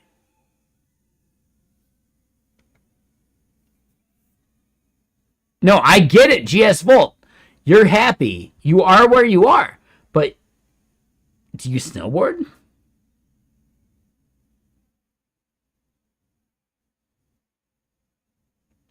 Do you snowboard? Not in fucking Ohio. Like, dude, that's my point, man. I want to live somewhere where I can actually do a thing. Yeah, gotta go to New York for that. Nah, man. And maybe the money works, but you know what? Nah, man. I'd rather just snowboard.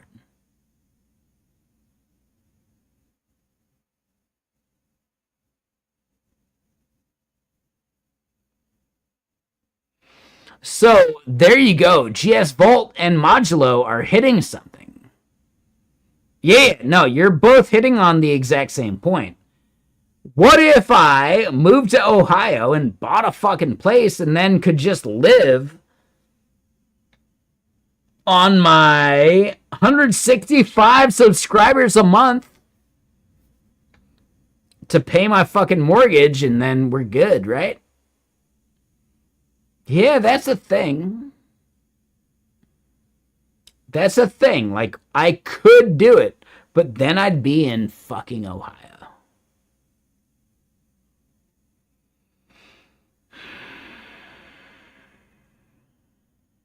I don't know, man. Like, if you're happy in Ohio, stay happy in Ohio. But I would not be. I gotta snowboard, man. I gotta be a couple hours away to, like, know that, like, oh, some weather's coming. I'll go sleep in my car tonight. I'll see y'all tomorrow, maybe. But I'm gonna go shred some powder. Dude, I gotta do that. That's the thing I need. That's something I need in my core of, like, my entire, like, happiness cycle, you know?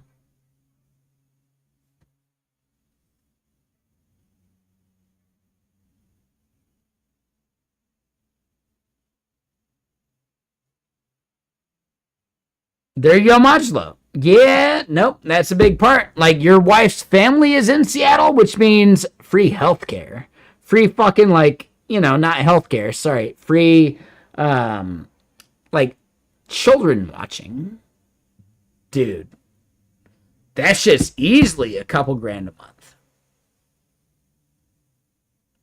So, yeah, if someone can watch your kids in Washington, oh my god, dude. Yeah, you're like, oh, you're fucking nailing it.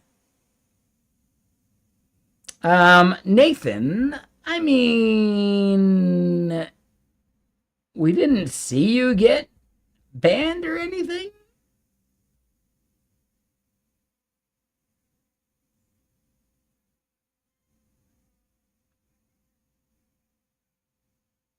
Yeah, someone you trust watching your kids. Yeah, that's tougher. Family is way cheaper. I get that. 100%. Totally. I don't want to do it. I'm not going to watch some fucking asshole's kids, right? Even my brothers. Nah, dude. No, my brother is some asshole in this context. He's an awesome dude, but for watching his kids, no, he's just some asshole.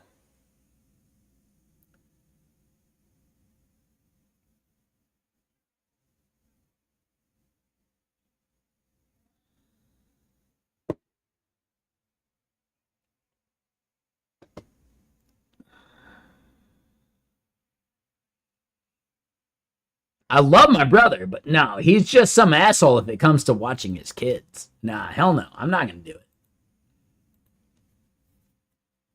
Hell no. Ugh. Are you kidding me? Watching a family member's kids? Dude, you couldn't pay me enough to do that.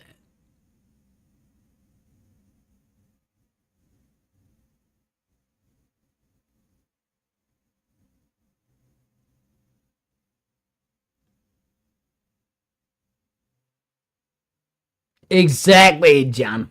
Yes, right? Do I love them? Do I want to like hang out with them? Sure. Do I want to watch them? Fuck no.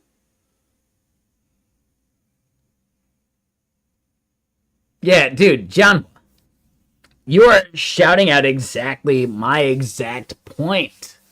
No, man, I am not going to do this shit for family, let alone my own fucking family. I don't have kids yet. I'd like to, but nah, man. Nah. Just big ol' nah.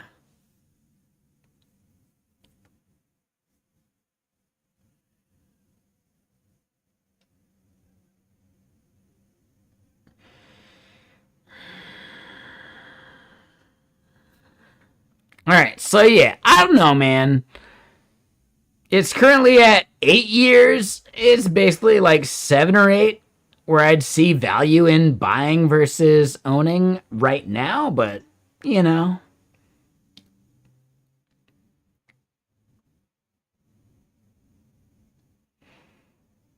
I could keep paying what I'm paying, which is too much, but it's not worth the effort of moving. And then eventually buy when the rates go down, because I think the rates will go down, because fucking economy, man.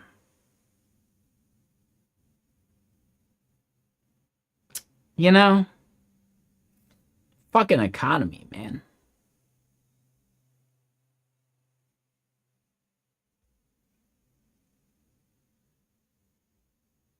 So yeah, I am considering buying in Belltown. Am I going to do it today? Fuck no! Do I want to do it before I decide to go branch out on my solo dev slash like VC funded route? Absolutely. Working at a company, it's so much easier to get a loan for any of this shit. Like, oh my god, like it's so much better. Like, ooh. So yeah, before I decide to branch out, I will absolutely get a loan for some shit, and then I'll do the VC thing. But VC wise, you'll never buy a property. Like, no fucking bank gives a shit about your VC funding. Nah, man, they don't fucking care. They care about like continuous employment. So secure the loan and then do the thing.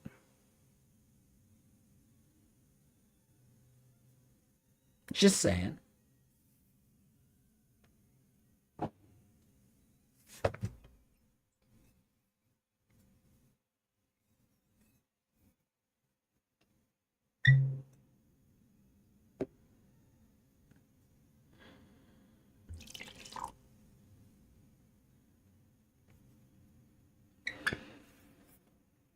Man, I got the pork thawing tonight. I'm gonna do some yeah, that was a good plop for sure. You know, I got the pork thawing tonight.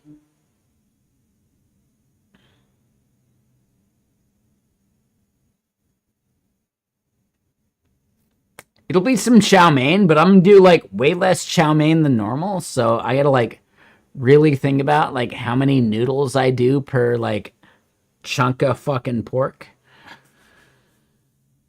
Because I am trying to lose some weight. I'm only human. I've cut 10 pounds within the past month.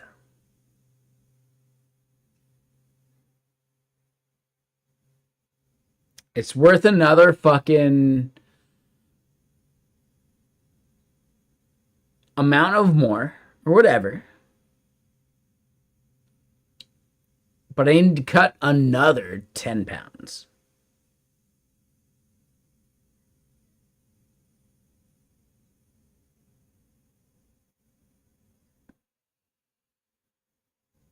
Yeah, no worries, Janwa. Yeah, really? Dude, I'm proud of you, man. Like, dude, I was thin back when you saw me. And, dude, I am so much thicker than was. Like, dude, oh my god. I am so much more than I was then. Yes, I have kettlebells. Come on, man.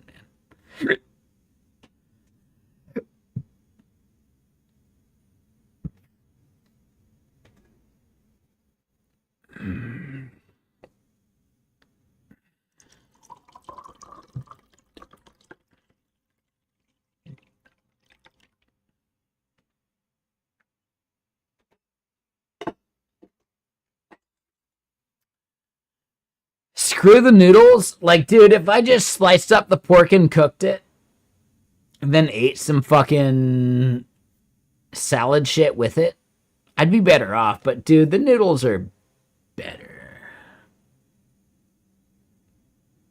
Like, chow mein wise, like, no, I need to consume more than just protein. Fucking hiccups.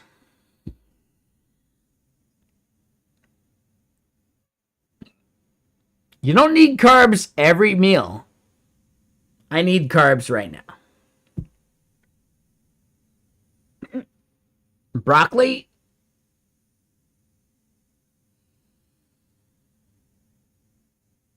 No. No, thank you. God damn it. All right, so I got the hiccups.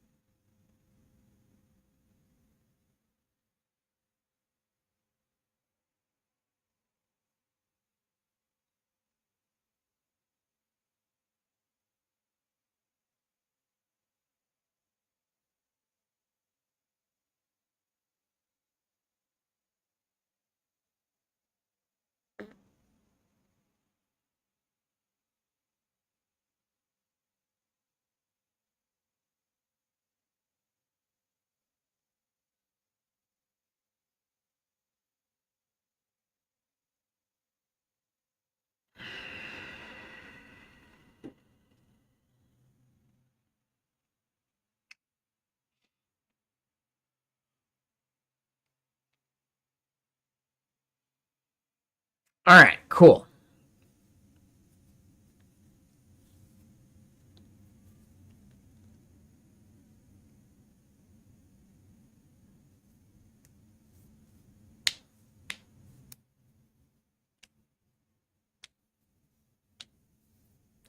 Ooh, I haven't been able to pop that knuckle for ages. Oh my god.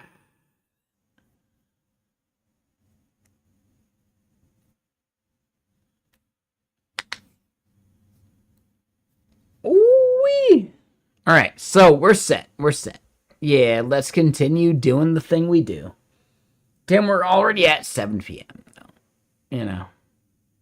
So, yeah, let this shit do its thing. I will just look at what's happened work-wise. No one's chimed in, dude. I made what I thought was a banger blog post, and nobody has actually, like, done anything. All right.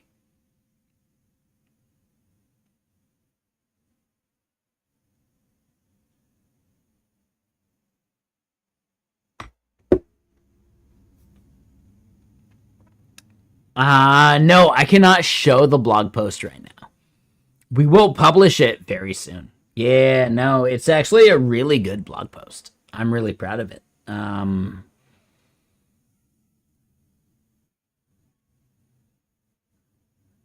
aren't wrong. Like, it'll be a really good blog post when we publish, but it's just a thing where it's about the growth of AI editors compared to like VS Code. And not saying VS Code is the problem, but actually VS Code is like the baseline. Like all the major AI editors, they're all forks of VS Code, aren't they? Like as far as usage goes, and there are numbers that I'd love to show you that I can't show right now, but oh man. Like cursor's growth is something we can track with GitLens in like a really cool way.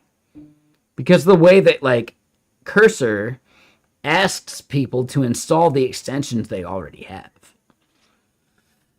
Dude, yeah, like at GitKraken, we have some insights into the growth of these AI tools in a way that other people don't. It's actually really fucking cool. And this is just a little bit of a spoiler for the blog post that we will absolutely publish. I'm just like asking for critiques about how I frame it in like the blog posts and like the graphics that I make. No, this is not company secrets. This is stuff that we will absolutely make public here very soon. Is this something that y'all think is really cool? I think so. I think this is absolutely worth sharing. And yeah, you get a little bit of like a, you know, like a small snipe. Sure. I get it. But dude, at GitKraken, we have a major insight into these AI editors that fork VS Code because the majority of people installing Cursor are already VS Code users. Like, dude, it's insane how much overlap there is.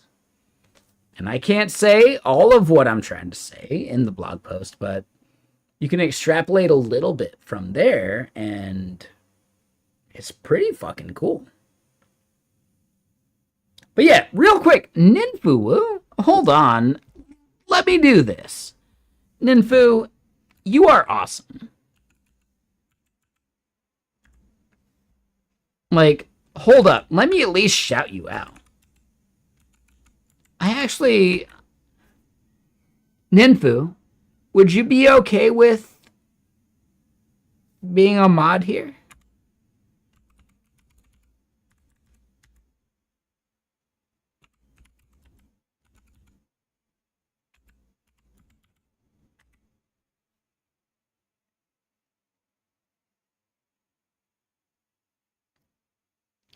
Ninfu, would you be okay with being a mod?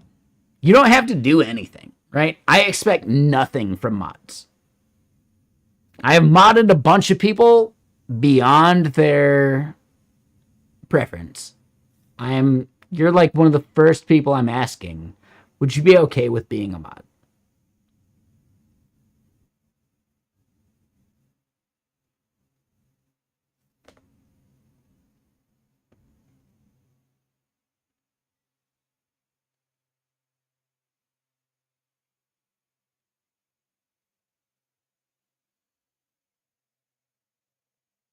Do you want to be a mod?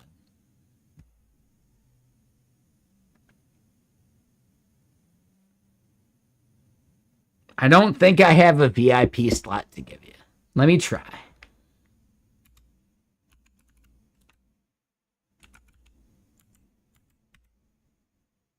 Yeah, I have no VIP slots to give. So, Ninfu, if you're willing to be a mod with no expectation,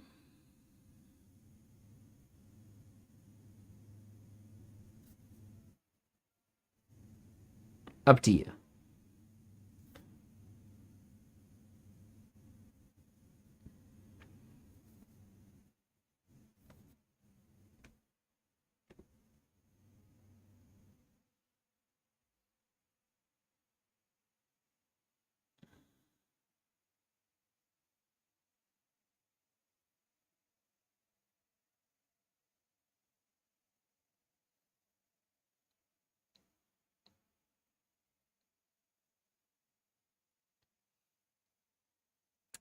How about this? I'll give you mod until you say no.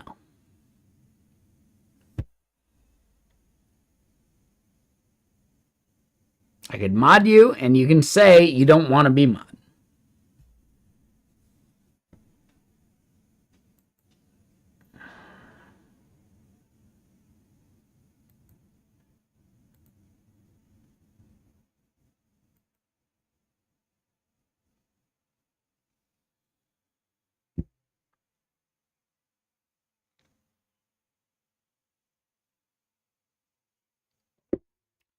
Honestly, Ninfuwo, you've rated enough. You deserve the power until you decide you don't want it.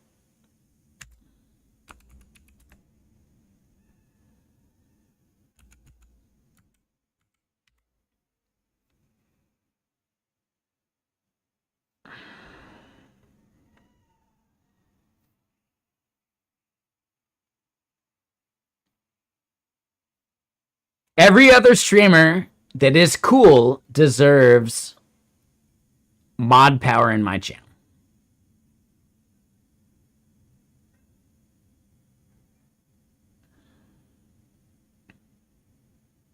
It may not be obvious, but they do. Every single other streamer deserves mod privileges in this channel.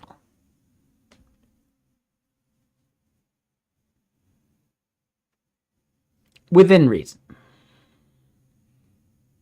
There's only like 2 people that I would consider like never mod.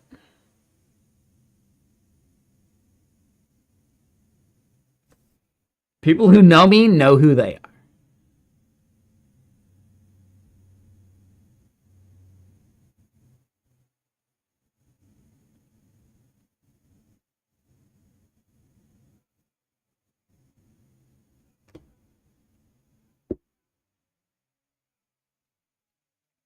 Is JetBrains AI getting better? Ooh, Modulo. I mean, we have our own Get Kraken MCP server, and I think we could enhance JetBrains. I'm not aware of how we could do that yet, but I think that's something they should be doing, for sure. But you know what? Yeah, we're at 7 p.m. Shit, you know what? This is just a Thursday. I got code I want to do. I got stuff I want to do. We got... Ugh.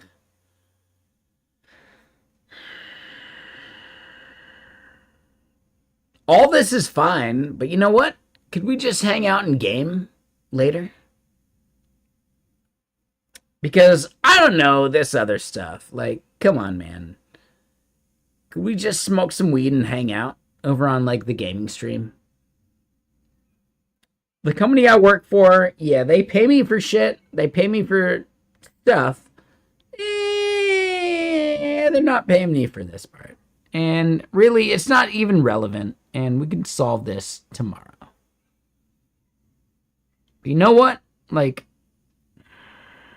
I think gaming and chill, hanging out, smoking some weed, doing some bullshit that isn't work, that's something we should do tomorrow. Like, tonight. That's something we should do, like, right now. We've been playing music and games and all that. Did we play this album? I don't know. Well, we'll put it on, but let's see who we go raid and who we go hang out gaming-wise, and while I cook some food. I put some shit out to work earlier, and dude, only my boss responded. My boss's boss, did they even look at it? So, yeah, maybe we see tomorrow morning their actual replies. But if they're going to make me wait a day, because I pasted this shit at 10 a.m., if they're going to make me wait a day, you know, it wasn't that important. So fuck it. If they're going to make me wait, they're okay with waiting too. Rython. Hey, Mr. Sir. Are you streaming soon? Dude, you have a really good, fun co-working stream. Hope you know that. Like, dude, it's really nice. You're still on VS Code with free Copilot. Yeah, you're a student. AI kind of gets in the way of your productivity if you don't ask for it. No, I get it. Dude, you have a good stream. Rython, I'm a fan. I lurk more than I may chat. So keep chatting to stream even if no one's watching, even if no one's chatting. Some people lurk and just watch. Some people just lurk and watch. Would I ever chat? Nah, probably not. But keep doing what you're doing, because you kill it, man. Yeah, no, super cool. I like your stream. And let me just at least do this part. Quick shout out, no big deal. I know I've chatted a few times, but come on, man. I have lurked way more than that.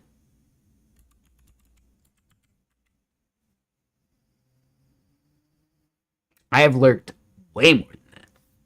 But yeah, let's go find someone to raid, because I got food I want to eat. Like, dude, I'm hungry. I eat one meal a day. That one meal a day needs to be in my belly at this point. So yeah, who are we even raiding at this point? Now I get it, Rython. It's fine. Yeah, no stress. Dude, don't feel bad about it. Shit. Come on, man. Instead, let's go find someone who actually, like, you know, streams right now.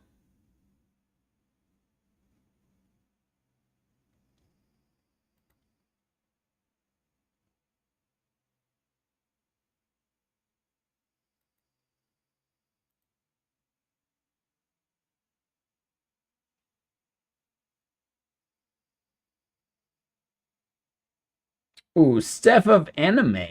Ooh, Nikwan Data Side. Is he doing like a group thing?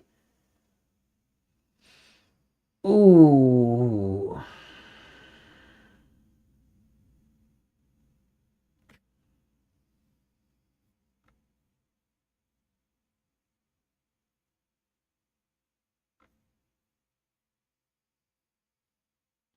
What if Nikwan Data Side is just lying to us and he'll totally keep streaming beyond the year? If we raid enough and he does enough,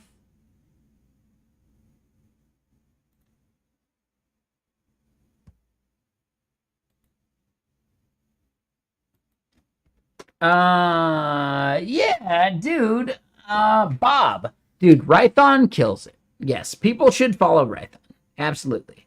They're very much like a learning streamer, and they're super young, so, you know.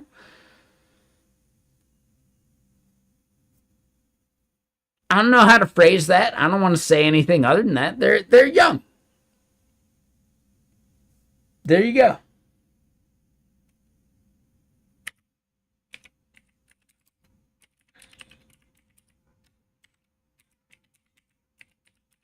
We're going to go raid Nick. We all know Nikwan's like the dude. He's just so fucking cool. He's like he may be a jerk in the way you perceive him, but he's the nicest dude. I can't phrase that any other way. Like, dude, Nikwan is just so cool. He's just so cool. Don't let him know that someone told you that. Like, no, man. Like, he'll get embarrassed. He'll get so red in the face that he'll look like me when I've had too much whiskey. Like, dude, look at the redness of my face. I haven't had that much whiskey. I'd be, like, overly red at this point. if I had too much whiskey, because that's how my body works. So instead, I'm telling y'all the absolute fucking truth. Nikwan is really fucking cool. So let's go say hi to Nikwan. YouTube, thank y'all for hanging out. See y'all next time. See you tomorrow. Yeah, damn right. See you.